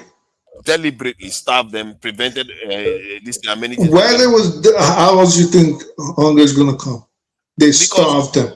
Normally, when you are fighting, you have supply lines. You may not be a rich country, you may be relatively poor, but you have enough to feed your soldiers. That's what I mean. But in the case of Biafra, the supply lines were all cut off, and they were messing with their crops so that they are not even able to grow anything. So, yeah. A hungry man will not fight. He owes you no loyalty.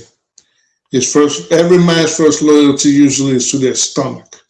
I'm not even going to use my own words. Hungry men. Use your words. I think hungry men technically cannot fight. They can't physically fight. It's not possible. I think even mentally. When you say that, the context you are saying that is hungry country. That's when I say hungry man. Like I don't have to spell it out for fathers. No, when I say that's where you are wrong. Man. That's where you are wrong. Because a hungry country can still feed its soldiers. That's where you are wrong. It has happened historically repeatedly. This is why we have to have some of these conversations If you in a more in-depth manner. If we were to go to war today in the United States, and the reason why I couldn't get food to hold up the AK-47 or the carbine or whatever was because they devastated the crops. So there's no food coming in, and it comes down the line. Like, yeah, you know what? There's no food, but we got to get to Michigan, and we have to fight our way there. Looking back at the United States, I'm like, yeah, you know what? We have no choice. We got to do it. But now, if the reason why there's no food was not because of like a natural occurrence, but because Donald Trump decided to take the money meant for our feeding to buy Ivanka a new jet, or J.D. Vance decided to buy a new trinket for his wife that costs $500 million, and we've seen it. You think I want to fight for those people knowing that I haven't eaten in 2 days, or you think I'm going to surrender to the Chinese and the Russians or try to make my way to Canada? I've said it already. If you are actually physically hungry in the battlefield, yes, you are going to have a problem fighting. You can barely see. No, if there's a reason why I'm hungry. If the reason again, I'm even removing the reason. Now you are beginning to even shift towards my position in the sense that no, I'm not shifting towards your position. You seem to be accepting that, okay, yeah, even when the person doesn't have a good reason to not fight, but they can, you know that what they can still fight when they are hungry, as long as they don't have a good reason not to fight. Like, you know, let's say somebody's not stealing their rations or not stealing money meant for the military.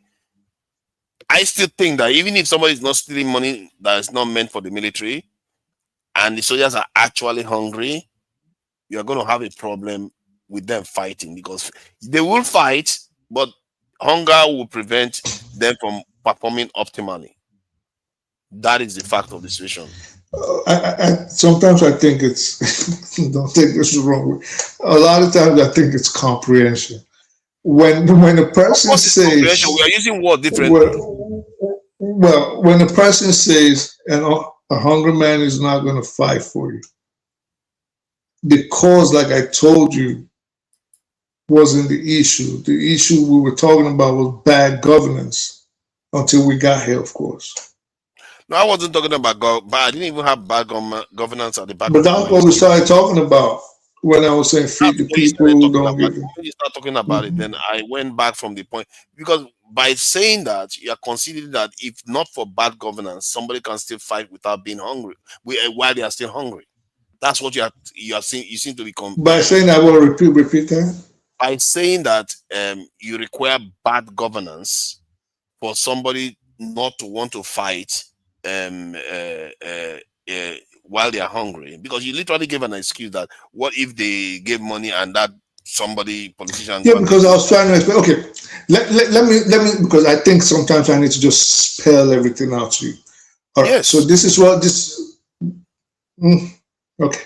So what it just means when you say a hungry man is not going to fight for you, it's just basically meaning a hungry man is not going to be loyal to you if you don't treat them well. If you don't treat someone well, they're not going to be loyal to you. That's just the bottom line of it.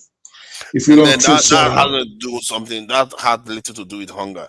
If you don't treat somebody well, you feed them all you want, they're not going to be loyal to you.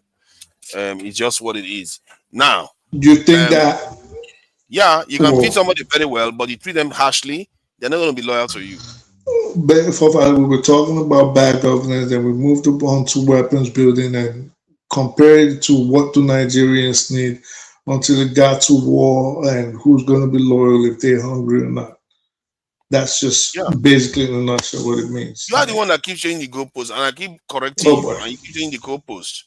You literally change it to this thing. If somebody is hungry, they are not going to be loyal to you. And I'm correcting you and saying it's not only that condition. basically nobody's going to fight for you. You keep treating them badly. Why would they fight for you? My point is, the original point that I was making was that people can still fight for their nation even when they are not well fed, but they're not going to be able to physically perform optimally. Historically, there are cases where people have fought even when there's very little rations remaining. They are basically starving, basically, in the battlefield, but they kept fighting until proper supplies showed up again.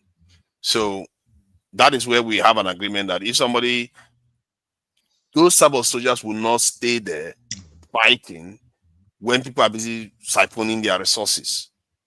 And the people that are siphoning their resources, they know those guys are chilling out in large restaurants and large hotels. Their children have properties overseas.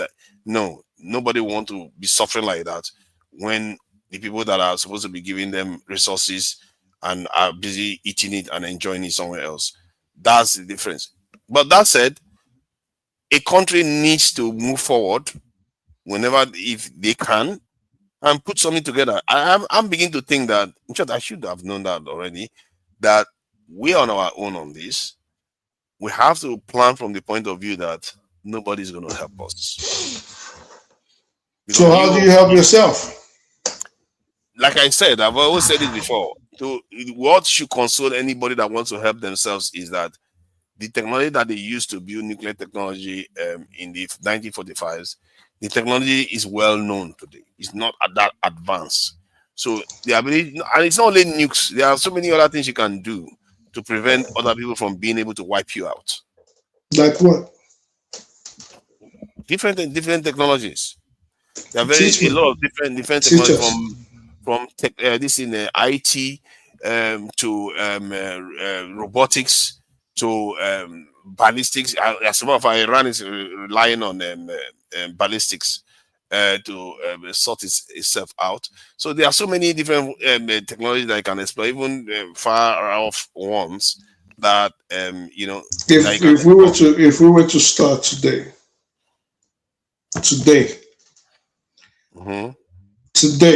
when do you think Nigeria could reasonably create its own ballistic missiles that could be put to use in action during the war?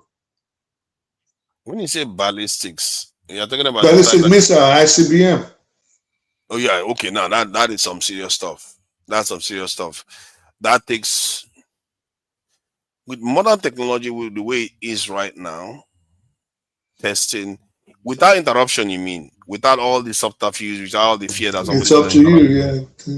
If you are looking at it, if you are looking at like a straight-on project, and you have to learn your way through it and build those things, 5-10 years, you'll be there. But in reality, they will try to prevent you from advancing as quickly as Have you ever heard of the Ajaokuta Steel Complex? Okay, now you are putting it on Nigeria. I thought you asked a question that is not linked to Nigeria. Of course I asked about Nigeria. Yeah, but you should have included Nigeria now in your I question. did say Nigeria. Okay, in the context of Nigeria. Okay, if you say, okay, if you want to say Nigeria, say I'm in charge. If I'm in charge, if I'm not in charge, zero. It's not going to happen. Like under this government. All right, you're in charge today. How long do you think you're going to get to take for Nigeria to get its own ICBM? At least 500. So I can understand. Oh. Hey, if it was someone like me that was in charge 10 years at most, you'll be there. You'll be there in 10 years. Like you're going to mold it in your kitchen or? You're making it look like it's such an advanced technology. I don't understand. In your mind, it looks like it's very, very advanced. I think that's in your mind, not in my mind. Oh, God. See, you might like to think that ballistic missiles are very, very like big. The size is crazy. That is true. They are very heavy. The fuel requirement is quite significant. But to say that it's an impossible this in engineering, I think it just shows that we like some of us, don't. No, I'm saying Africa. I'm saying Nigeria is not technologically. Local P. Local P was issuing threats 10 yesterday. years, I will That's do what I'm it. saying. I will be able to Local P develop Alpha, bro. intercontinental ballistic missiles in 10 years if I was the leader of a country like Nigeria. Well before 10 years, I might even succeed. How you gonna do it though? That's what I'm saying. I'm talking about a country that will be undergoing technological revolution where everything that they're doing is focusing on technology and security, and a country that will be focusing in terms of advancing the missile technology as fast as possible, because the idea is to be able to get involved into the space race too. So to build a spaceport and a rocket, how much is it? Barely 2 billion. You can do that, and it's crazy that Nigerians haven't even done that. So it just begs the question: why are we Because not you don't have the technology.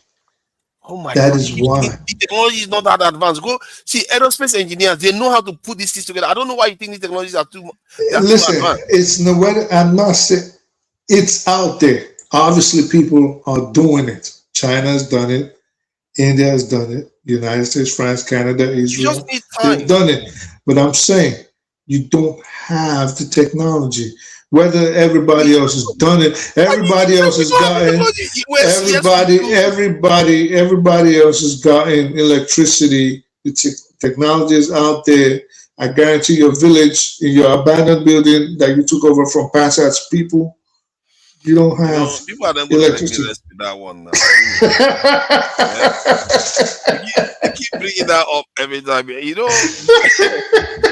People are not going to let me rest with that statement. I should never have shared that. Everybody, you know how many times I've had that statement?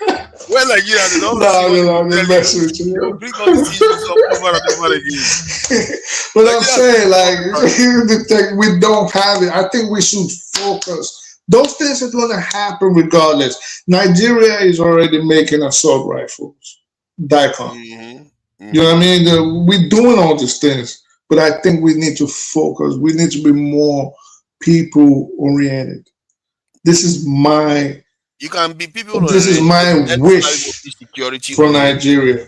Right. If you are people oriented, you're just going to ensure their destruction. If you are people oriented, you are going to build them. You are going to protect them. We can do it in tandem. Exactly. All these things can happen in tandem. It has to happen because once you have something to protect, you have no choice. To be fair, I don't know why you think I thought about it the other way. Of course, I'm going to be people oriented. Because the whole point is to protect every strand of hair on every. My standard is that high. You have to protect every strand of hair in every Nigerian's head, so that they can be able. The way I look at it is that so that they can be able to come out in the middle of the night in any part of the country and feel safe. That is the standard you have to set. If you exactly. Listen, there's something Nigeria is doing now, and I'm like, and if Nigerian government officials. If you're watching, I don't mean to insult you guys because I know Nigeria lays a lot of emphasis on age and respect, but it's a bunch of dummies in charge. Yep. A bunch of dummies. Listen, at this point, the propaganda machine, like what is the Minister for Information doing? Voila. At this, what are you doing? You're supposed to be showing Nigerians, for example, the hypocrisy of Western nations. Wow, I thought you were the one that was saying that they should just play along. When did I say that? Are you serious or are you smoking something? You said that if they acted out of line, they will be in jail, like Maduro. Was it not you? Am I having an out of body experience? Yeah, you need to whatever you smoked, you need to stop it. You just told me that if Tinubu had acted like he didn't, if he antagonized, that wasn't that. I told you have a comprehension problem. What I said was, again, hear me out. What I said was, in a situation like that, you're not going to gain anything by trying to escalate. That's as opposed to your claim that I said they have to fall in line. I said you don't have to escalate. You can wait for things to die down. You don't have to start instigating violence because this is what they want. Of That course, was what I said. why would you instigate So violence? you don't. So you're not going to You're go. saying it not escalate, but you can just stay calm. You can ignore. What do the Chinese mostly do? Yeah, but The Chinese what you are mostly advising now? What you're advising now to make them look bad by saying the Ebola should be able to, show the hypocrisy of the situation to the nation, internally. Yes, you have to keep showing. There's tons of programs you can get all over social media. Tons of people you can interview that have the same viewpoint. People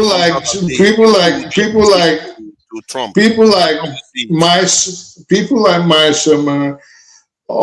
Scott Peters, all this kind of people, you can have them on programs. You can make sure you keep putting it in people's minds that these are the people that supposedly are coming to save you. They are not. You don't have to basically say, but you keep putting all this propaganda where you have to work on people's minds. So you have to work on people's minds, and in the Nigerian state, we have seen that they tend not to do that, and they leave a lot of things to happenstance. You have to be proactive.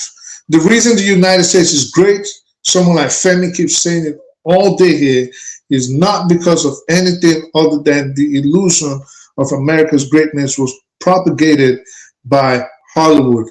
For example, Julian Assange, his latest interview about 2 days ago, is about how a movie is coming out about him and how they're fashioning him to be a bad guy, but he was pointing out things that American intelligence puts into movies, like Farsi and a bomb design, and Iranians being the bomb designers, things like that. So you have to work on the minds of the people. Nigeria does not seem to do that. All right. And one of so let me bring I speak the truth. Local P. Yeah, Local P on, and this one, today I've been very good, Local P. See, I didn't wait so long for you to speak. Welcome, and thank you for joining us this Sunday morning. So what do you make of this Maduro thing? Are you busy probably working, minding your own business, and only to find that they go and grab Maduro from his wherever he was chilling out. What do you make of it?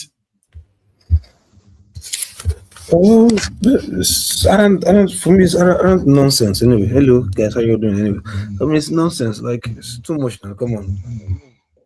If for whatever reason you say you're bringing them in, drugs, whatever, I mean, they can't be working outside at the same time working inside. They're working with somebody who is part of you guys that is inside. So I think it's better for you to work on the inside. But this time it has nothing to do with drugs, because you just went and captured a sitting president. Like, I don't understand. Are we fighting war? Or we just throw bomb and next thing you capture me for what? As in holding me for what now? What are you holding me for? What did I do? Like, am I the one who is sending the drugs to your country? There's cartels or whatever. If you think I'm not doing enough to sanitize my country, how is that an issue that you have to come and send your men to come and capture me for what? Like, I mean, those are war crimes now. Come on. Those are war crimes. Because you think you are the big bully and nobody can talk to you, they will come. Before you know, they will use this kind of people that you think that you can oppress. Your enemy will use them against you before you know. Checkmate. Yeah. Before you lose checkmate, because you're supposed to keep the people who you think are your enemies or the weaker ones around you. Keep them close, protect them, because those are the ones that your enemy from far or whatever can use against you easily. You think because some people just keep quiet and no, okay, don't worry. They are waiting for you to, go off guard. Like, oh, okay, they think they're in America. Okay, no problem. Now they've got enemies within the Americas. So, okay, what do? Let's use one of them, make it our whatever, and get off rid of this baby giant. that thinks he can oppress anybody whenever. His mate is there. You should try rubbish with no matter. I think what what's it called? Russia and China has been doing since. Why would they have the ball to even sanction or not even sanction themselves? Throw one or two bullets through there and wait for the repercussion because they know this one cannot do anything. You can beat him left and right, black and blue. Nobody will do anything, and yet because no matter what it does, okay, the UK has renounced the US anyway for what they did. That they are not in support, that they are not part of what the US did, not in support at all. So, But the UK and France went and attacked Syria this evening, though. You can for whatever reason. Not the attack is not the issue now. I'm talking about like you capturing people within your territory. You can go and do Syria. Syria is not in your continent. Syria is not in your. There's nobody can use Syria, compromise Syria to attack the United Kingdom or France. It's not possible. Two different continents. But in this case, you are using somebody within your own continent. It's oppressing somebody within your own continent that is not a stone throw from you. Like, come on, man. If your neighbors around you are not happy with you, why don't you can't you think that they will be the one to be the first, to compromise the security in that area? They don't care.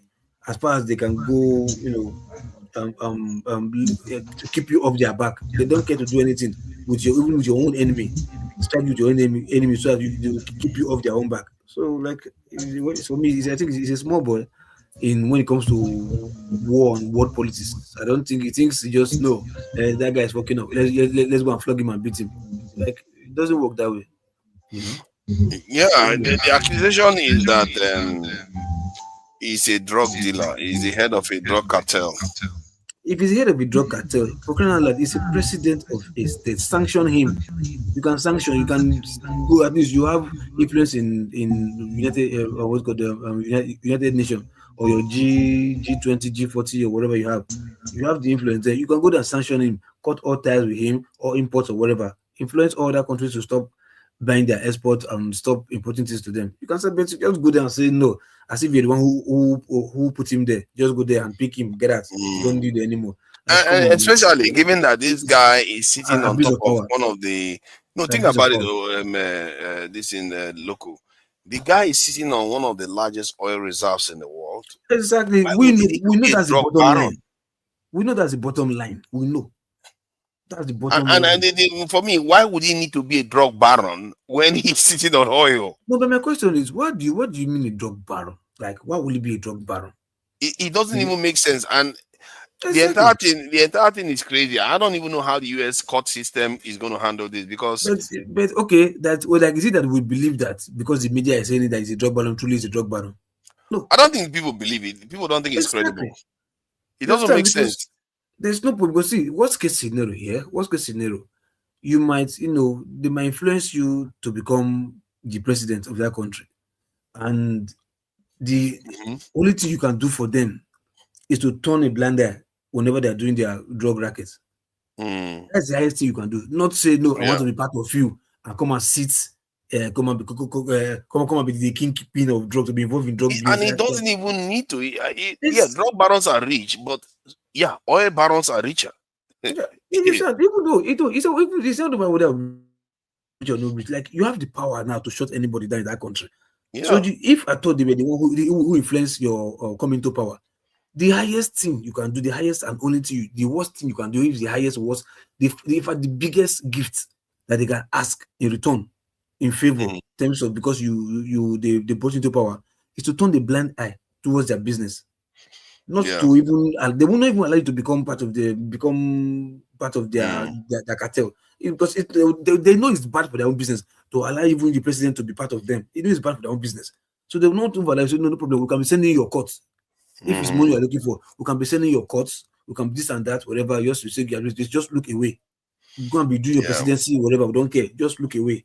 That's the only thing that I fear that if America doesn't have any evidence for this, then what are they going to do?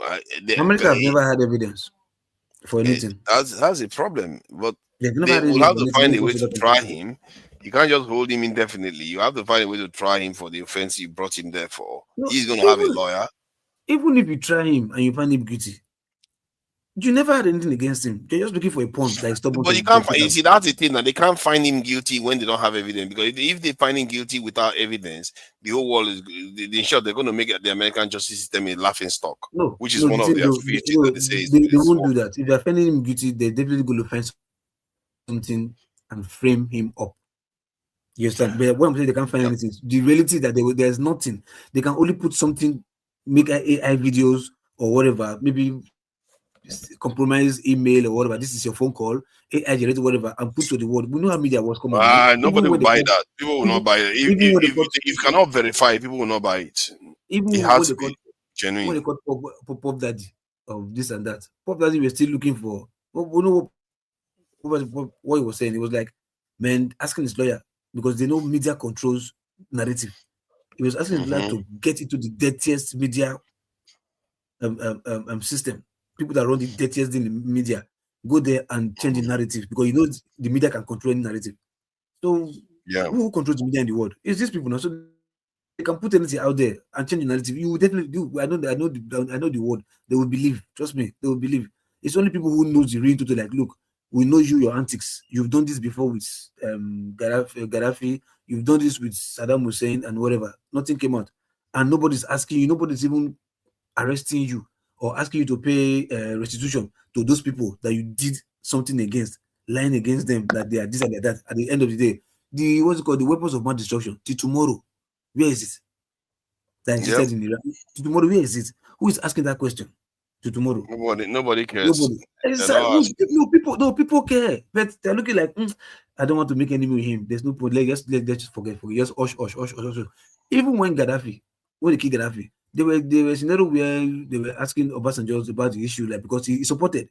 You understand? Obasanjo was doing hush. He don't pass. Let bag on be bag on this and that. Because you know the truth. That you joined them, you lied against your own brother here. You supported them because of your own benefit, and they got him killed. They got him kicked out. They got him killed. After the whole thing came out, and they're asking you, look at what happened now. Okay, what is the benefit of what you supported to do now? All the OU, whatever they were doing, hush. No, don't worry, it's past. And forget. Let bag up. That's what they're doing. Same thing with Saddam Hussein. The same thing. Asking me questions is only every time the Americans speak about every other person. There are people from the East that use it. They ask journalists, come till tomorrow. Where is this weapons of mass destruction? Has America opened up to say we are sorry for lying to the world till tomorrow? They didn't say they have not even come and owned up that they made a mistake. They never did for once. But still, nobody asked them anything. They just, come on. So all this, like, making your mistake, doing your stuff, because it's America and everybody trades in dollars, or everybody has a stake in dollars, and everybody has maybe stolen wealth or whatever in dollars. You understand? So if these people decide to seize your dollar or whatever, that means they become poor. So because of that, let's just keep quiet, because you know our wealth are in dollars. So if you talk too much now, they remove the dollars, you become broke. So let's just keep quiet and allow everything to be in dollars so that we still remain relevant. So it's just like I said, it's chess game, it's politics. Like, just people are so blind because of your hunger, hustle, bills payments, planning for your future. You just sometimes want to look away from all this. Not that it's not there, it's there. You know. So thank you. I felt very bad. It happened. Like, this is nonsense. When will all these things stop? Because if you don't speak about it, it will get to a time where they will not be the one to be like, I don't like the way your face look. One season. I don't like the way you are like this. One season. What are you doing? Like this head of drug? The which drug? Cocaine. Cocaine still sell for America. Is cocaine still selling in America? I'm not even sure. I think amphetamine is the one going on. Exactly. It's small way you talk about cocaine that cocaine is bad business for anybody, because the hassle is too much. We're thinking of small, like, as they have AI in IT right now, so they have AI in drugs. Fentanyl is like AI in drugs, like little whatever spreads. You can smuggle is very like invisible drug, whatever. You understand? It's there, spread like whatever. Go to it was one documentary I was watching in Philadelphia. Nearly a whole city shut down with drugs, as in everybody there is drug addict. Everybody is, as in, when you see, like, everybody just be standing on the street like a zombie, just there, just standing like a zombie. Where is that drug coming from? Do you think they don't know where that drug is coming from? They know where it's coming from now. Go and talk to them now. You are afraid. It's only one. Somebody think that he's doing cocaine. How many percent is what is cocaine? What is it? Cocaine, they say. Cocaine can only sell in Africa. Yeah, they can afford this Africa. That's where cocaine can sell. Not in America now. America don't upgrade for the drug matter today. So it's just so Thank you for coming in. I want to round up. You came in a bit late. Today there's going to be another show anyway later on. This in today. Thank you for coming in. Let me greet Mino Levision. Thank you, Macanelli. Thank you, Dan Azaya. Today, it's all right. People didn't donate today. I will let you get away with it because people have spent all your money on New Year party and everything. So it's okay. I also noticed that they donated a lot in Dr. Damage's session. So that is good. So I'm not going to complain too much.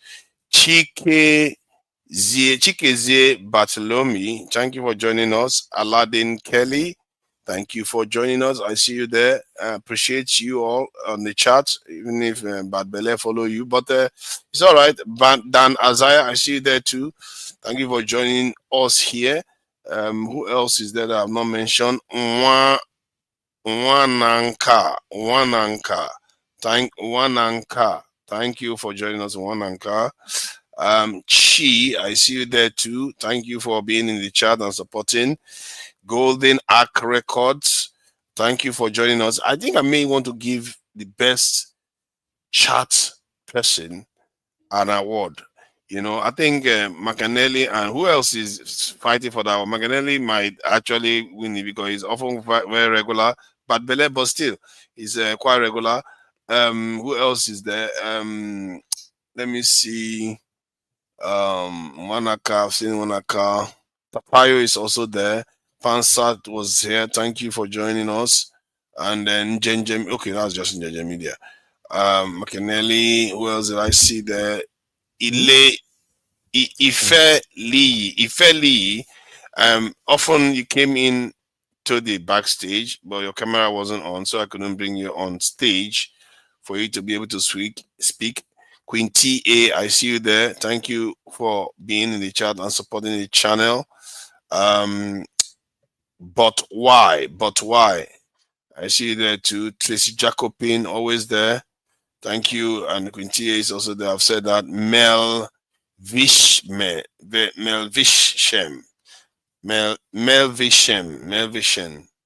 Thank you for joining us, Mel Vishem. That sounds like a Jewish name, actually. Mel Vishem.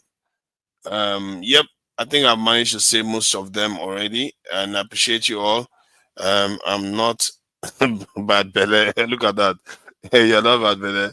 So yeah, I probably will give somebody an award for being a very, very, just to motivate the chat people not to be so abusive of me, particularly me. So you can't don't be abusing me too much. It's just this type of abuse is just getting out of control. And so I'll find a way to give you guys an award to just keep you guys a little bit more, less wild, not be coming after me regularly. All right. So I didn't have enough time to put the Yoruba culture bits together. I'm going to look to do that tomorrow or today, later on today. But I'm just going to play a short one that will just, send us off for today. But we are going to carry on very, very short. One lady singing, and for today while I close out. So till next time, I'll catch you guys. Bye.